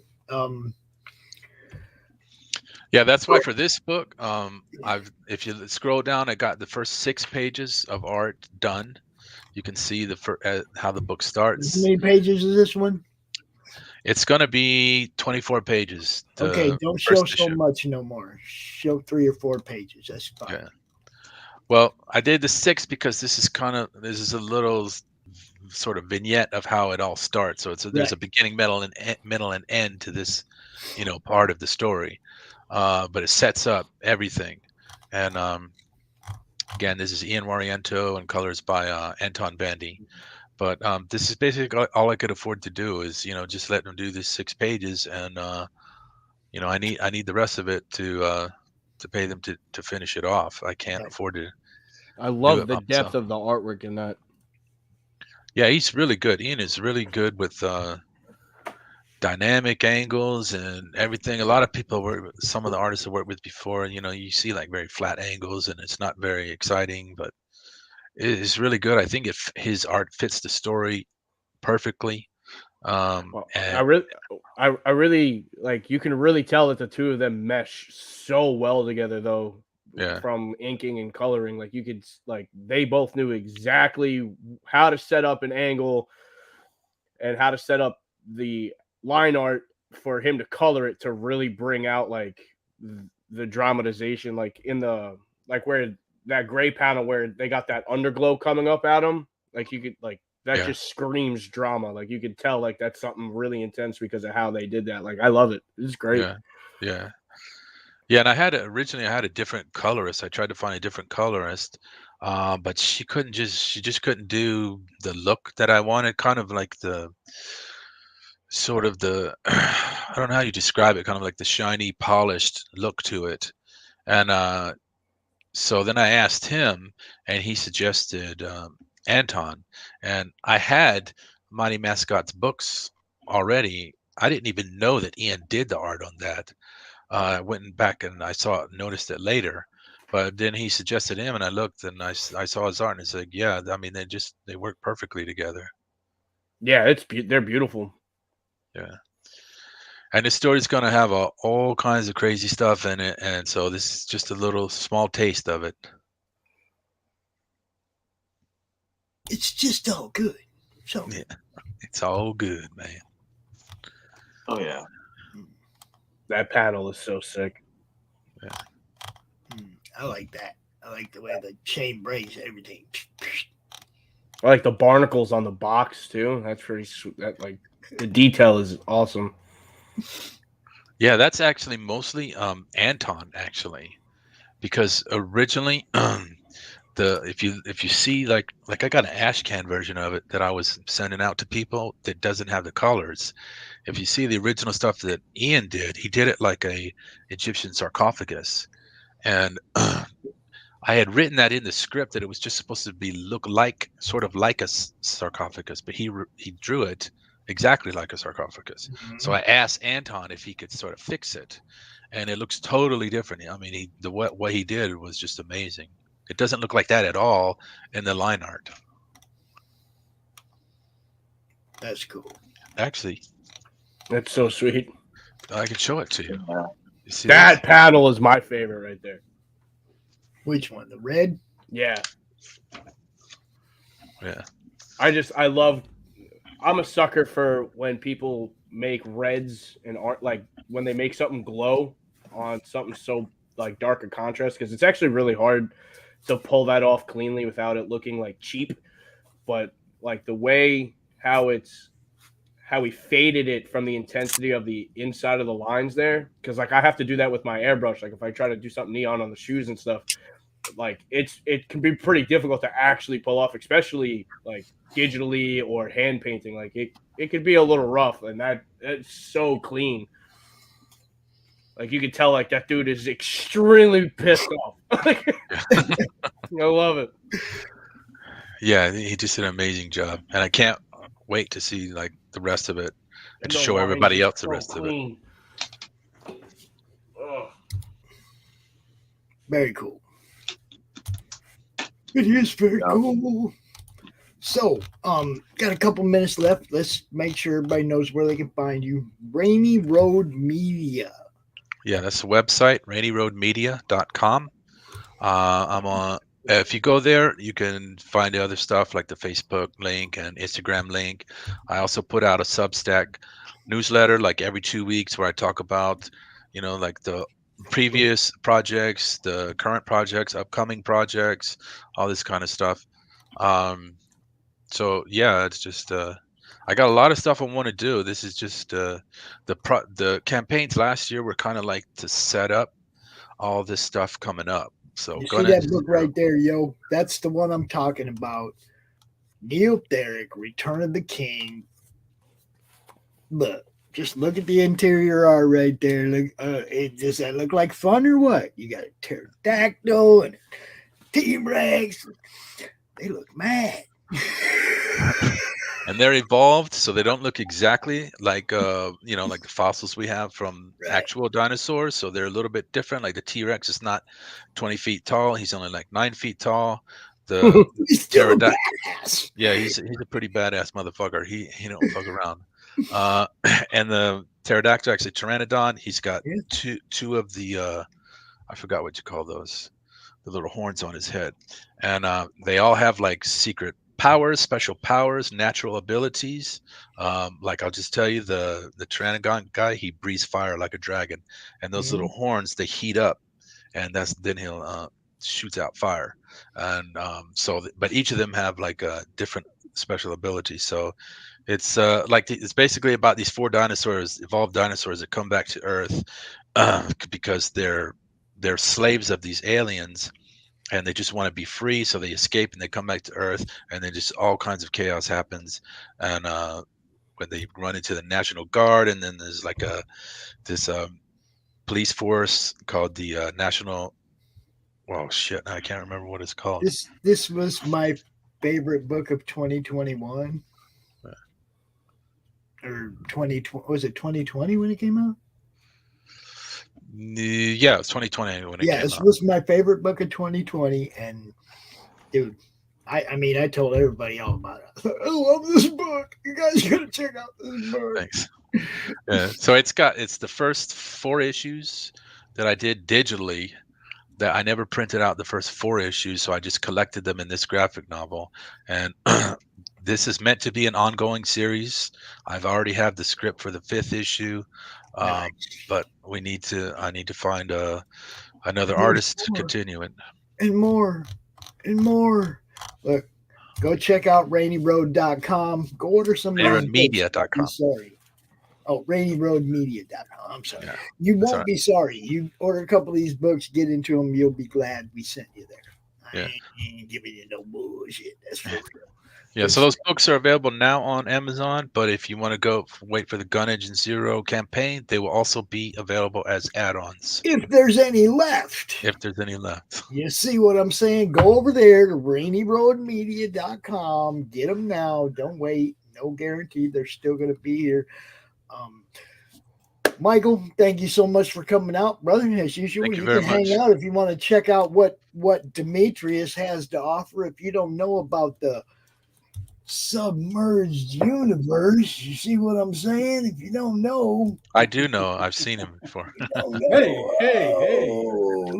Nice. Fabulous on you, boy. he said, I never signed a hat I before. never signed a hat You before. sign one now, brother. Well, I'm gonna dip out. I got to get to a few things. Thank you so much for having me on, Pops. I will talk to you soon. Back enter the Cromniverse, please, if you haven't already. Back enter the Cromniverse. Hail Crom. Hell Crom. All right, thanks, guys. Have a good Have a day. good one, Ryan. What's up? See ya. Later. I gotta go too. I got kids and stuff I gotta do. But yeah. I'll be back in Cromniverse. Cool. You Hell have a yeah. great day, man. Thanks for coming All right, Go, thanks. I boy. appreciate it, Pops. You bet. Demetrius. What's up? What's up, people? Hey. I know going you on, are man? having an awesome show today. Just doing what we do, having fun. How you doing? I haven't seen you in 3 weeks or something. Yeah. Been doing good. Things are moving along. We're getting the Indiegogo. We're pushing that, and we extended it a little bit, but things are coming together with the book for the figure and the animated series. So it's really cool to be able to be on here and talk about that. So I appreciate you having me on. Oh, you bet, man. I'm gonna pull the campaign up here in a second if my computer will agree with me.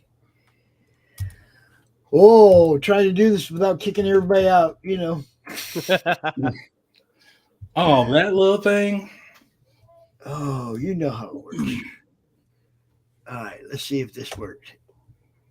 Yeah, there it is. Yeah, we need to get this one back, yo. We need some work on this. So this is more than just one book, everybody.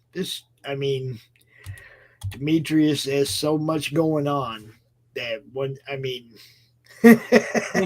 showing one campaign doesn't even come close to covering what this whole submerged universe is about. This is just a small part of it, and it needs to be brought up to speed, brought up to date with all the rest of the cool stuff, man. Yeah. I don't know if I want to show this first or show the other page first, or you got way too much that goes on. That's all. Well, let me tell everybody a little bit about me real quick. I am a writer-director of a sci-fi series called Submerged Universe. And so I started with film. So we have 5 films. The 5th one's coming out this year, this summer. And it's about these experiments being done in a multi-universe. And Light and Nairi, they have to find their way out of that universe and find their daughter. Well, along the way, we have all these different characters. And over the years, people have said that the figure is one of their favorite characters. So this is his action figure, which we've been selling. And it's one of the perks there. And we're going to make a new perk today where you get the figure and a comic, and it will come signed. These are limited edition. Not many are coming out. So the figure is one of our favorite characters. And so I wanted to show everybody a prequel of that. And so I was like, I'm going to do an animated series on it. And we're going to do the comics that will be like a prequel to the animation. So if we play that, then that kind of explains where we're going, because is the main thing about the figure.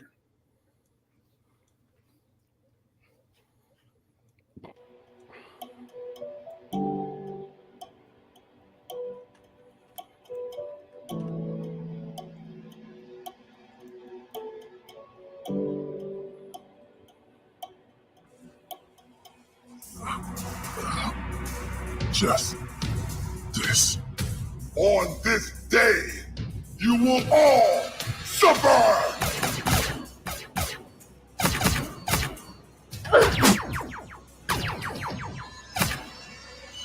Liz, I don't think we can take much more of Impossible! I thought you Legionnaires were all dead! Not today.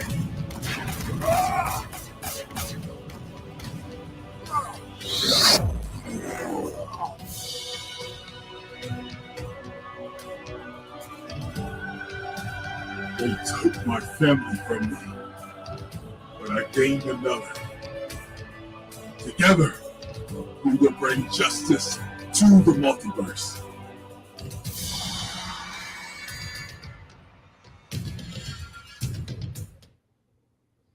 It gives me like a Power Rangers Moon Knight vibe. I love it. Well, thank you. Thank And the cool thing is, you guys don't know. There's movies, there's animation, there's just so much that this guy's already done in this universe. Like I said, this is just the newest part of it. There's so much. Yeah, with the comics, we really wanted to go into the figures background, and he's a black scientist that finds a biosuit that either he can save his family or save the multi-universe. And so we really go in great detail and talk about these figure Legionnaires who are equivalent to the Jedi of the universe, and their story and how that connects to the figure. And so throughout the 5 films, the figure has always been there. He's come in, he's come out, he's helped save people. Some people don't know if he's good or bad, which I like that. And so that really inspired me to get this comic together, which is number 1 of 3. So it's going to be 3 issues in this series of the figure comic. Oh, okay, cool.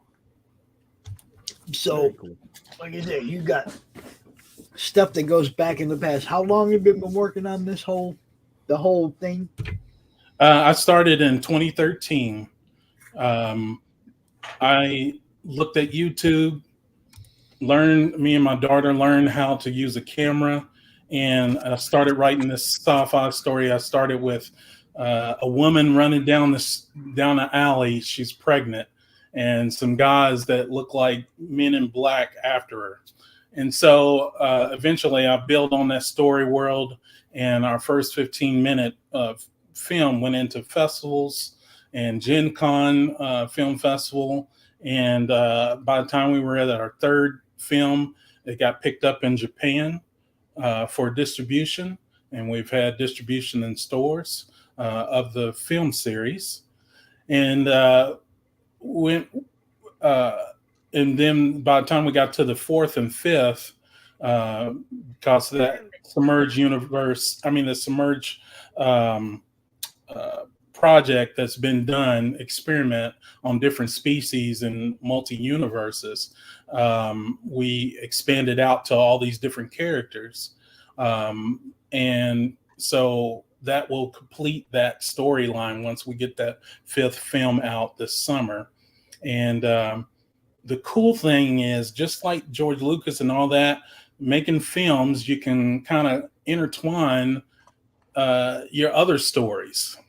So building that story world. So when you read my first comic that came out, Light, which is on Comicology and Indie Planet and our website, this ties into our movie that's about to come out.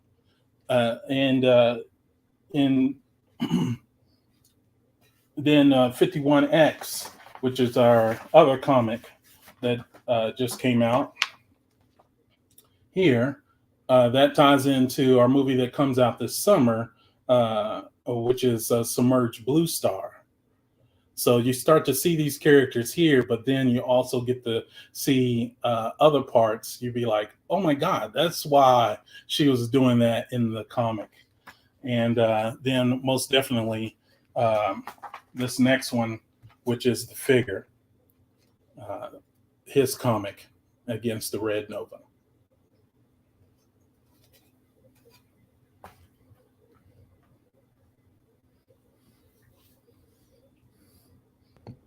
I love the artwork. I'm a sucker for bright colors. Neons drop, dude. Neons in comics. I love neon coloring. Thanks. Albert Dela Cruz work with. He's out of the Philippines.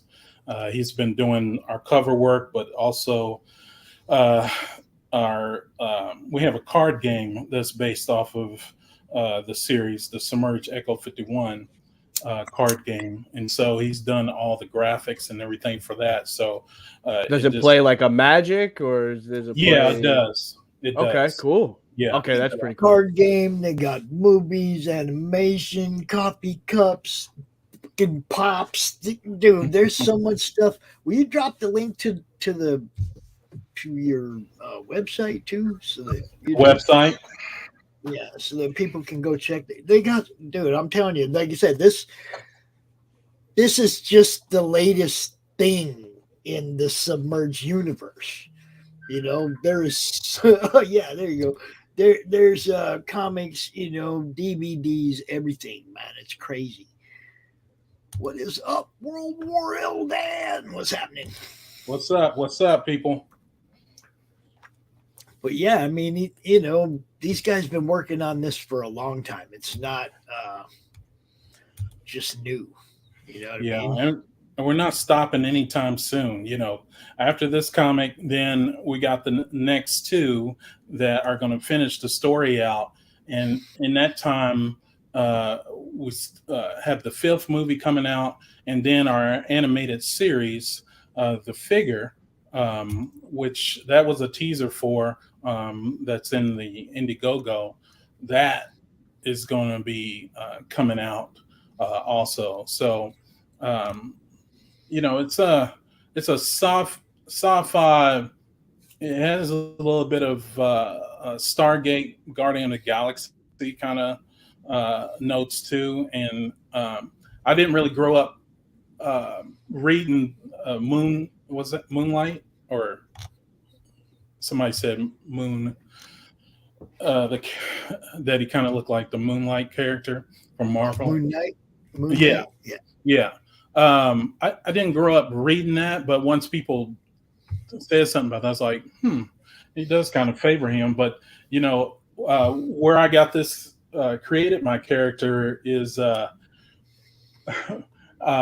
was watching the Disney's The Black Hole sci-fi movie, and on there they had characters on there that the face was covered with these silver masks. And as a kid, all the people running the stations and the ship. I remember that. What have you done? So you know, that scared me as a kid. So anyway, I was like, that scared me as a kid. Yeah, I was like, that scared me as a kid, and I seen that mask when we were looking for costumes and stuff. So I was like, thanks, Tank. I needed that right then. Yo, the Cromnisher says go back this book. Demetrius like, what? Yeah, the Cromnisher. You like that? You like that? Yeah. I like that. So yeah, you know, with the comics, it's been really cool to, as I write these stories for the films, to start expanding the universe into the comics. And I can do anything in the comics compared to paying for visual effects to be done, at in the movies, which I love doing sci-fi in the movies, but most definitely in the comics, I'm able to really do some things, explode and go to other galaxies a lot easier. So I'm always down for that. So what's it like actually directing a movie with actors and actresses at your disposal to place however you want? What's that like? Oh man, it's amazing. It's a collaborative effort, and these are original characters, so it's good to see like different actors say, "This is my character," and they take it to heart because they're the first one or the only one playing that character, and to write something and then they start to act it out, and you see things that you didn't write as they're acting it out, and you're like, oh my God, okay, that worked, but that didn't. And you start to see they kind of bring their little personality into that. It's a beautiful thing.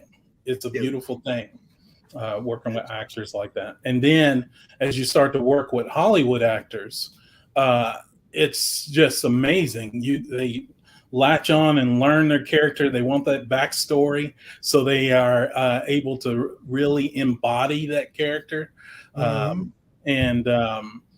And so like Bishop Stevens, Katie O'Brien from Walking Dead and Mandalorian, they became those characters. And even our other actors too, Afton Shepherd and things like that. They have, took on those characters to the point where when we also had an animated pilot that's actually going to come out April 5th, that a fan did. And so the actors were able to come back and voice their characters. So they were super excited about that. And so it's like, not only are they acting and being these characters, they're able to do it in animation, and they're starting to see their characters as action figures. That's my next question. Who plays that guy? Brendan Lee Minor plays this character. And for trivia, there has been 4 different actors that have played this character. Wow. 4 different actors. So as we continue to grow with the character, there was more things that I wanted to bring out. And so when we had auditions, then that's when we had, other people come in to play this character.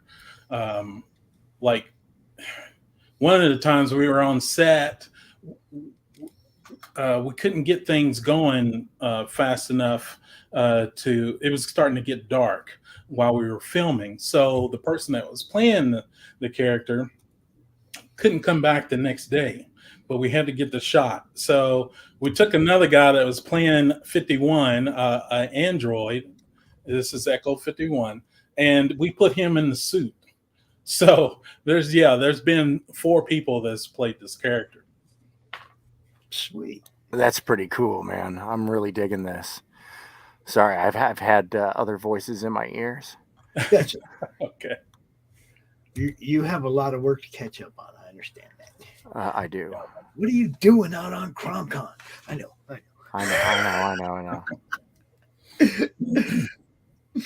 So let's see. Do we have a character we could add to the collage out of this? Well, yeah, no, I would love to. I'm going to be working on that tomorrow, by the way, folks. The CRoM CoN collage. Demetrius, So. would you like one of your would you like one of your characters added to the CRoM-tastic collage? Let me go Sure. CRoM-tastic collage. Nope, not that one. Not that one. There we go. There we go. Let me zoom that ahead a bit. Here we go. Oops, that was the wrong one. I keep clicking the wrong thing. Is Here this we going to be go. a cover or poster or? This is going to be a promotional giveaway that's going to have like a ledger saying who each character is, where they can be found, and we're just going to give it away to people. Oh, nice, nice. And as you can see, there's already a ton of characters on here, so it's going to be, pretty cool. You're going to be able to identify a whole bunch of people. You got Specs Thompson's hoodie right there, Avra the Crow. Here we go. Here's a better version. Oh, nice, nice. There's a whole bunch. Even you see Demon Bitch down at the bottom, and it's all crazy. Smokes the Fox down there. Cool. I would love to put Lord Raz on there. Which one? Lord Raz here. Oh. So make sure you get to the reference material to Pops so he can get that on over to me, because tomorrow I'm going to be adding some characters. That might be the first villain on this thing. Ooh, I like it. Well, wait. Yeah. Well, Demon Bitch, she's not a hero, but she's definitely a protagonist. But She's on her. still, She lives her own life. She does her own thing. Don't they all? Yeah, like give us scale, because everything on there is in scale. Yep. Everything on that. So make sure you give it to us in scale so that we know how big to make him next to everybody else. And we had a blast with this last month. Tank was for just real. killing it. He sat out here all weekend drawing everybody. 22 hours. Oh, wow. Wow. So now we're just going to add a couple more. A lot of the people like Katie and Christy, they're already on here. Their characters are already on here, so he doesn't have to draw them again. But we have a few new people. We're going to have to. I'll pop it. Yeah, I'll pop it in the messenger as soon as we get off here. Yeah. Sweet. Cool. Sure. Yeah. Excellent. And of course, I've got to add Blackjack here to the roster as well, because too much fun. But I gotta. Oops, where's my thingy? Where's my little cursor? There's my cursor. There we go. And I can't wait to actually ink this thing because CRoM here is wearing his F Danny T-shirt. Wow. He's just hanging out in the middle, all cool in the middle. He's doing his thing. Because Danny is a coward. He doesn't back books. That's why we don't like Danny. Danny doesn't believe in backing the creators of tomorrow, doesn't believe in investing in these amazing campaigns to help build these businesses, because it's not the mainstream that we're going against, it's the establishment. It is kind of an us versus them thing, is that these folks, they're abusing all the properties we loved and whatnot. And it's like, you know what, dude, it's time for something new. We need a fresh start. We don't need to burn it to the ground, but we're going to have to plant some new seeds. Yeah, it's like independent music artists in their man. industry right now, man, with all the stuff they're going through with Billboard and not being recognized and all that. Like with Billboard, that was crazy. Like it's insane, and like you just said, with these companies bastardizing characters that we've all known and love and have like this mystique about them. Like perfect example, what in the fuck did they do to my beloved Punisher? Like, are you out of your mind? I want to. Whoever came up with that, I want to punch in the face repeatedly. Be nice. You'll get kicked off the YouTube. Like, Jesus. Like, I want to put on a sock 'em bopper, the inflatable punching gloves, and be like, you and me, one-on-one, mano-a-mano, bud, in the living room. We fight. Demetrius went right past that, though. He's like, I'm just going to create my own stuff, my own. Yeah, I'll just create my own universe and make it as loud as possible, and just get some content out there. So the quality is fantastic. I'm looking at those books and I'm like, dude, that is something. Because I'm the guy that since 1997 I walked straight to the back of my LCS and went to my indie rack. And that's all I've been. Well, not all I've been buying. I've bought a couple of things like the Son of the Bat, the Damian Wayne storyline, Flashpoint. I got that. Injustice, enjoyed it. Marvel Civil War, the first one. Oh man, and if they just went forward with that, the good. art was awesome. About maybe I enjoyed the Spider-Man run from Ultimate. Honestly, that was the only thing I liked from Ultimates was Spider-Man. Everything else kind of like I read a few of the issues. I was like, meh. I'm like, it's meh. But Yeah. Spider-Man, Miles Morales, man, dude, that I was like, that's how you pass a torch, baby. That's how you pass a torch. Yeah, they did an awesome job on that, and you know, it just draws you in, and you know, it should be a good story, but not rehashed so many times. And so, Oh yeah, you yeah. know, as indie creators, you know, we have to create that universe and get out there and hit the pavement. You know, that hasn't gone anywhere. Even though we got all this digital, we still got to get out there and hit the pavement and just ground roots, go out there and get it. Yeah, and you know, with Brain Cage and Tank Ferret Presents, these are two companies which I represent.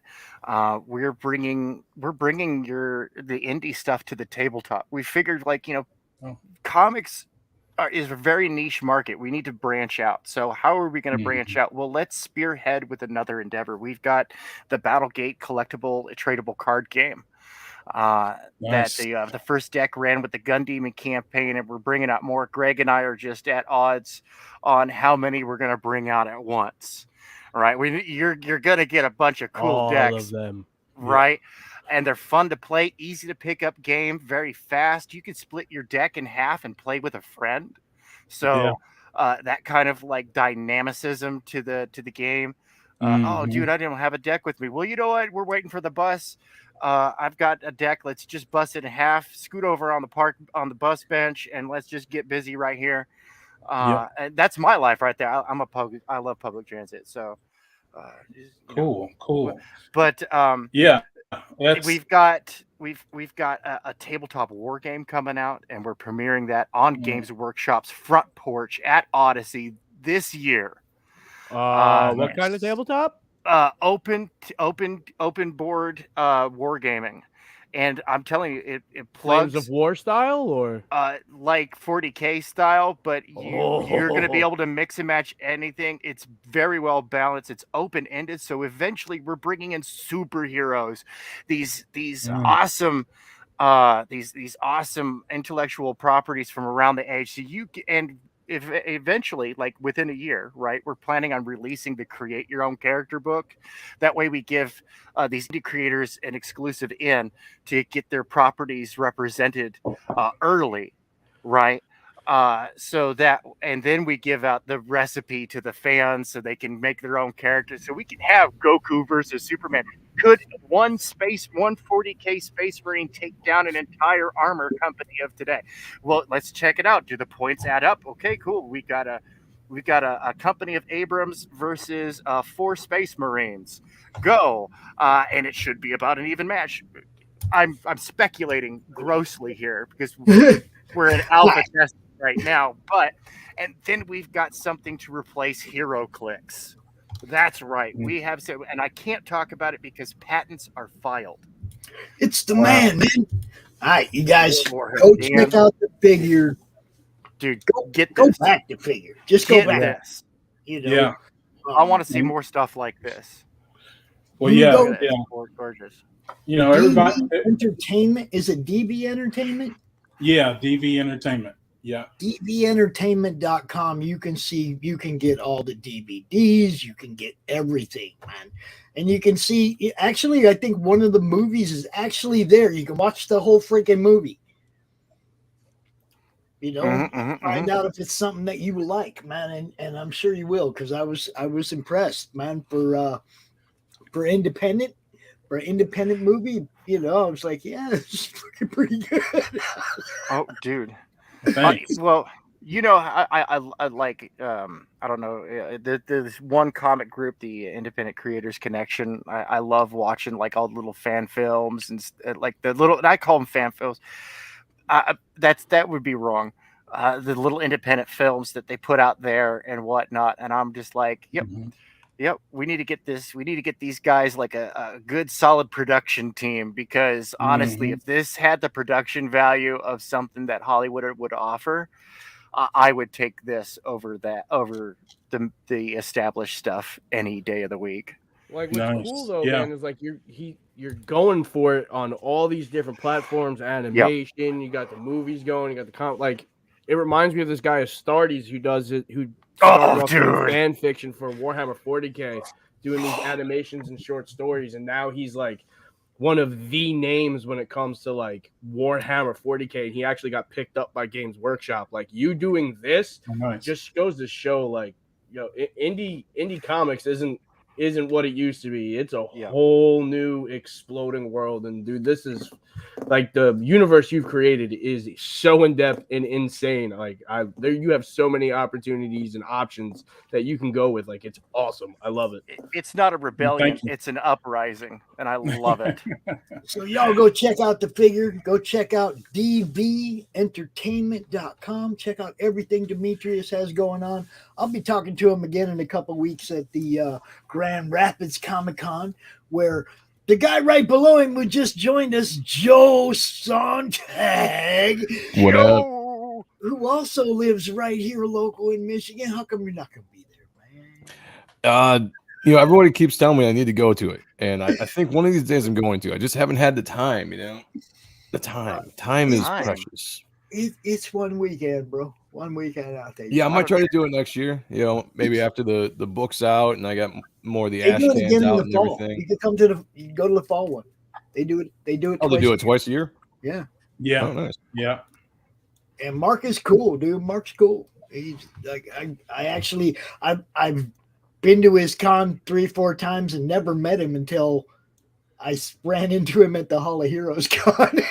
I Really? finally got to interview him and talk to him live, you know, in person, because I've been to his shows a bunch of times and we never crossed paths on the floor. Well, I remember I applied for me and his a couple years daughter back to get in there. We had a booth next to each other. Sorry. Oh, we had a booth next to each other at Halls of Heroes. So, I'm gonna head out, Pops. I put that my website in the chat. It's dventertainmentpictures.com, and you can check out our films and the comics and our action figures and games there. So, cool. That's There you exciting. go. I love it. I love it. man. Yeah, that's awesome. See you in a couple weeks, bro. All right, sounds good. Thank you so much for having me on, everybody. Go back to figure number 1, y'all. Go check it out. That's right. That's right. Oh, Joe. Oh, Joe. What's happening? What's going on? So, yeah, it's kind of interesting, man, that you don't live actually that far from me. No, dude. When you That's say crazy. KZoo, I was like, damn, I was there the other day. You know, it's like, Yep. It's funny. More and more people I'm meeting are from Michigan. yeah, It's we a have. small There world. is Yeah. quite a nice comic community up here, man. Yeah, There's actually a Facebook group called Cool People Like Comics 2/Michigan or something like that I'm in. I might be a part of that. Yeah, I'm in that. I'm a part of a lot of groups on Facebook that I don't even pay attention to anymore, but I think that was one of them. Yeah. Yeah, I mean, There's I promote, so if there's a Facebook group Right. that'll let me, I'm dropping links there. Well, I just left Facebook for a while. It just was like it was too drama filled, too whatever, and I was just tired of it. So like I just kind of stepped away from Facebook for I left my news almost feed. a year. So I'm still I on left it. my just, news feed, Joe, but I didn't leave my group. Oh, gotcha. You see what I'm saying? It's like I go to Facebook, I go right into my group, I interact with the people in my group. There you go. I don't look at my news feed, dude. Yeah, that's Smart. probably a good thing. Yeah. That's that's the only way I can do Facebook, and that keeps me actually working too, as opposed to Mm. And as soon as I figure out how to separate it on Twitter, I'll do that too. Well, I just control who I follow on Twitter, and that helps. Right. Yeah, And- where on and even Facebook then, that wasn't the case because I was in music for a number of years. So anybody that friend requested me, I just accepted it. Because I figured Yeah. if there's a future customer or somebody that's seen me at a show. That was just kind of the account I was, and I had so many friends on my friends list that once when everything started becoming really political, I started noticing I was getting more and more attacked by my opinions, which I'd always put my opinions on my personal page, But I was getting more and more attacked now by like these people I didn't even know. I'm like, are we friends? And I look, I'm like, yeah, we're friends. I'm like, who the hell are you? You know. So eventually I was just like, I would, delete so many people. It just became tiresome. I found Twitter and I could start new and I could follow the people I wanted to follow. And it's a lot less drama over on Twitter right now because I've controlled it than it is on Facebook. Well, we have something for you. I mean, obviously, you know what Tank did last month when you were here. Oh, yes. The collage. Yeah. He did a great job on your character. He really did. Oh, you should see what I have planned for tomorrow on that, because I went looking at some of the work that McFarlane and Brayfogle have done with their cape work and stuff like that, and I was like, I'm gonna hide so many faces in this thing. Nice. The last time Joe was here, cape is so sick that you did too, man. Oh, dude, last time he was here, we kept pointing out the faces in the cape. Oh yeah, that was in the cover. Yeah. 100 faces. And the hot trick that's in the shading. Yes, exactly. Rosetta Girl hiding in the shading. Find them all. You get a free issue. There you go. That's What's right. up, Ninja? How you doing? So there it is, yo. Oh, there it is. Got it ready, rolling. Professional, I like that. I do my best. Look, that art is sick, bro. I Come love on. it. Thank you very much. And you really captured that style as well so beautifully. I appreciate it. Well, it's I don't know if it's my downfall as an artist or not, but like I have a style. I have one style. I developed it when I was really young. My late teens, early 20s is when I was starting to really develop my style, and that's just I kept on developing it. I just got better at drawing, but I never strayed far away from that 90s style of drawing because that was all my heroes. But were killing it in the 90s. Silvestri, Lee, Liefeld, Capullo, Keown, all those guys. Yeah. Were just killing it in the 90s, and I love that style so much. To me, that is comic book art. That's what it should look like for action books. For action, sci-fi, dark hero books. What's going on, Luke? Holla. Plus, it doesn't hurt that I went out and got some of the top cow inkers from the 90s to work with me. They kind of keep that flavor too. So yeah. You got a great team, man, and I mean, come on, man. You hang out with the right people. Look, you got Joe Weems, you got Kyle Ritter. Yeah. Come on. I was just talking to Kyle last night. He's going to start getting coloring on some pages here pretty soon, but he's working on obviously his prior obligations like Wreck Planet and some of the other stuff. So, but I was talking to him last night about color palettes and ideas and everything that we had going or that he has. It's really cool to sit down and to see the story from his eyes, from the colorist eyes, of what he wants to do with everything, and just imagining what that's going to look like. So I can't wait to get some pages back from him and then to tease him off. And then when we actually launch on May 14th, it'll be the first time everybody gets to see like full pages. So I'm gonna try to put as many pages as I can up from the ones that you've already seen, like the ones I've already kind of put out on social media are the ones that are going to get colored and put on the campaign. And then we'll do teases throughout the year as I'm working on the book. But yeah, like I really can't wait, man. Kyle is a genius, an absolute genius when it comes to colors. And what's it like working with the Moral Compass? Does he keep you in line? No, it's awesome. Mark's cool. Like I brought Mark on the project after I kind of let go of my old writer because I developed this book by myself, concepts and all that kind of stuff. But my strong suit wasn't writing a few years ago, so I wanted to bring in somebody with better experience at writing that could help me character build and make sure pacing was good and all that kind of stuff. So I reached out to a buddy of mine that was in the indie scene already and working on comics, and he came in and started helping me develop the story because he was a big fan of like the Spawn and Darkness. So he was like, yeah, dude, this character's right up my alley. So we had a really good time of really fleshing out the story and everything when it came to this. But just, sometimes things don't work out after a little while and you had to move on. So I wanted to keep a writer and that kind of experience on the book. And Mark and I have been pretty close now for a while after I met him through Sean Arendt, creator of Type 1, by the way, on on Indiegogo. Sign up now. And my His co-host co-host on Otten Stuff. Yeah, co-host and Otten Stuff. So I met Mark through him, and we just hit it off. And he liked the concept and everything, and he had a little bit of time, so I brought him on primarily to be my editor, but also to help with overall story direction. And anytime I'm going to have, any kind of questions with writing, he's going to come in. He helps out with the script. So what I'll do is I'll script the book, or I'll script the scene, I'll send it to him, and then he goes over it, and makes it sound better. So that's it's awesome. Exactly. Yeah, you have a good editor. Like that's the point. You make sure everything's looking good, sounds good, flows good. So working with him has been really good as well. Yeah, I've kind of been dodging that short till the last minute. I don't want to see the stuff. I want to see it when the book gets here.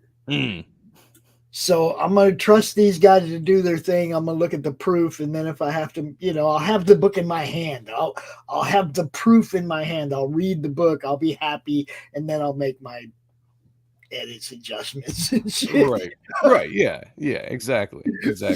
I got to have it in my hand. I want to read it like a fan. Well, I'll tell you what, when I first got that Ashcan back, that was the first time it was, physical copy in my hand. And it was just, black and white copy if anybody's got the Ashcan out there.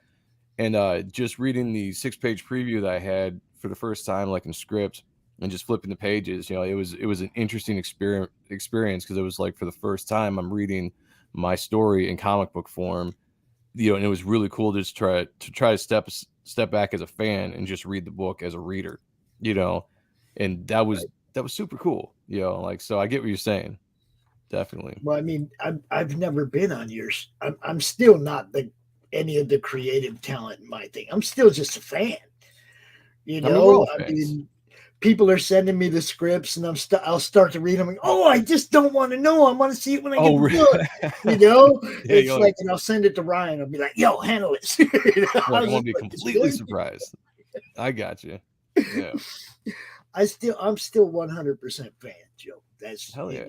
I mean, I'm a promoter. Keep the spirit, man. Keep the fan spirit.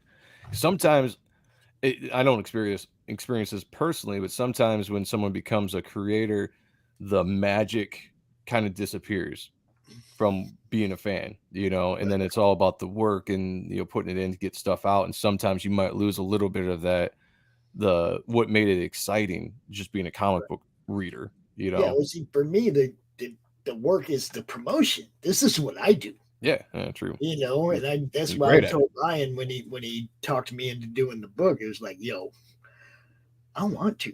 I don't want to do all that. You got to do all that. You get RJ to handle fulfillment. You guys manage the campaign. Let me do what I do, which is promote comics. Right.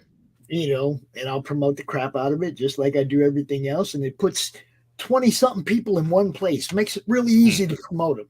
14 different IPs. Makes it really easy to promote all these guys. It's all in one place. Yeah, absolutely. Just like that collage he's working on. It's like just everybody to one place. And, yeah, that's going to look awesome. Make it easy to find all you guys. That's, that's what the Madness about. That's everything I do pretty much. Yeah. So when he approached me to do the book, I was like, I don't didn't want it to become work. You know what I mean? I have fun with this. Got to keep the fun. Absolutely. And you guys are what keeps it fun. Look at this. It's so sexy. I've had a lot of fun doing this. I'm still having fun doing this because obviously I'm working on it, and we'll be working on it throughout the year as we go.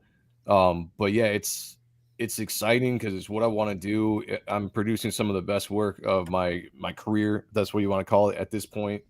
And just really running in a good groove, and obviously the team I'm working with makes the confidence even better, as I'm drawing. Cause I know whoever is going to be inking the page I'm drawing, whether it's Bat or Weems, is just going to knock it out of the park for what I'm doing. So that makes me excited as I'm drawing the pages.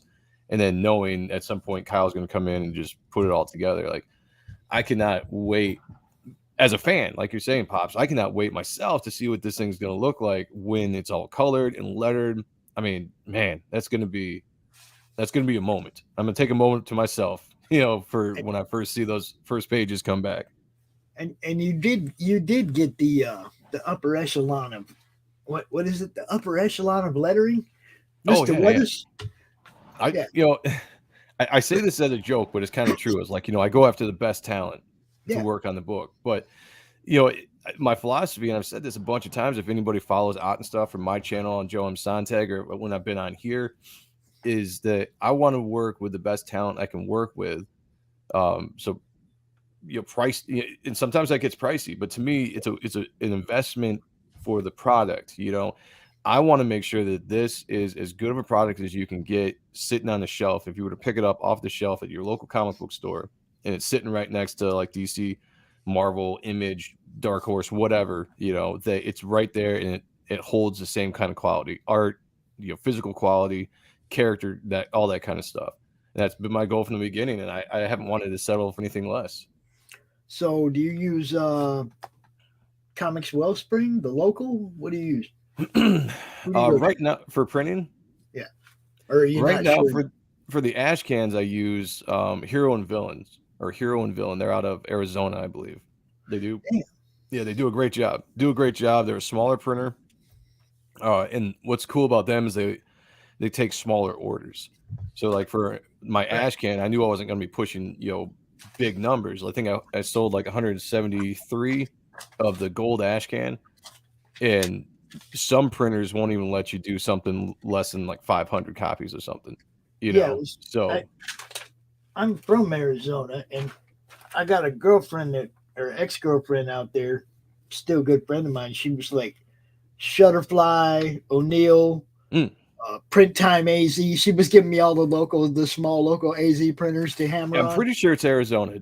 I think so. I think that's exact. I think that's the state that they're in. I could be. Yeah. I could always be wrong, but I thought that's what it said on their site. But I was recommended to them by Sean because he went through them with his ash can, and Shelby Robertson has used them quite a bit too for various things. So I heard really good things about them and reached out.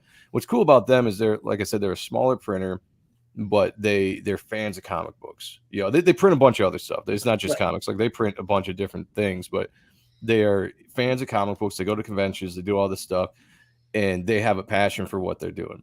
So when you get to actually talk to them on the phone and go over stuff, it's fun conversation, just talking about what they can do, how they're going to bring this out, like all this kind of stuff. It kind of feels a little bit more intimate than sending it to like a bigger printer and then just here's the files, here you go, a little bit of communication, here's some money. Well, see, that's the cool thing. I mean, Comics Wellspring, they go to GRCC and they have a table there.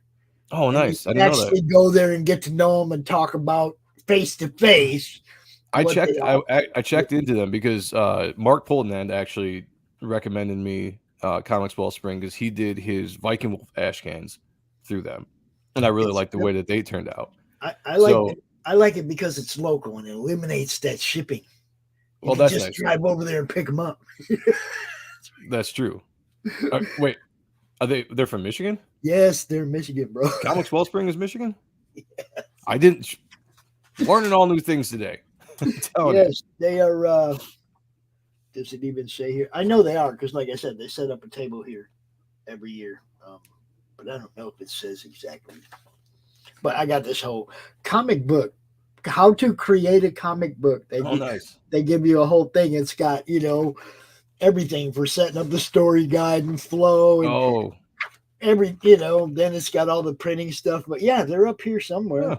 No shit. Maybe up a little closer to Detroit, but they're up here somewhere. Yeah, I mean, that's only about 2.5 hours from where I live, Detroit. Yeah. Not that I like going to Detroit, by the way. Just letting everybody know. I'm just saying, it's probably cheaper than shipping nowadays. That's interesting, man. I might have to consider that. I haven't chosen an actual printer for the actual campaign yet. Yeah, I'm going to do some research. Myself in April when I go there, I'm going to try and work a deal right there in person for my book. Nice. I was going to say, man, even if you're not getting a table, you ought to fucking just go up there and meet everybody on Saturday. Yeah. Well, when's it? Next week? No, April 8th through 10th. Oh, it's in April 8th through 10th. Yeah, maybe. Maybe we'll have to see. I know that the current work that I'm doing is getting busy. I'm gonna start switching to nights for a couple weeks during the middle of April, so I gotta look at what those dates are. I mean, it'd be great to meet you, Eric Hodgson, all the, there's a bunch of people that go up there. Dreaded Dinosaur Man, he gets a table up there. Scott Rosenma, bunch of cool people. Yeah, that'd be cool. Yeah, my plans are to make it because it is in my backyard. That and the Detroit Comic Con and the Motor City Comic Con. Motor City, yeah. I think I've heard good things from people that I've known that have gone to it that really like that. And those are smaller cons, but like I've just been so busy and consumed with what I'm doing. Plus, I got the family stuff, so it's hard for me sometimes just to try to take up weekends where I'm leaving. Yeah, that's what I was saying. It's like my family and stuff, so I know it's hard to put a weekend aside, but like I'd run up there for a day just to get business cards from people and look at. Oh, nice. You know what I mean? That's what I do. I go there. I'm networking. That's Yeah, but that's what. I was on here before you. I met him at Grand Rapids Comic Con. Oh, nice. I mean, I've met a lot of people there that have come into the Madness and been on the show since then. Daniel Pomeroy, the guy who's doing our D variant cover for our book, I met at Grand Rapids Comic Con. It's crazy, man. But very cool. You got to go out there and meet people. Yeah, I know. It's been a while since I've been to a con too. It's been forever. I would like to. I'm actually supposed to go to Wizard World this year, but I'm not going to. Like I had a booth bought 2 years ago before COVID. Right. And then they kept suspending it. And I hit them up. I was like, hey, I want my money back because, this isn't happening. And they're like, oh, we're just going to keep putting you on the next year until we actually have it. So I lost my money. And at that point, I had started hearing, the attendance on Wizard World and a lot of bad things about the convention. That's how CRoM CoN was born. A Wizard? No, because the cons went down and oh yeah, all my friends that I knew had invested money in tables, and they were being told, we'll get you next year. So not only were they losing the income they would have made, but they lost the money they put down on the table, travel expenses. I had so many people that got burned. I was like, look, I'm gonna set up an online show for you guys. Nice. That's how CRoM CoN was born. Yeah, and that's awesome because there was a lot of money. Like I paid almost $500 for a table to reserve my own table so I could get set up, and then I had it was for the hotel I was going to stay at, which was connected to the convention center. I think it was like $1,800 altogether for the 4 nights. So I was putting some money into it. Fortunately, the hotel let me cancel because of COVID. Like I used that excuse and they let me cancel and nothing. I didn't have to worry about that. So I saved money that way. But Wizard wasn't giving me my money back. They're like, nope, it's ours. This was us 2 years ago, right here. Nice. I didn't have, we didn't have all the I had the six free StreamYard, and I didn't have no bells and whistles, and I didn't even have a YouTube channel back then. I just did it in the group, in the Madness. Oh, really? Okay. Yeah, man. I didn't know nothing about none of this stuff back then. Oh, yeah. I was just trying to help my friends, Joe. Serious business. I was just, how can I help my friends? And it's grown into this. But if you'd told me then I'd still be doing it 2 years later, I'd have been like, you're fucking crazy. Yeah, it's pretty cool, man. Or that I'd be part of a book or any of this. None of this was ever, none of it was planned. CRoM wasn't even a character we created. He was the guy part of the logo. Oh, okay. The Madness logo that people just like, we got to name him. We got to, and before you know it. Yeah. No shit. So you just created this character for the logo and it caught on and people, just put the name out there and it became CRoM, huh? There he is. It's like that was the first time he was ever drawn, and it was as the comic related Madness logo. Nice. And then he just took on a life of his own, man. And it's like everybody's drawn him in so many different ways, and now he's a freaking comic book character. It's That's awesome. Yeah, I like that last one, the homage or whatever Hulk cover that is. Yeah, I got that original art right back here. Do you? Pencils and the Inks by Jim O'Reilly. Jim O'Reilly. Yeah. It is available on the campaign. Just finished turning that into a stencil. Nice. Yeah, Jim's a hell of an artist. Yes, very much so. Dude, so much good stuff has come out of it. Like I said, though, it's like for me, COVID did a couple things for me. Gave me a new life direction. Gave me something new to do. Okay, which is all this has grown out of that. For me, it was kind of a positive. For an old guy that was like, running out of gas, it's like, you've seen me since I started doing this, man. It gave me a whole new lease on life, a whole new reason to live.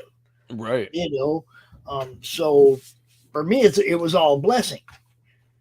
For a lot of my friends, it hurt like hell. Yeah, You know, I mean, it's funny. Well, not funny, but it's interesting because there's a lot of stories like that, including mine. You know, COVID really kind of set me in a different direction than I was trying to go, because I was trying to go into like, let me go back into the cons and do a lot of that kind of stuff, which is a good idea, but it really got me to hunker down and work on the book, work on my YouTube, you know, and work on my presence and get out there than it would have if life had kept on going normal.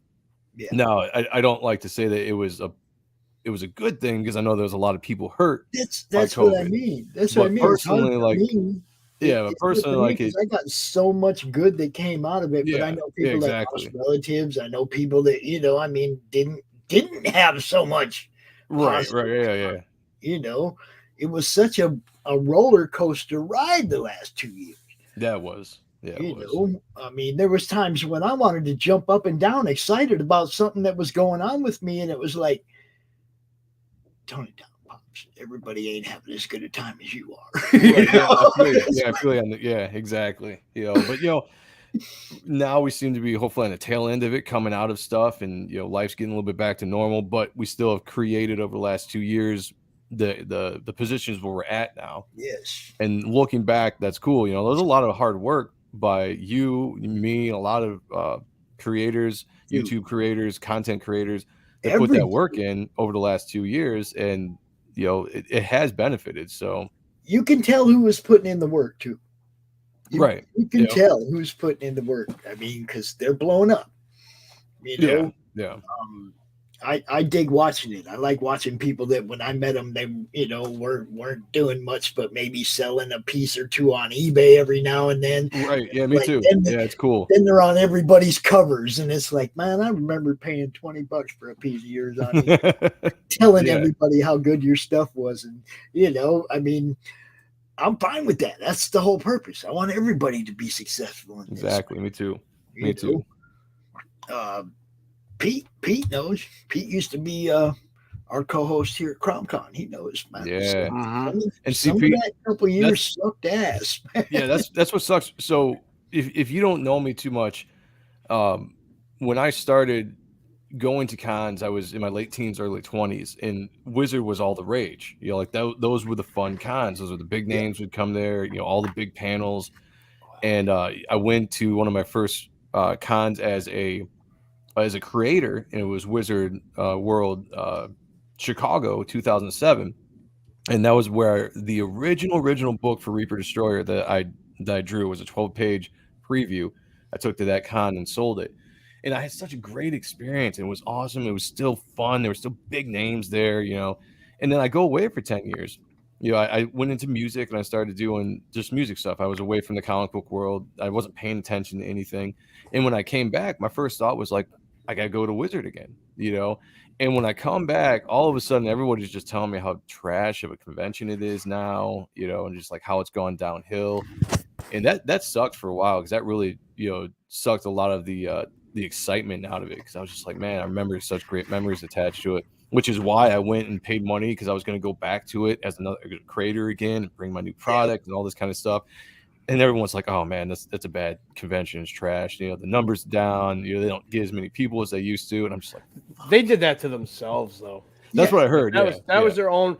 They stopped promoting it. They were like, it was one of those things where they were like, oh, we're so big, we don't need to promote it anymore. And then people just, they stopped giving a shit. So they stopped having all the bells and whistles. They went bare bones. And then they stopped having the huge panels, and they tried just doing off of like, they tried having more and more small panels with just bigger names, and that didn't work because people wanted the larger panels, and they just slowly shot themselves in the foot and bled that thing dry. It sucks.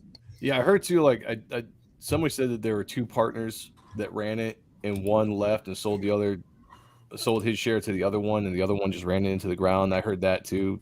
But regardless, yeah, it's not the same as what it used to be. So, yeah, unfortunately. So everybody go sign up right now for Reaper Destroyer coming soon on Indiegogo. Already did. Thank you. Appreciate it. Now, Joe, do you know Max? I don't know if we've met yet. Max? No, I don't think so. Yeah, I don't think so. Max? Joe, Max. And that's Johnny down there. Nice Johnny happens to own a comic book shop. I'm just throwing that out there for you, Joe. Set up a retail tier on your campaign. Make sure there's room thinking for about the it. guy to make some money. Yeah, a couple. I've heard mixed reactions. Some people say they don't sell well. Other people say that they can. And I was like, it could be an option. I might have one on there. If you're putting 10 books on a store shelf and it's just one store, does it matter? Yeah, I was gonna say, that's worth it to me. Yeah, if just one store gets it, yeah, I'm down.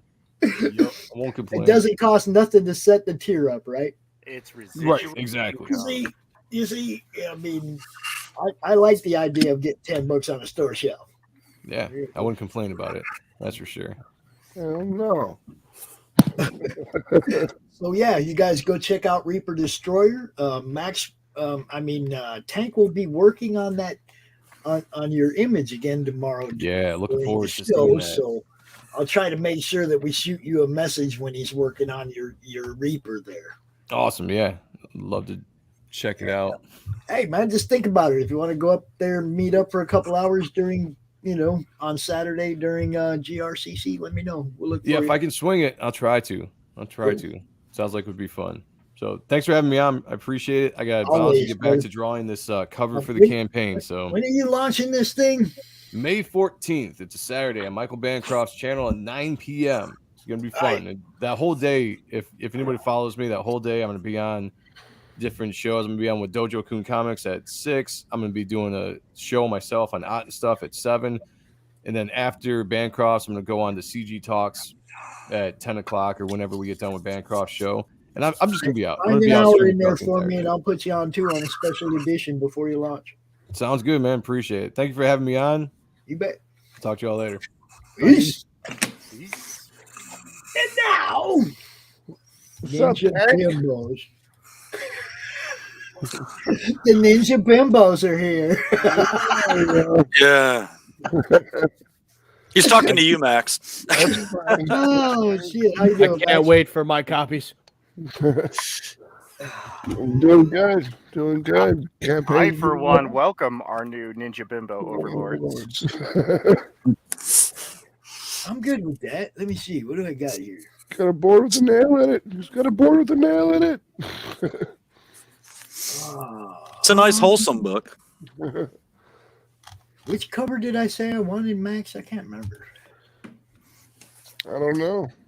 All of them. Everybody goes like, I don't know which one I want. I don't know which one I want. I'm like, well, No, get there it was all. one that I really liked, the graveyard one or something. Which one? Is there one where there's or in the street signs? That's the one. Okay, with The Fern Fernando. Cord cover C. Yeah, That one. Fernando's cover. Yeah, that's a good one with all the Easter eggs in it. I like the pole and the zombies. Yep. I got one of the naughty bundles. I got one of those. Naughty bundles. Yes. I couldn't Oh, help right, myself. you did. The Fern Cord cover C, he says. It's good stuff.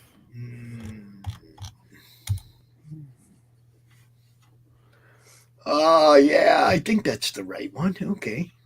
Yeah. Dun, dun, dun. Okay. All right. I got mine. Get yours. What do you think of that? Worth it. Well, sorry, my voice is a little messed up because I had a cold. Still, you're still nursing the. Well, the cold's gone. It's just my voice is fucked up. More than normal. Yeah, more than normal. So how you been, Pops? I'm good. Oh, you got product placement? We do that all day long, man. Yep. I mean, look, it's Cat Stevens, Cat from the Hood. Yo. I've been watching. watching the show most of the day. Off and on, falling asleep.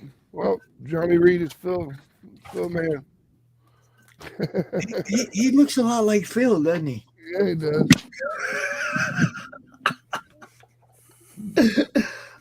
Do you want to share your screen, Max? Sure, I'll do it. Bill! Tricky. Yeah. It's a long hair thing. So, Ninja Bimbos versus from outer space versus zombies. Zombies. Space. Yes. It just hit 160 backers, if I'm correct. Yep, 160 backers. 42.71. 5 days to go. 5 days to go. Very good, Max. Go ahead, run everybody through it. You are the last guest for segment number 1, so you got till 5:40 or so. Go ahead. Okay. Then we'll bring you up to speed by reading this wonderful piece of text here, but I'll have Johnny read it. In Ninja Bimbos versus Zombies from Deep Space, we enter a horrific world where zombies roam free, grazing on the living, and where survivors will do anything, and at times even sacrifice their own humanity to endure. Yeah, Ninja Bimbos versus Zombies from Deep Space is a revelation of boundless creativity, which follows the escapades of 5 exotic dancers, Donna, Alexis, Micah, Rachel, and Leah, after their world is suddenly changed forever. Meteorites bombard New York City, releasing a radioactive gas, which turns half the populace into flesh-starved zombies, and the remaining in fleeing for their lives. The Ninja Bimbos must battle their way through the streets of New York City, escaping zombies and the crazed masses in search of sanctuary. It's a 28-page book, so it's not giant sized, but it's big for a floppy. It's extremely gore-filled, full of dark comedy, and it just has a whole bunch of sexy chicks killing zombies. I mean, Ninja Bimbos versus Zombies from Deep Space. The title is what you get. Yeah. And we don't hide anything. Alex Santana did the art, who is it's his first book that he's ever done, and his pencils are amazing. Yep. I mean, just when Johnny and I were writing the book, the Cromnisher says, "Back this book." When we were writing the book, we got some of the first pages back, and we were like, "Man, this is too good. We've got to make this book better." It's like going back to the movie. Oh yeah, we got to do some extra shots. Yeah, we had to go like change some dialogue around. We're like, okay, we gotta ramp this up. Yeah, this was looking too good. Because the whole concept originally was going to be kind of like, I mean, it's got funny parts and it's tongue in cheek, but we had it really campy, and we were thinking it's going to be kind of campy, and then we got this art back, and we're like, holy crap, he ain't playing around. So we decided we couldn't play around either. So let's kick it up a notch. The inks are by Fran Cord, who does all of our inks at Atrocity Press. Yep. Flat colors by Carol Cord. Adam Ramos is doing his debuts with colors, and Adam's debuts his colors they're just amazing. He did the colors with Human Hunters, and the colors that he could pull off, the reflections and stuff that he could pull off were just amazing. They were, the reflections on the floor, reflections off the phone. It was just fantastic. And then, of course, written by Johnny Reed and myself, with letterings by the fantastic SK, who is one of the best letterers in the business. Had to get our love for Australia down there with SK. Yep. Gotta have everyone from all over the world working on our books. It's a United Nations collaboration. And, nothing wrong with United Nations collaborations. No.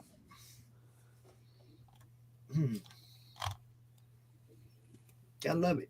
And on this first page here, that's one thing about the colors Max was talking about.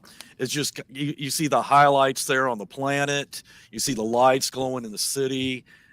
Even the sign down here with the Pussycat Club. It's really vibrant. I mean, he's knocking it out of the park on this one. Oh yeah. He does that with every book, though. Yeah, granted. I mean, you know, Mary Machine Gun kicks ass. Well, Tokyo was surprisingly good. I was kind of blown away by how good that was. Yeah. Tokyo was a different way of telling a story. Yep. And it worked for some people, and for some people it didn't. You know, we had to give it a try, and I enjoyed it. But the meteorites start hitting the ground, and then this priest is here, like, here's some of the dark humor. This priest is knocking this girl over, and he's like, "Get out of the way, bitch!" And then the end is guy. He gets crushed by the meteorite. Meteorite. Well, of course, it's always going to be the guy that predicted it. Come on. Yeah. He saw it coming. He knew what was up. Should have stood 5 feet to the left. And then we introduce our girls. We've got Donna and Rachel on the stage in the back. We've got Leah, Micah, and Alexis up front. God, my voice is fucked up. Then we've got the guys everyone's outside trying to find somewhere to go, get away from this gas. So they start running into the strip club, and the DJ's like, "Oh crap, close the door, get them out of here." But it's too late. The gas is already entered and everyone's coughing. Sounds like me on a fucking typical night, smoking the herb. Or just me now because I'm sick. Morning, noon, night. You don't discriminate. It doesn't matter. And this is one of the things that I really enjoyed. Yeah. Is that when you don't script something and the artist puts it in there and it just works. It's just this something as simple as this pizza here. It was not in the script, but he put it in there and it worked perfectly. It's a nice little throwback to the Ninja Turtles. And it's something that would be in someone's hand in New York City. All right, I got a question. Yeah. Are we going to see bimbo shoes? I haven't been approached yet, but I can see that happening. Well, he's busy right now making CRoM shoes, but Yep. And then here's one of the dark jokes that comes up. Like, this girl wakes up and she doesn't know where she is or what's going on. And she ends up seeing her friend Mitch. And Mitch is coughing and she's all, "Are you okay?" And then he's got the zombie disease. And he's coming at her and she's like, "Ah." And then he's biting her on the neck and just ripping a big chunk out of her flesh. And she says, "No, Mitch, you're a vegan." Not anymore. Look, you can't be a vegan and hang out at a strip club anyway. I'm just saying. Well, I mean, some vegans eat fish. Yeah, I guess. Wow. Definitely have to stray away on ladies' night. So.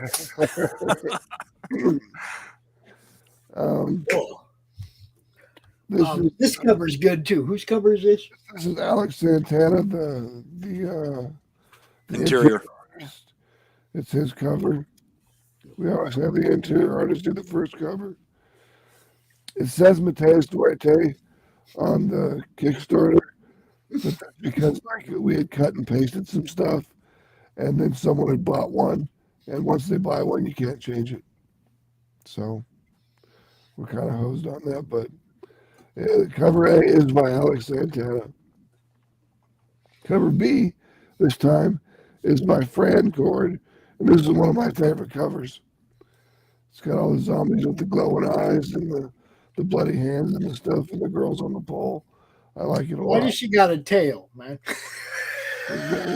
They're at the Pussycat Club. She's got ears. Got Okay. ears. They all got Okay. tails. Okay. They're dressed I up just like had to cats. make sure everybody understands. No, we're trying to like corner the market for the anime and manga fans, actually. So, Okay. I just had to make sure everybody understood. The tails and the ears are part of the theme of the club. Yep. Make sure everybody knows what's up. See, because they're not wearing them here. See. Yeah, these are their ninja outfits. And this is the Fern Cords cover. Pete, I'm not showing that, dude. What did he say? He said the tail is a butt plug. Come on. They do make those. Yeah, They do make I know they do. I know they do. I haven't seen it. Cover D's Mariah Benez. She returns, bringing her super brand of sexy to Alexis on the rooftop there.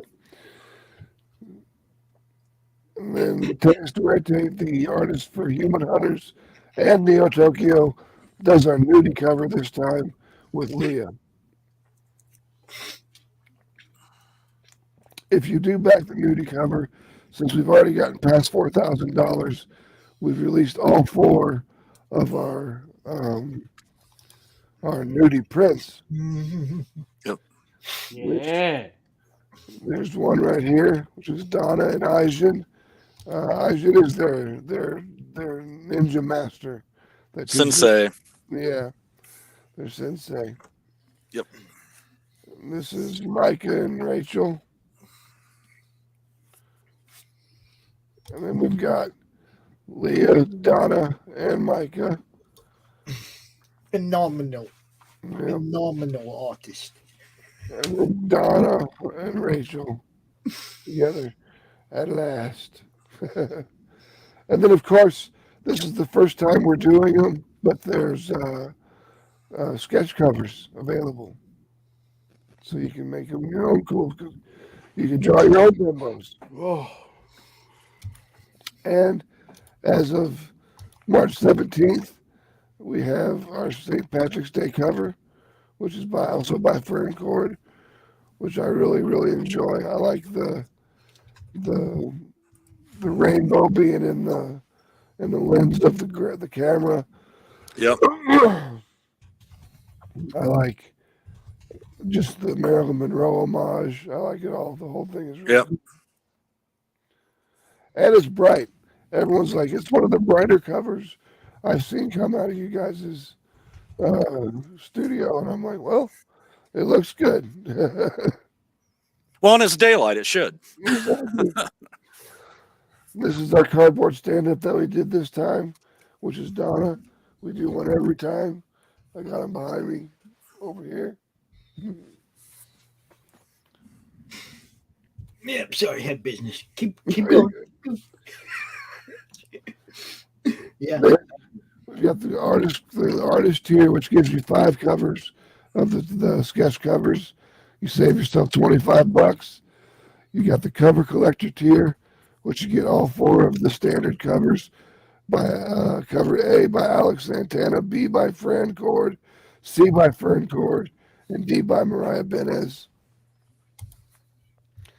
The naughty cover collector, everything from the cover collector A, B, C, and D, but then we up the spice and bring the not safe for work one of cover E into the mix, and with that comes all the prints that you get to.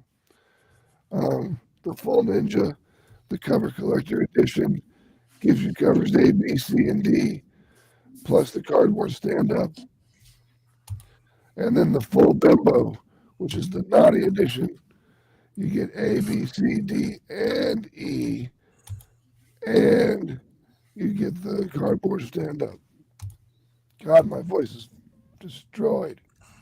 And Johnny's just letting me round my mouth. Tag in Johnny real quick. We'll put him up there. Yeah, right. And as Max said, we've already hit our stretch goal, so now we got our first trading card, correct? Yep, Alexis. Which is the beautiful Alexis there. And if you guys keep pumping, that's what's going to go into releasing the rest of these. We have our next one right here, which is Rachel. That leads into Leah, which then leads into, and that's Leah's kind of our sexy flash dance, 80s homage. The 80s homage, we like that. I like it. Then we got our sexy Donna bookmark. And then there's an Alexis chip with alternative art that I haven't posted because we haven't gotten close to it.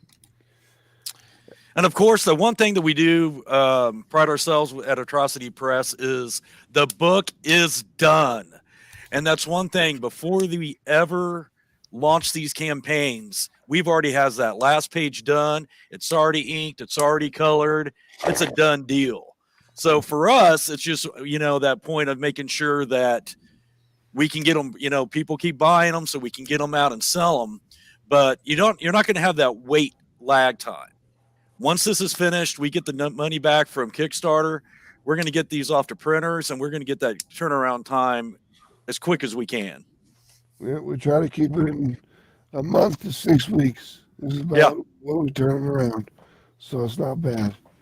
Yeah, we pretty much we're like Max is like a machine on printing these tags out, so we do really well on that. And of course, we print with Comics Wellspring.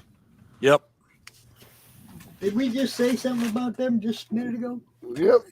Yep. Comics Wellspring. There it is. See that? Like I said, I was just telling Joe, because Joe lives here local too. We both live in Michigan. I was like, yeah, I'm going right up to him at the GRCC table, and I'm gonna start working my deal right there in person. Yeah, over the phone, right? I'm gonna get as much of it nailed down in person as I can. So when I call them and say, okay, it's time, they're gonna know already what's up. Yeah, and they're really cool about this. Yeah, I'm gonna try to work a complete deal: bookmarks, trading cards, everything. All from one place. Get as much of it done as I can from one place. Yeah, Comics Wellspring's really picked up a lot of the way, like a lot of the extras. Like they started doing cards. Yeah, they did bookmarks, and they did cards, and now they do like foil covers and spot foil covers and stuff like that. Then I think they got satin finished paper now. So they're really picking up the game over there at Comics Wellspring. Yes, Atrocity Press fulfills fast and Snow for the two. They are two of the better fulfillment people that publishers that fulfill quickly and efficiently. Nice. You got the Rolling Stones performing in the background over there, Pops? I didn't know they had dog fights in Michigan. That's a 3-part non-harmony. There's 2 huskies and a pit bull trying to sing. Fair enough. It is what it is. Somebody's home. That's all. Yeah. You guys, this campaign's excellent. We've been following it since day one. Yep, since day one. Yep. I think we had you on the first day of this campaign, right? I believe so. I believe it was the first or the second day. The second day. Yeah, second day. You and William, you and Sam both came out on Monday Madness the day after you launched. Yeah, because we both launched on the same exact day. Yep. He was pretty much same time. Yeah, well, we were supposed to launch the same day at the same time, so it ended at the same day at the same time, so we could do one big closeout stream together. But like, he didn't set his throughout the entire month, so like actually he ends the day before we do. Oh well, we'll just have a 2-day party. Exactly, that's what I said. You know what's up. So yeah, you guys, I don't know if you met Nick or not down here, New Genesis Designs, but he is the one that is designing. He's the one that sent Mike Barron these shoes, and he's the one that's designing the CRoM shoes and making and painting all the shoes for the campaign if anybody buys any. That's pretty sweet. You know, Mike Barron got this pair yesterday. He went on a stream. Awesome. My phone is blowing up still about him. He opened up the box and everything right there live on the stream. Put them on. It was cool. Yeah, so I'm unboxing. It was pretty badass. Thank you very much, sir. Yeah. Good stuff, man. Everything's good stuff. You gotta surround yourself with creative people if you want to be creative. Yeah, damn straight, man. That's one of the beauties about the community that Pops has set up here. Is there's so many creatives, it's not even funny. Yeah. Hey, one thing to input on this Ninja Bimbos too, for all those wondering if this is going to be like a one-time shot in the dark, we are already started working. We've already written, I think, up to what, issue 5 now. 5 has already been scripted and completed, and we've already got our art team working on the second issue, which is looking better even than the first. Yep, book 2 is already going. So if you guys are like, hey, I want to wait and see if they're going to have another one, it's already in the process. We're already working on it. Yep. There you go. Sweet. It will be available. You got the calendar, don't you? I'll tell you, man. It'll be number 1. Oh, it's going to be next year, the first of next year. January. It'll be January, yeah, because we're doing Human Hunters around October. Yep. And that's one thing, for people to keep in mind. There is kind of a gap between some of these titles, but that's because we're not just working on one title. We're currently working what is it, 4 or 5 now? I think we got in the wagon. He's like, Yeah. 6. Is it? We've got Ninja Bimbos, we've got Mary Machine Gun, we've got Human Hunters, we've got Ninja Witch, we've got Pete. Why, Rock? What do you want? Neo Tikio, if we bring that around. Yeah. And then we're working on, and we're getting ready to work on kind of a surprise limited series at some point. Yep. Yep. So we got 5 or 6 books. That's Want to say hi? plenty. Yeah. Say hi, everybody. Oh yeah. And that's one of those about backing the atrocity. Yeah. Oh yeah. Are you sure? He's got a deeper voice than you do, Johnny. Yeah. Do you like this book? Rock. Oh, somebody's coming down the stairs. You don't care now. Someone else is coming. Look, squirrel.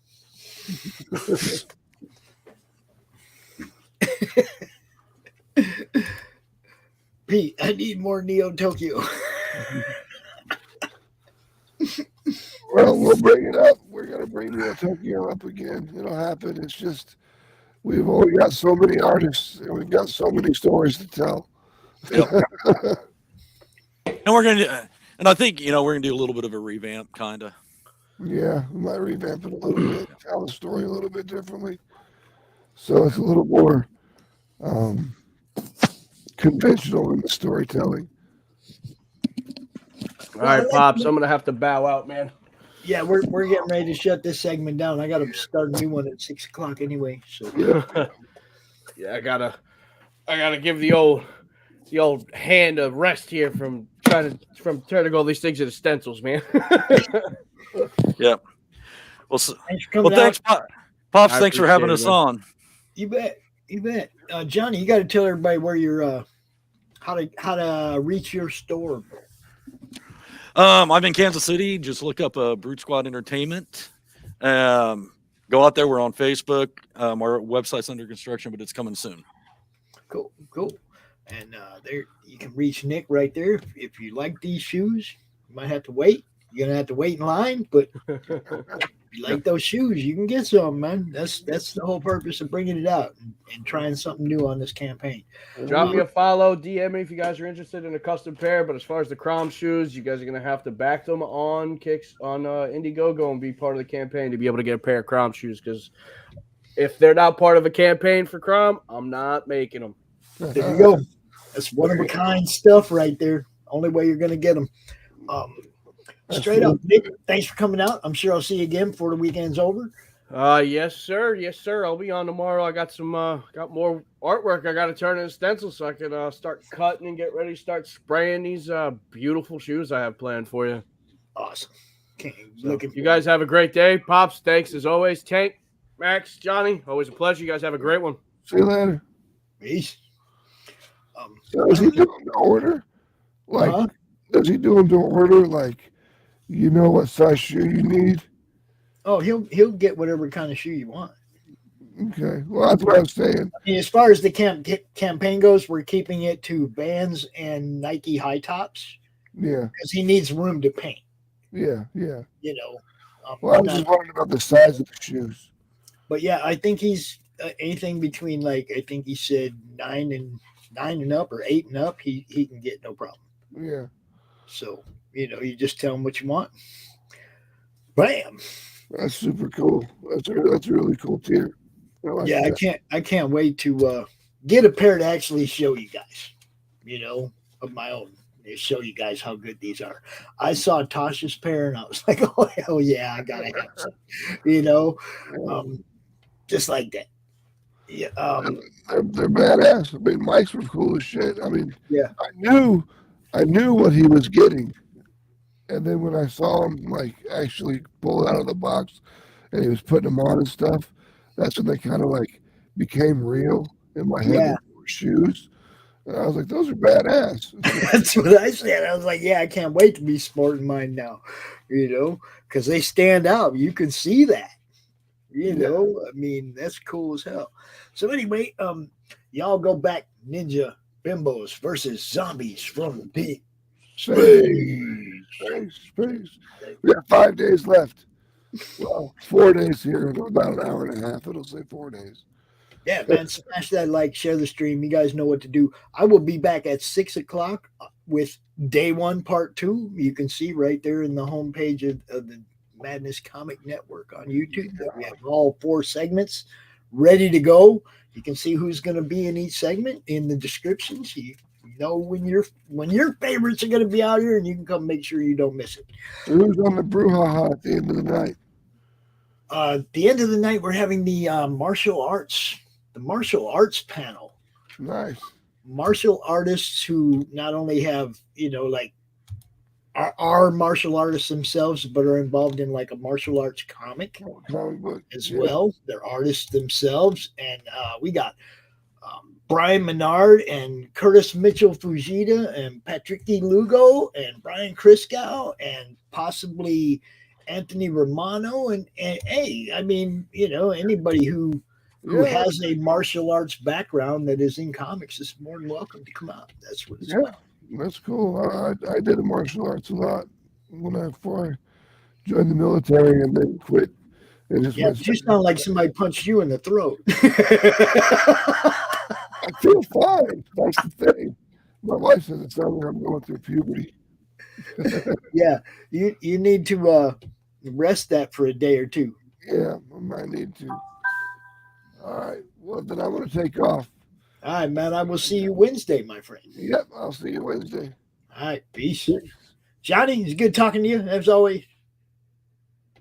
Johnny's not there. Tank's not there.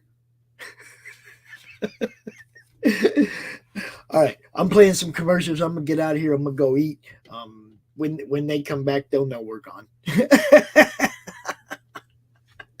All right, that's how we do this. Where's my stuff at? First, I need a banner. First, I need the right banner. How about this one? We'll go with this one. And